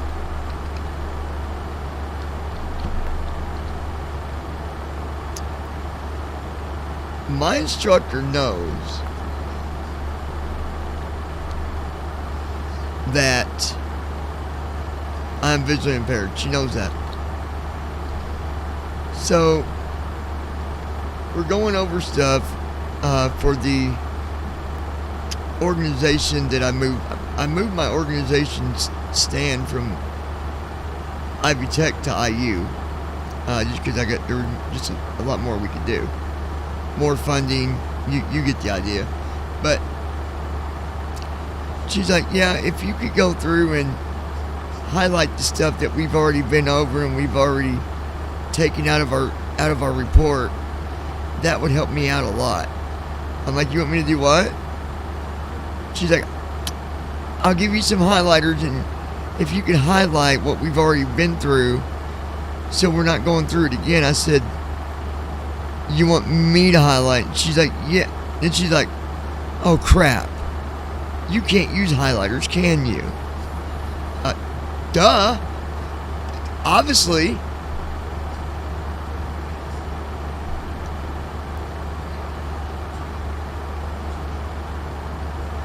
And it's like, how many, dude, I've had to remind it.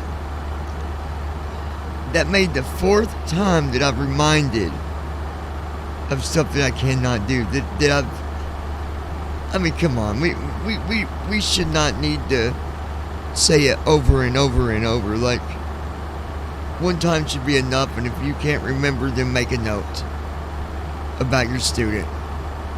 You know? I'm like, well, you know what we already read. I said, why can't you? Because she's in charge of some of the organizational stuff, not just my instructor. And I said, well, if you know what we already did, can't you just not go over it? Like, just skip it. She's like, well, I'm more organized. I've got a system that I use, and I like to highlight the things that I don't need, blah, blah, blah, blah. Okay. Well, I don't. Yeah. Yeah, I'm like, yeah. Exactly. and she got mad.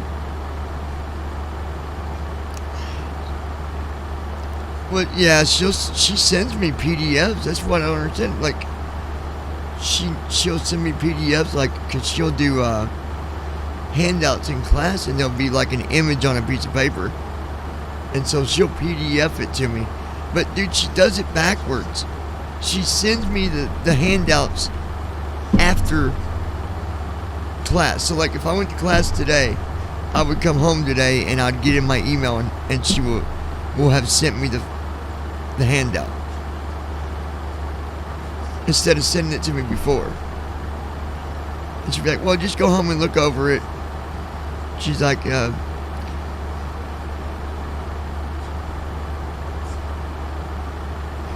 one thing is, she's not even having me do anything, like, because the one class is more discussion than it is like doing quizzes and stuff. And so I was like, well, I said, do you want me to put my summary on this after you send it later today? And she's like, no, just look over it and study it a little bit. And she's like, that'd be good enough. I'm like, well, I mean, okay, it's easy enough grade, but I'm not learning anything like that. But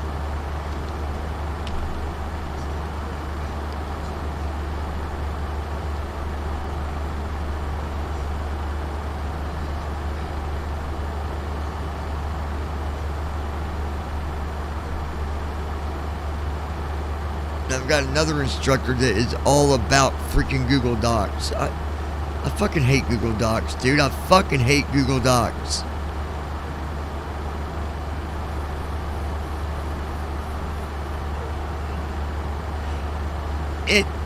Either I don't know how to work it, or it doesn't work that good, because I can never navigate on that fucking thing.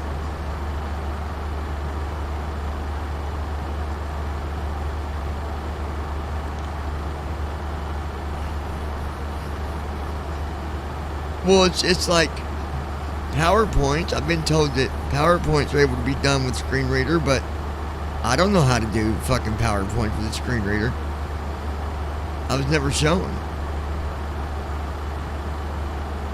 I think when they say that, they're probably referring to more JAWS than they are NVDA.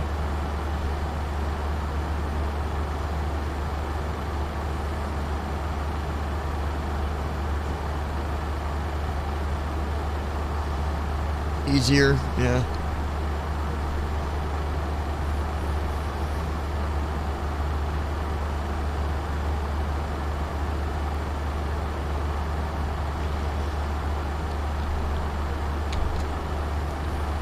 I don't either. Oh, Andy, I was going to tell you, and I don't know if this is something you need to know or not. But the other night when I did my flight to Italy, I was coming in. I started my descent, and I did the, to see where the cloud was below me, like you know, right bracket shift O, and it was at 36,000, like it was at when you talked earlier that day. Anyways, I look and it said the cloud's 36,100 feet below, but then I get to around 26,000, and my sister's like, "Oh, that's pretty," and I was like, "What?" She's like, "You just went through a cloud." So why didn't it see that one at 22,000 or 24? Like, it was picking up the one that was 36,000 feet below me, but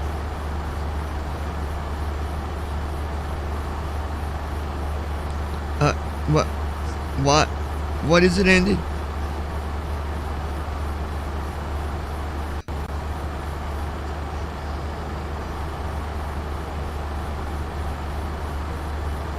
Oh, not what's ahead of you, so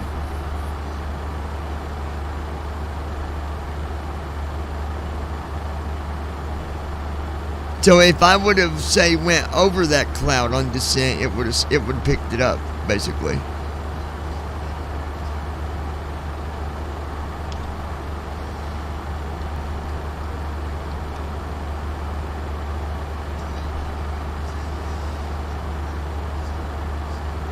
Okay, I understand. Okay. That makes sense. But I don't think my Sappy's reading me the cloud stuff, like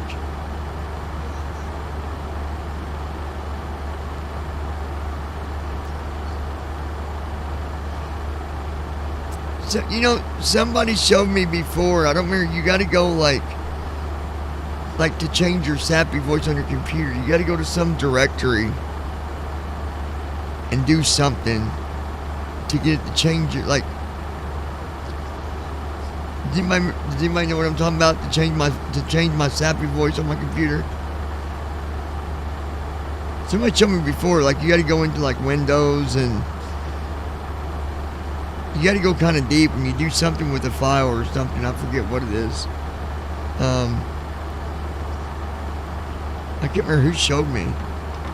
Or is there an easier way to do it to change Sappy?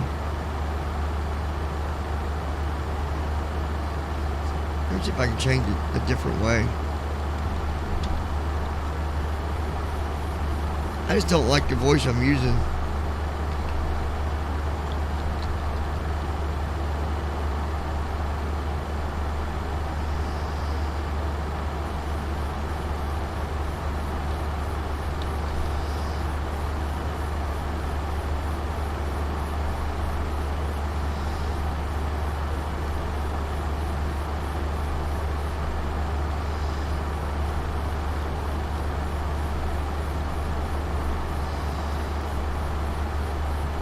How do you spell Sappy? Is it S-A-P? Well, yeah, but I didn't. Okay.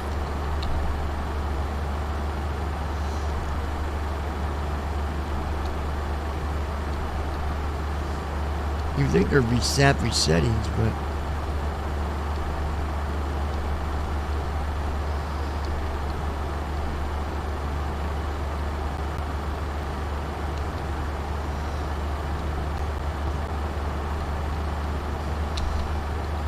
Let me see.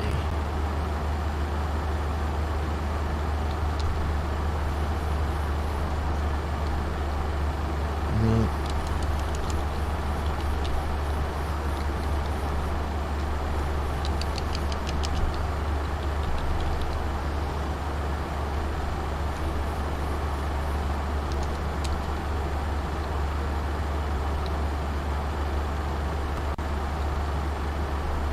Let me see something.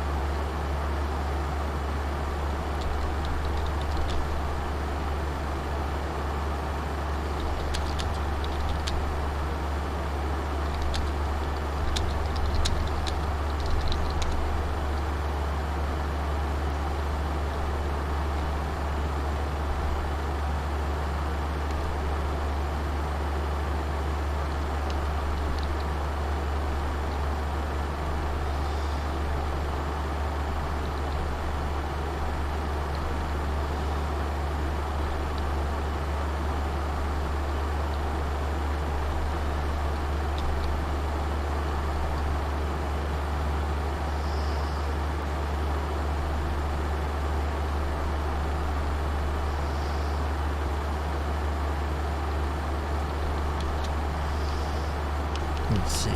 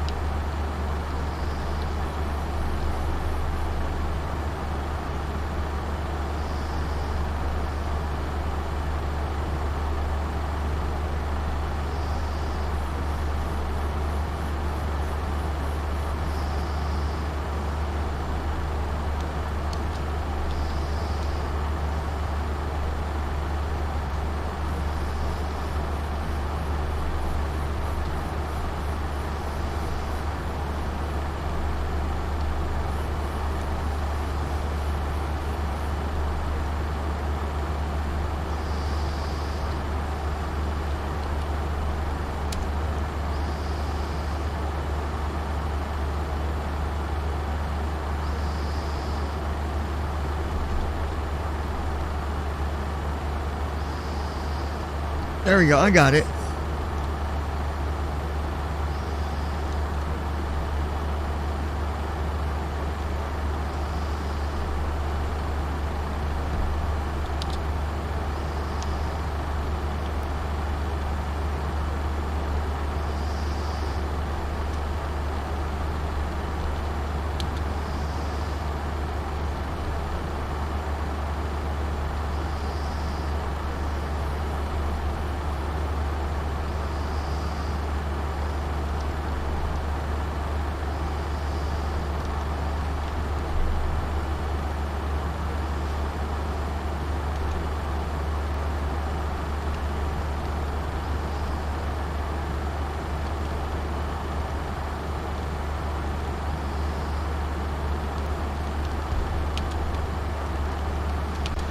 Okay, so I figured it out.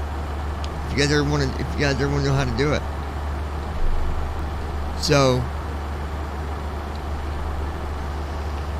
you just type this in.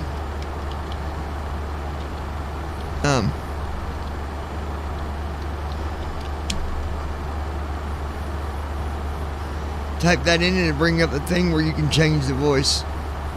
Put that under run, go to run and put that in, and that will let you change it. I changed it to the female voice. I don't like the other one. He sounds very depressed.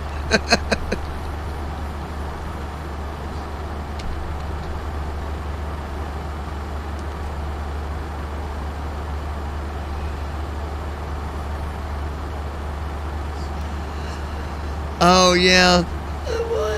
Yeah, he talks real deep, dude. Yeah.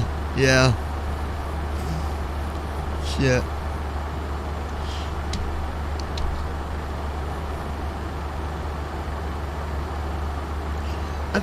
I think you can download professional voices though, can't you? I thought you could download voices for Windows.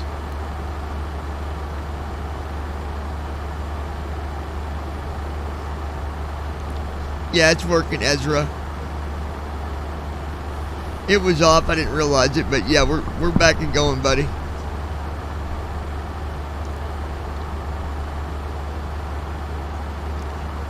How's things going, Mr. Ezra? Ezra lives over in good old Hawaii.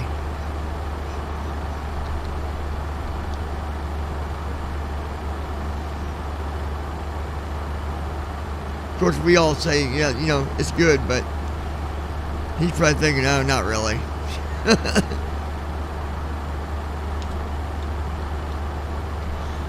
That's usually the way that works.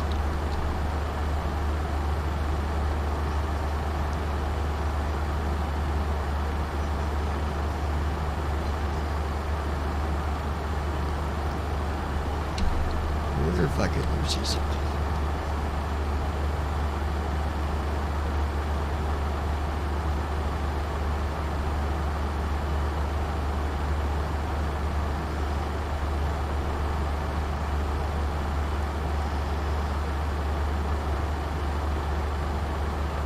Oh yeah, we're up here on Declan's, the BVI here with Declan on his, yeah.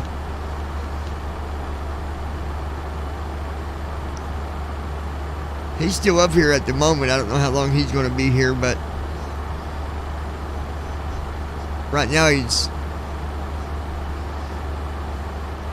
Declan's celebrating because he gets to do a bunch of homework in the morning.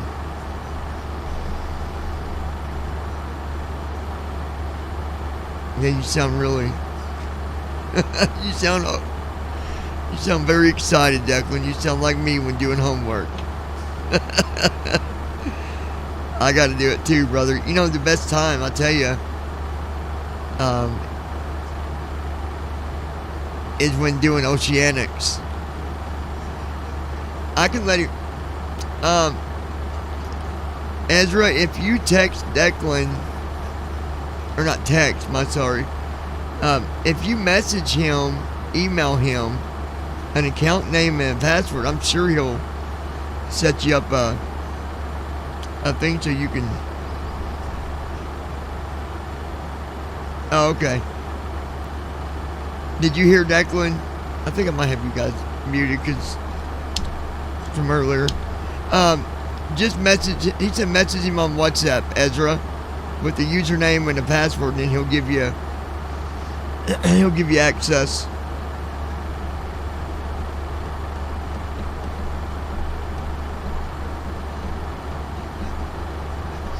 I gotta see if there's a number I can call with Honeycomb, because I'm not getting nothing back through email about my damn warranty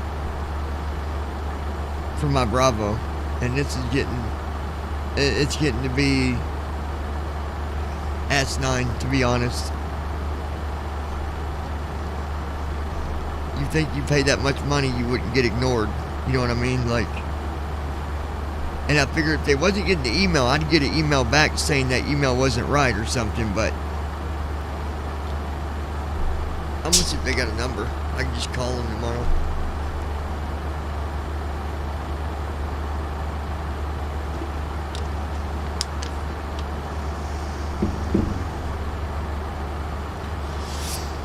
I'm probably just going to buy me another, just a regular throttle or something for now.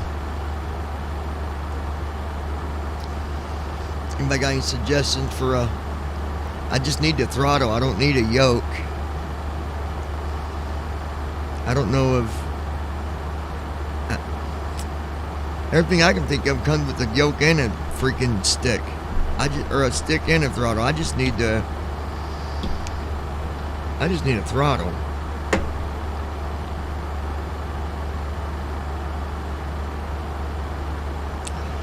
I almost did I ever tell you about that deck when I almost bought a throttle? It was a 737 throttle for, I forget, it was like $70 or something. I forget the price. But anyway, I went back before I hit checkout to read it more, and come to find out, you attach it to the fucking Bravo throttles. Like, you take off all the throttles and you connect it. Well, it makes like, it's just weird. Like, I'm not paying that much money for something that just connects. Like, Jesus Christ, I could do that. Yeah, it just connects to it. Like, if I want to do that, I'd just get my 3D printer and print me out a model of a freaking handle that would go on mine. That wouldn't solve the problem. $70. You got me twisted. Bigger than shit.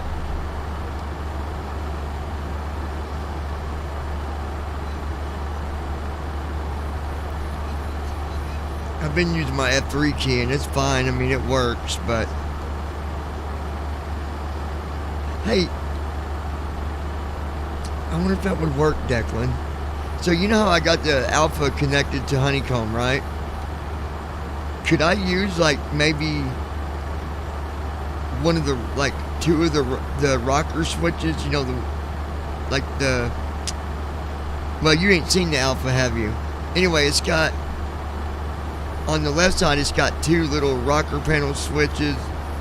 Like, they're spring loaded. You push it up and it goes back down to the middle. You push it down and it pop back up to the middle. So I wonder if I could use those for my throttle. Like two of those.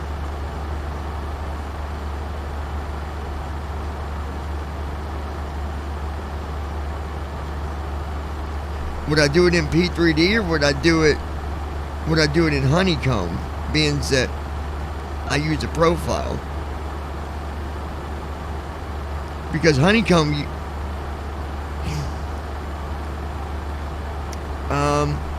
Command A off. Command A on. Yeah, that turned my Command A off. I got it back on now, though. My other...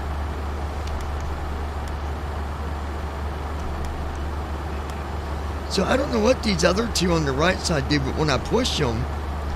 So if I push it and hold it, I'll hear a click, and then when I let off of it, it'll go click. So it's like a spring-loaded button, but I don't know what the fuck it is. I wonder if that's my yaw, like my, you know, the things on the back that turn to make you, like, the rotors or whatever on the back. You know, the whatever it's called on the back of the jet. Maybe that's what it is. Cause I can push it and I can hear it click. Well, no, it just. Okay.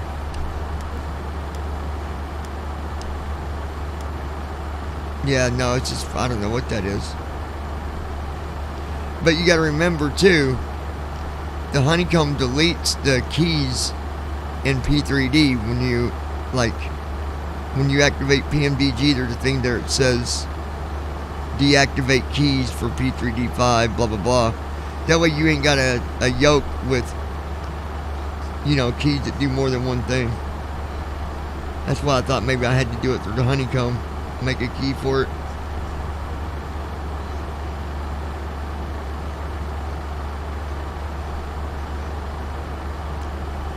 So that's my autopilot. Command A off. Command A on. What's the other one do? Command A off. Command A on. Yeah, they're both Command A, but how would you make both of them Command A? What the hell? Command A off. Command A on. Yep, that's Command A too. That ain't gonna work. Shit. Well, there went that idea. I guess I'll just use F3 until I get mid throttle.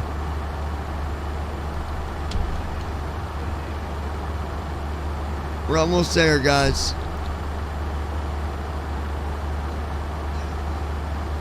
Chaska, California. I hope this ain't that stupid runway at San Francisco. I got 19 left. Does that sound familiar?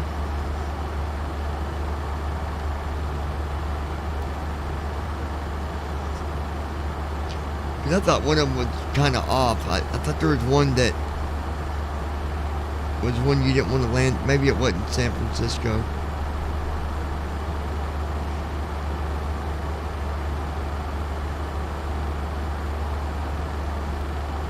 Where do you check, Declan? Where's the best place to check that when you're flying and you want to look up a runway real quick?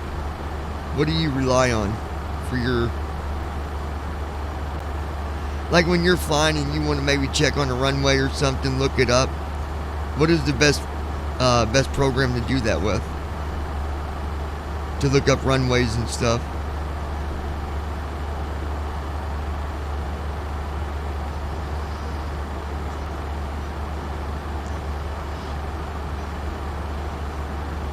Steve gave me a site, and I forget what it is, but you can actually go there and see what the actual active runways are at airports and stuff. But that's for, I don't remember what it,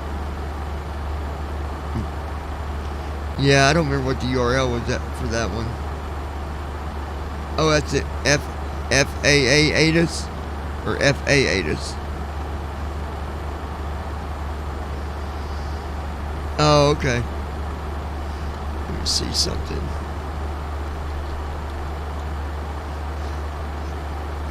Hey Declan, how's things going with Rob and his adventure with that project he's doing?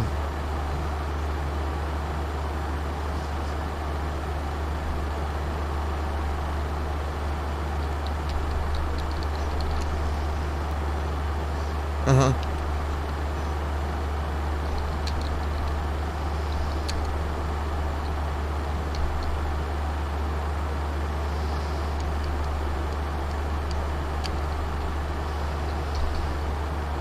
Oh man.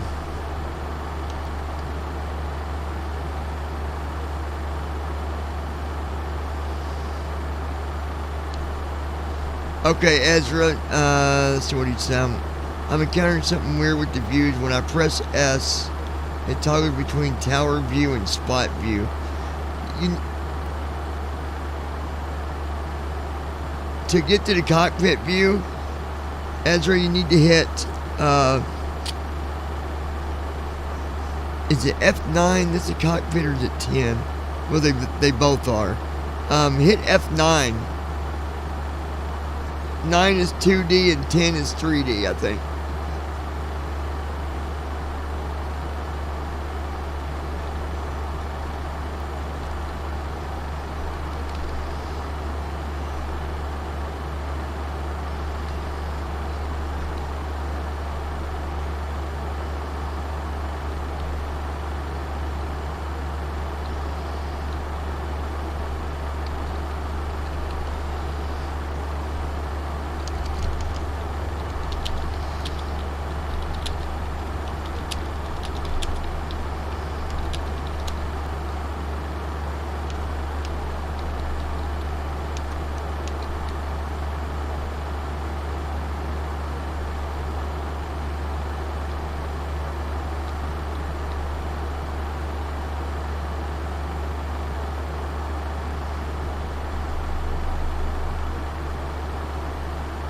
AOPA.org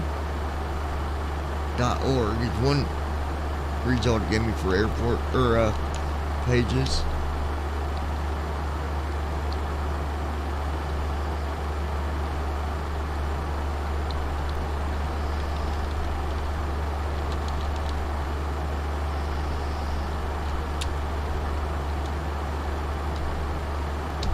Hey, you're welcome, buddy.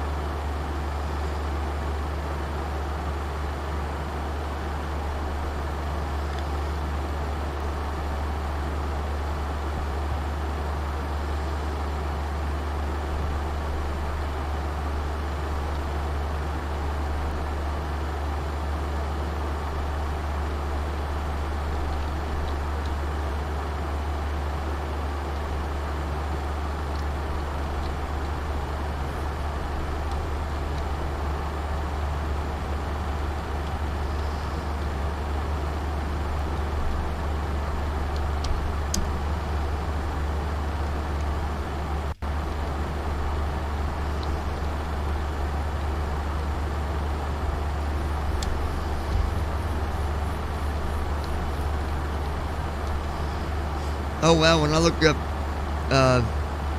KSFO, it only gives me 3 runways. 19L, 28L, and 28 right. Well, I guess them are ILS's. Okay, that's the one I need though, 19. Okay.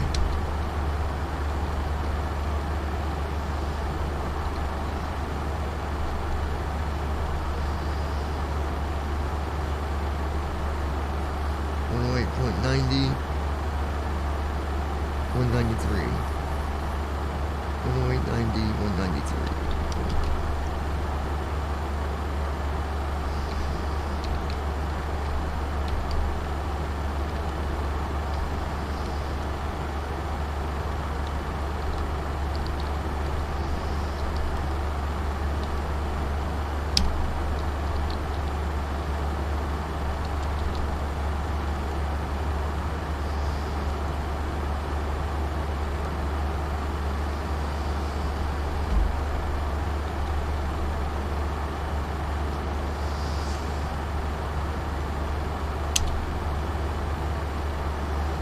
Alright.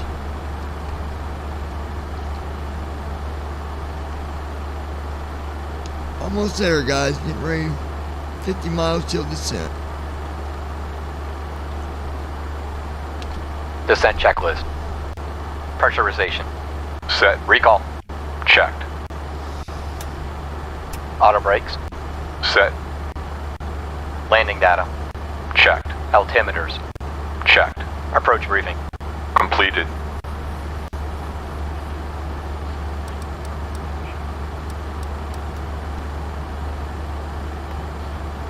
Checklist complete.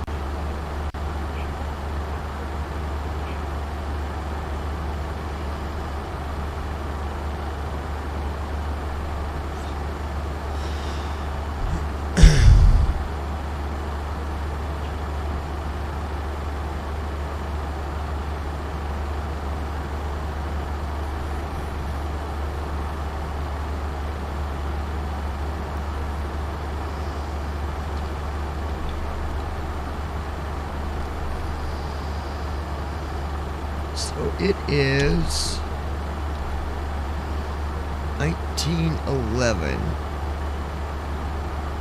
in California.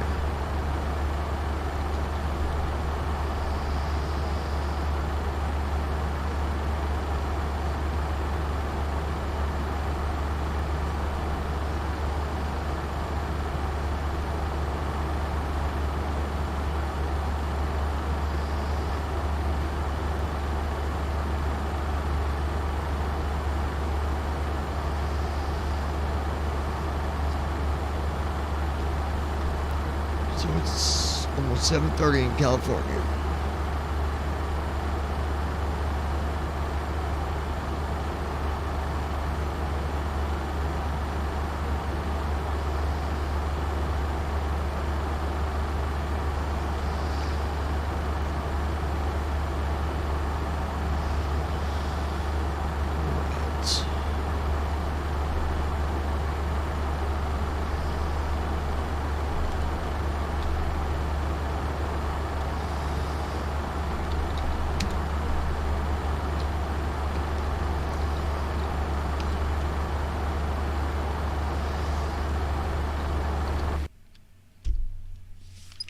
All right, yeah, I'm coming. Hold on, guys. I'll be right back. My dog needs to go and do her thing.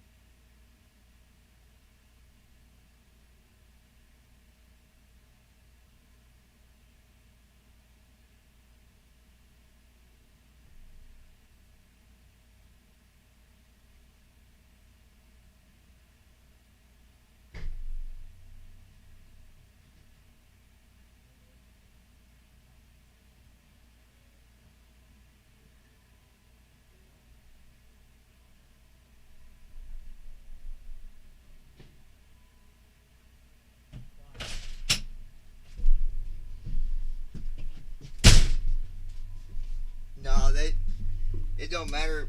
I mean, hey Pat, if the judge done signed it off, I would just go ahead and go off the warrant you got. You don't need a new one. You got the one from last week, right? So why would you need a new warrant? It don't make no sense.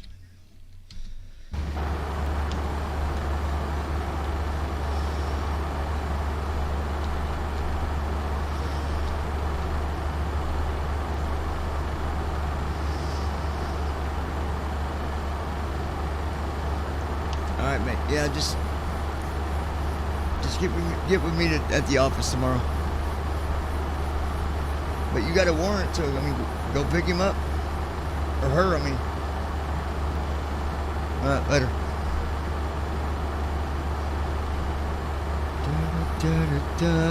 Alright, you guys.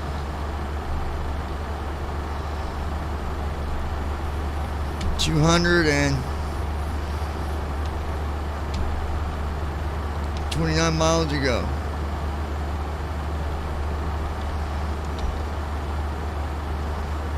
There's a cloud 26,000 feet below us.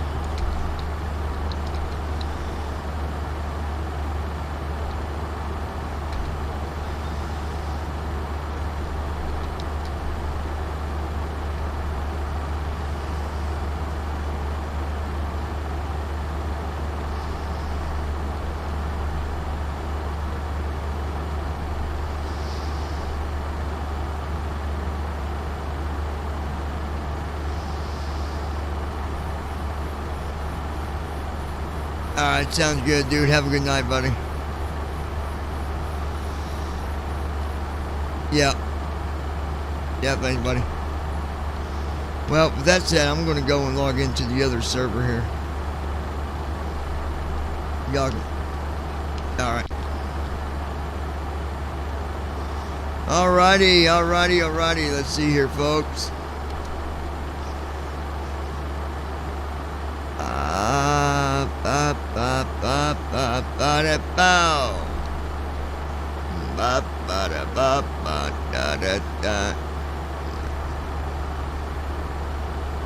Come on, you stupid.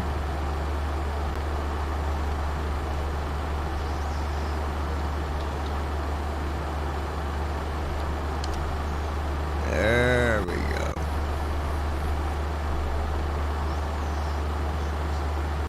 There we go.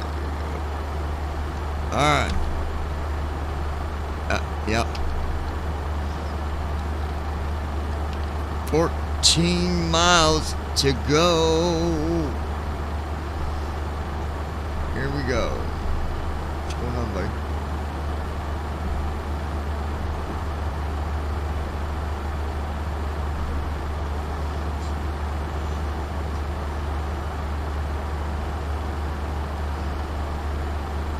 Hold on. Hold on a minute, Peyton. Let me get done my flight here.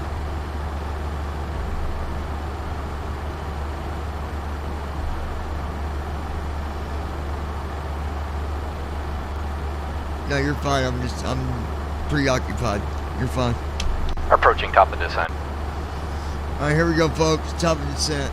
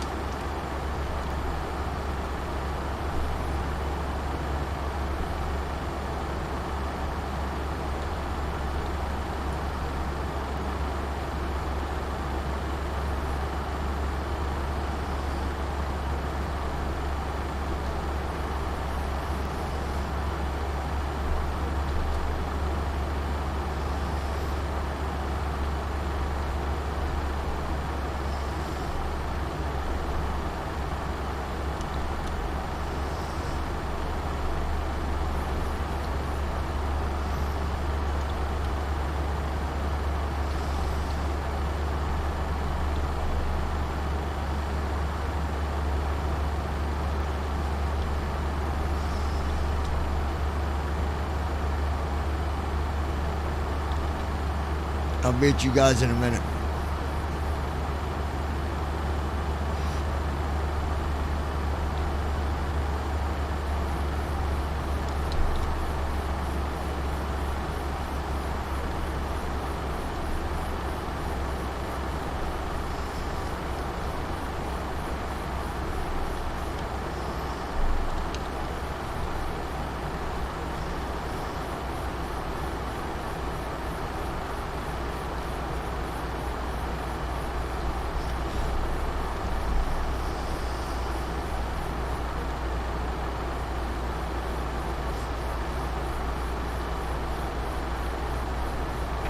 Speed brake arm.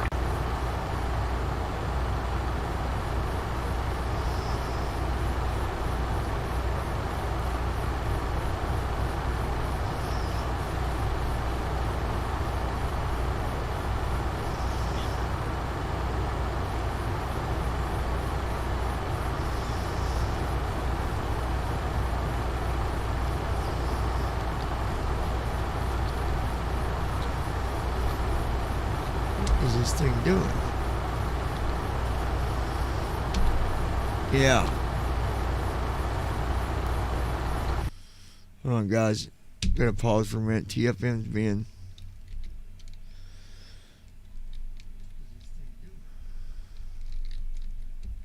unresponsive.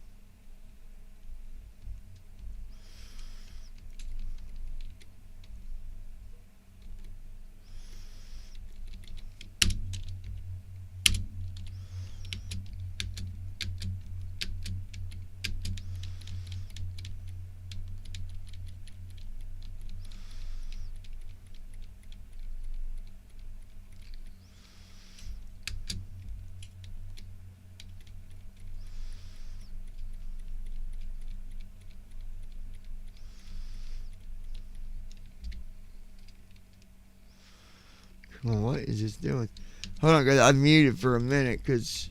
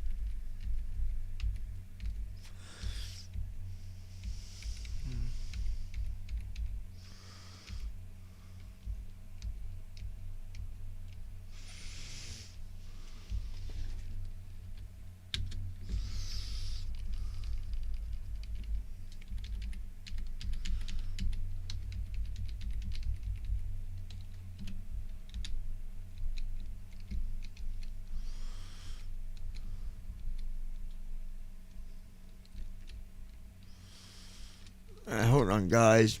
TFM is being dumb.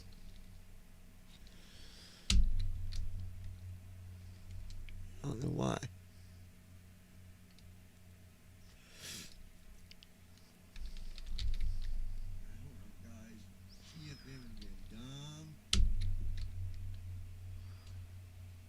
I gotta kill TFM, restart it.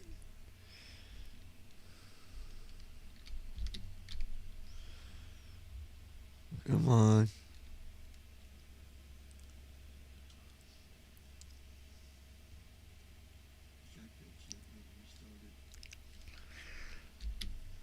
Come on, TFM.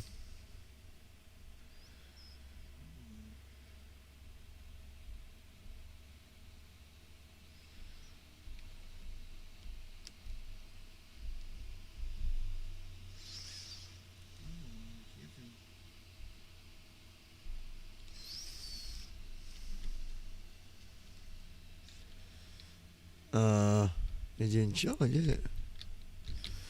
Okay.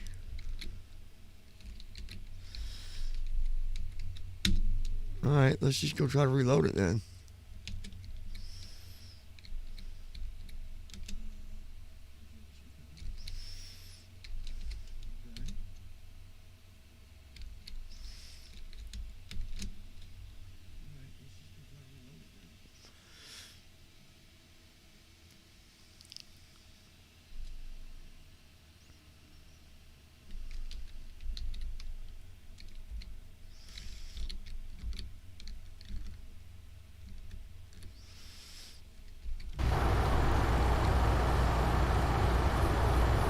KSFO.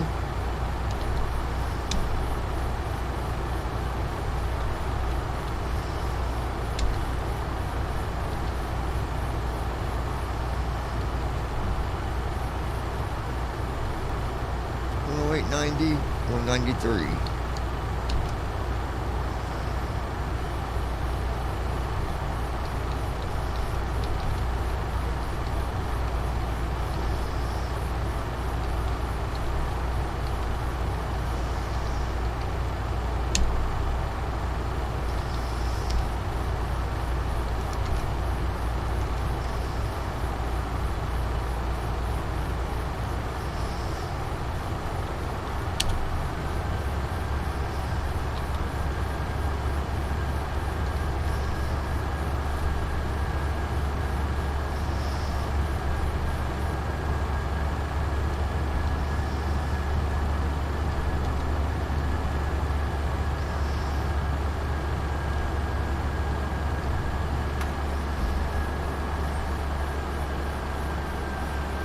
Oh yeah, listen to them engines, baby.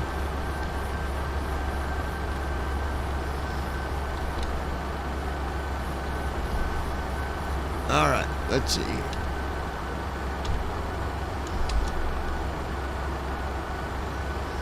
Cloud is 19,000 feet below us.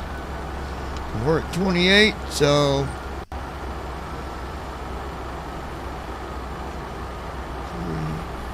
it's about 10,000 feet.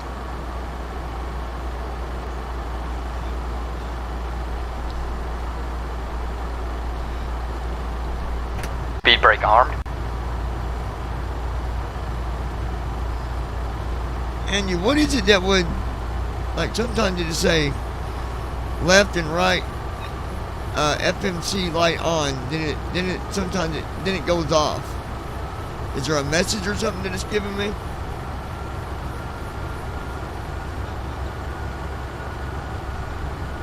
Oh, probably drag or something, I bet. 'Cause I'm on my descent.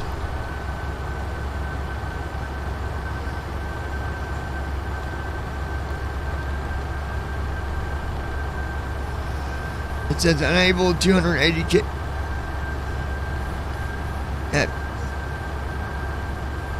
Oh, okay.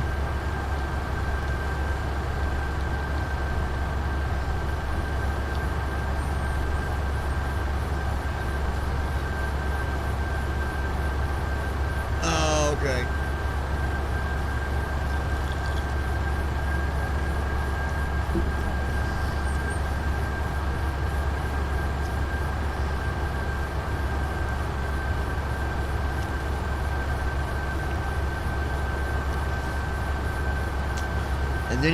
And then he's going to fly from Heathrow to North Korea. Hey, have you ever flown up there yet? I thought about flying there, just for the hell of it.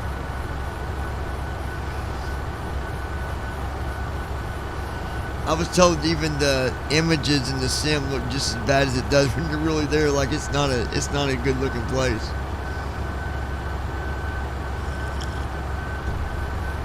They've got a pretty big area there for airport, though, from what I was told.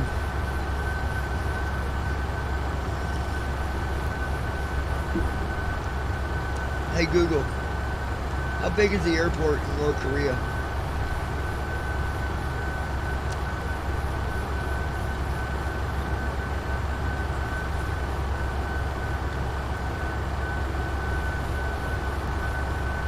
Oh, shut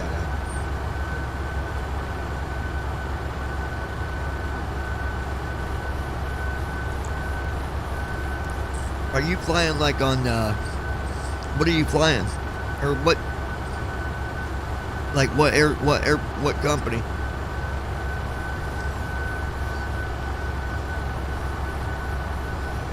Oh, a pilot's life.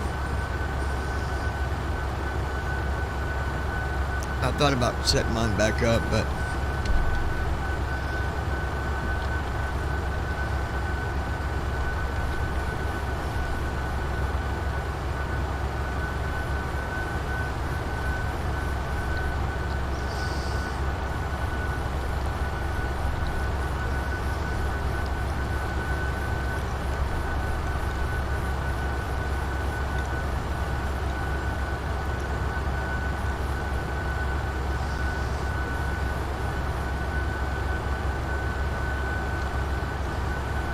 yeah.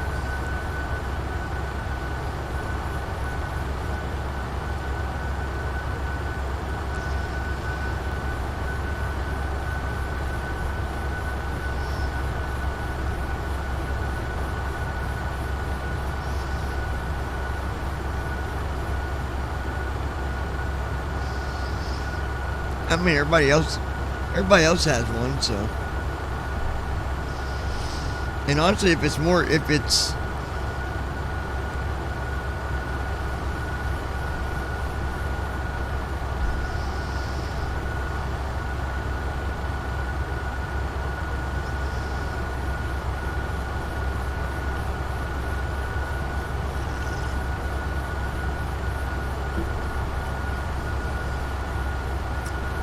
yeah, I do like that. I just worried that if he does that, it's going to be freaking unaccessible like crazy.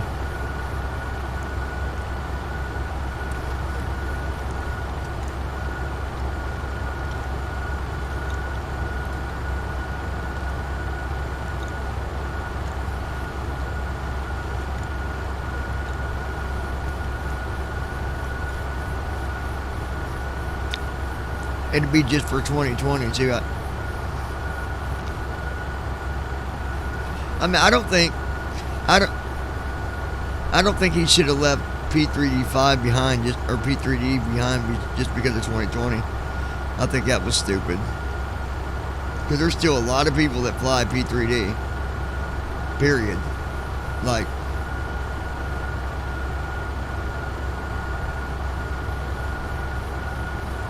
yeah, but there's a lot of people that hasn't though, Josh. 2020 is not like 100%.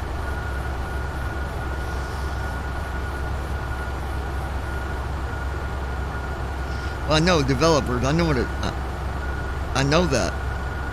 But just because the developer leaves don't mean... Transition altitude. Well, we better leave because that developer left. Checked. That's stupid.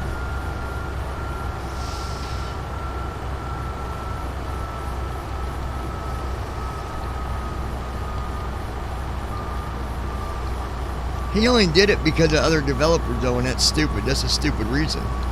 Is my Dear point. passengers, as you can see, we have already started descent. Well, oh, sure it is. Fasten your seatbelts. Because he knows return your seats to their upper positions. he's staying up to par with the other overhead developers. compartments or under the seat in front of you. The cabin crew will be passing by to clean the cabin and perform their final safety checks. Well, yeah, but still, like.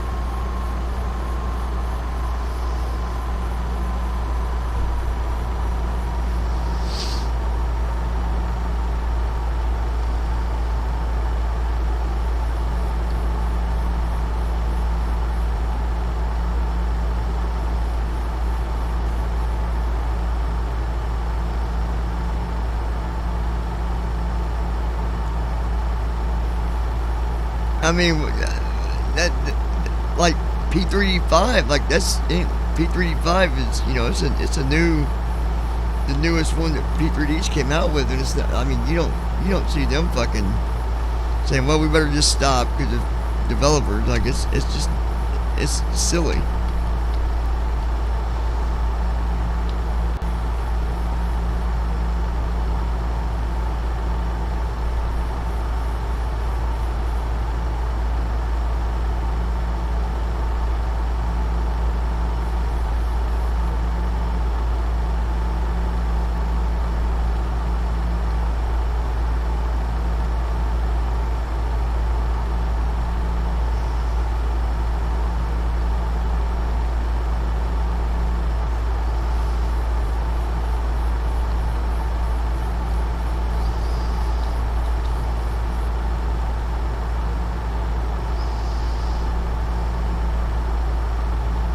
Yeah.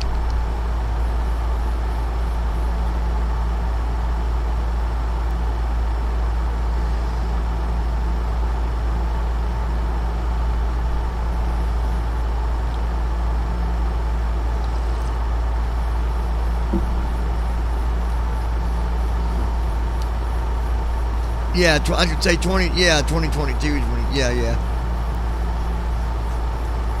I mean, a lot of developers went to 2020 because other people went, so they figured that's where that's where they'll make their money. And it might be, but there's still a lot of, like,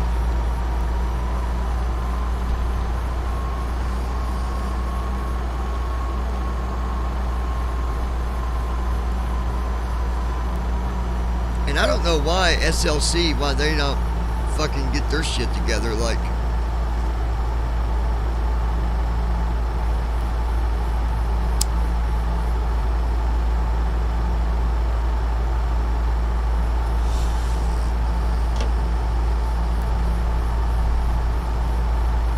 Glide slope alive.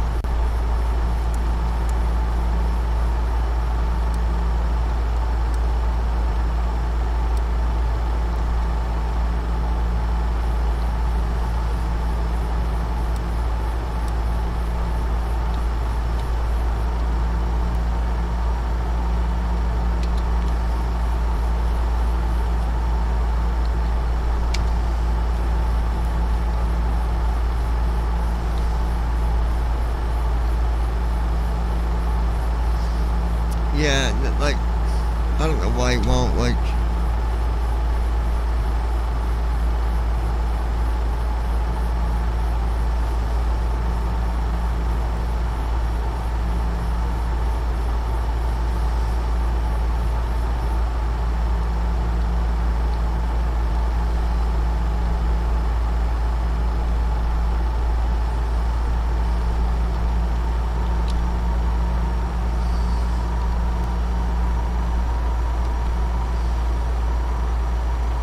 I'll be back here as soon as I get landed. Hold on, guys. I'll be right back.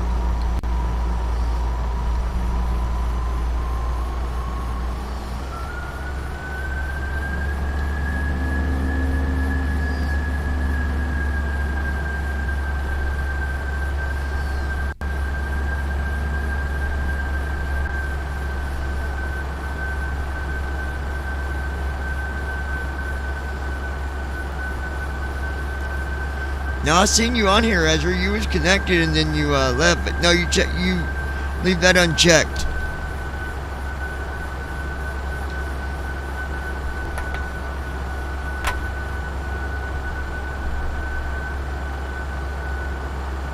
Flaps 1. Yeah, leave that box unchecked.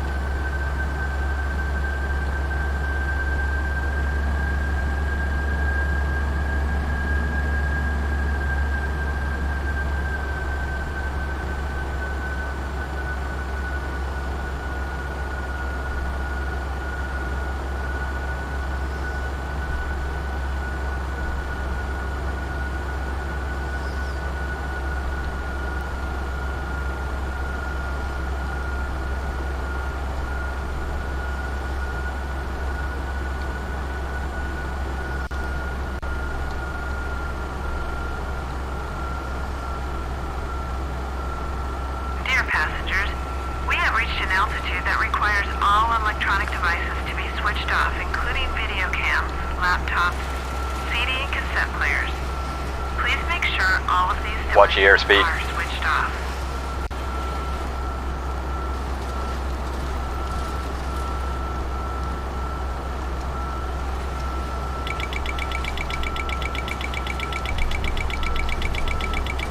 Dear passengers, we have reached an altitude that requires all electronic devices to be switched off, including video cams, laptops, CD and cassette players. Please make VNAV sure off. all of these devices are switched off.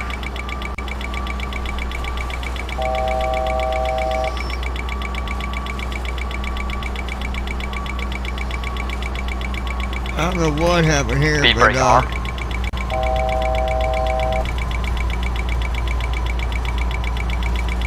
this thing is majorly tripping out.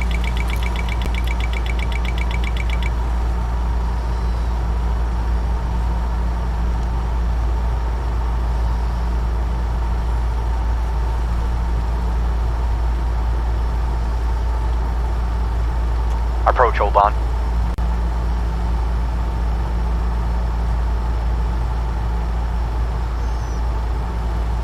Approach, hold on. Hold on, guys.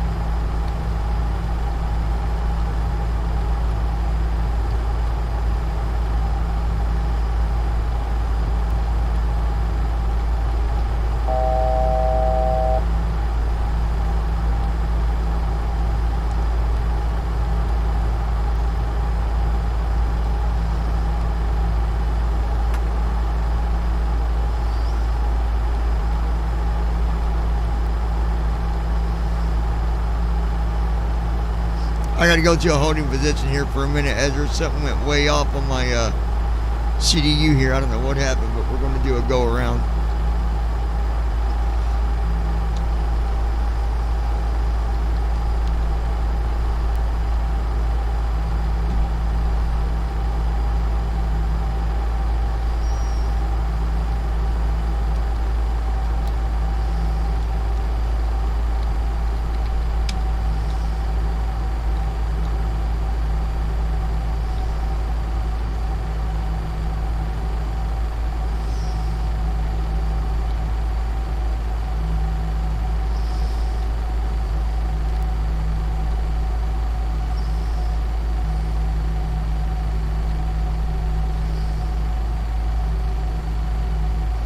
Once I get to my hold point, I'll set up my runway again.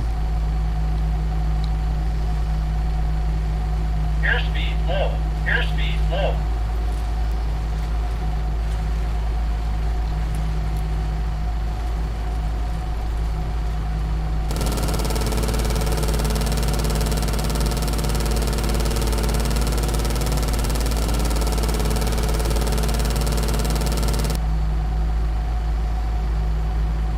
We got some crazy stuff going on here.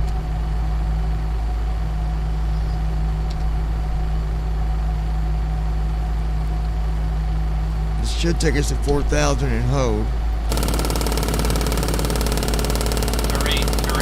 Nah, it ain't. I'm gonna do that shit over.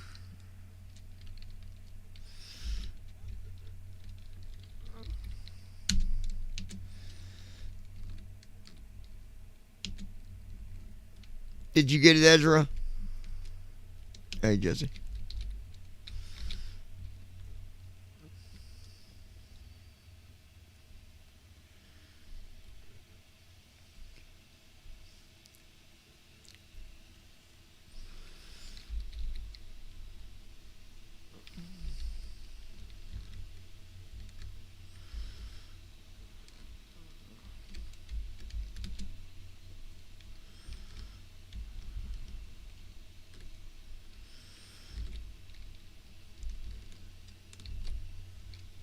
Yeah, I'm going to do that.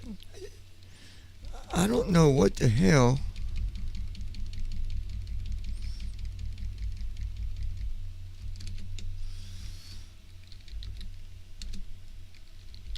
Did you? Oh, okay, you got it, Ezra. Okay, good deal. All right, guys, I'm going to disconnect from the OBS right now, and we're going to do a long haul next time. There's still something going on with my 737. I don't know what it is, but it's not holding the speeds and stuff. It's doing the same stuff it did the other day. So I'll have to figure that out, and we'll do it again. But we'll do a long haul probably. I might set one up here later and do one all night. So we'll be back, guys.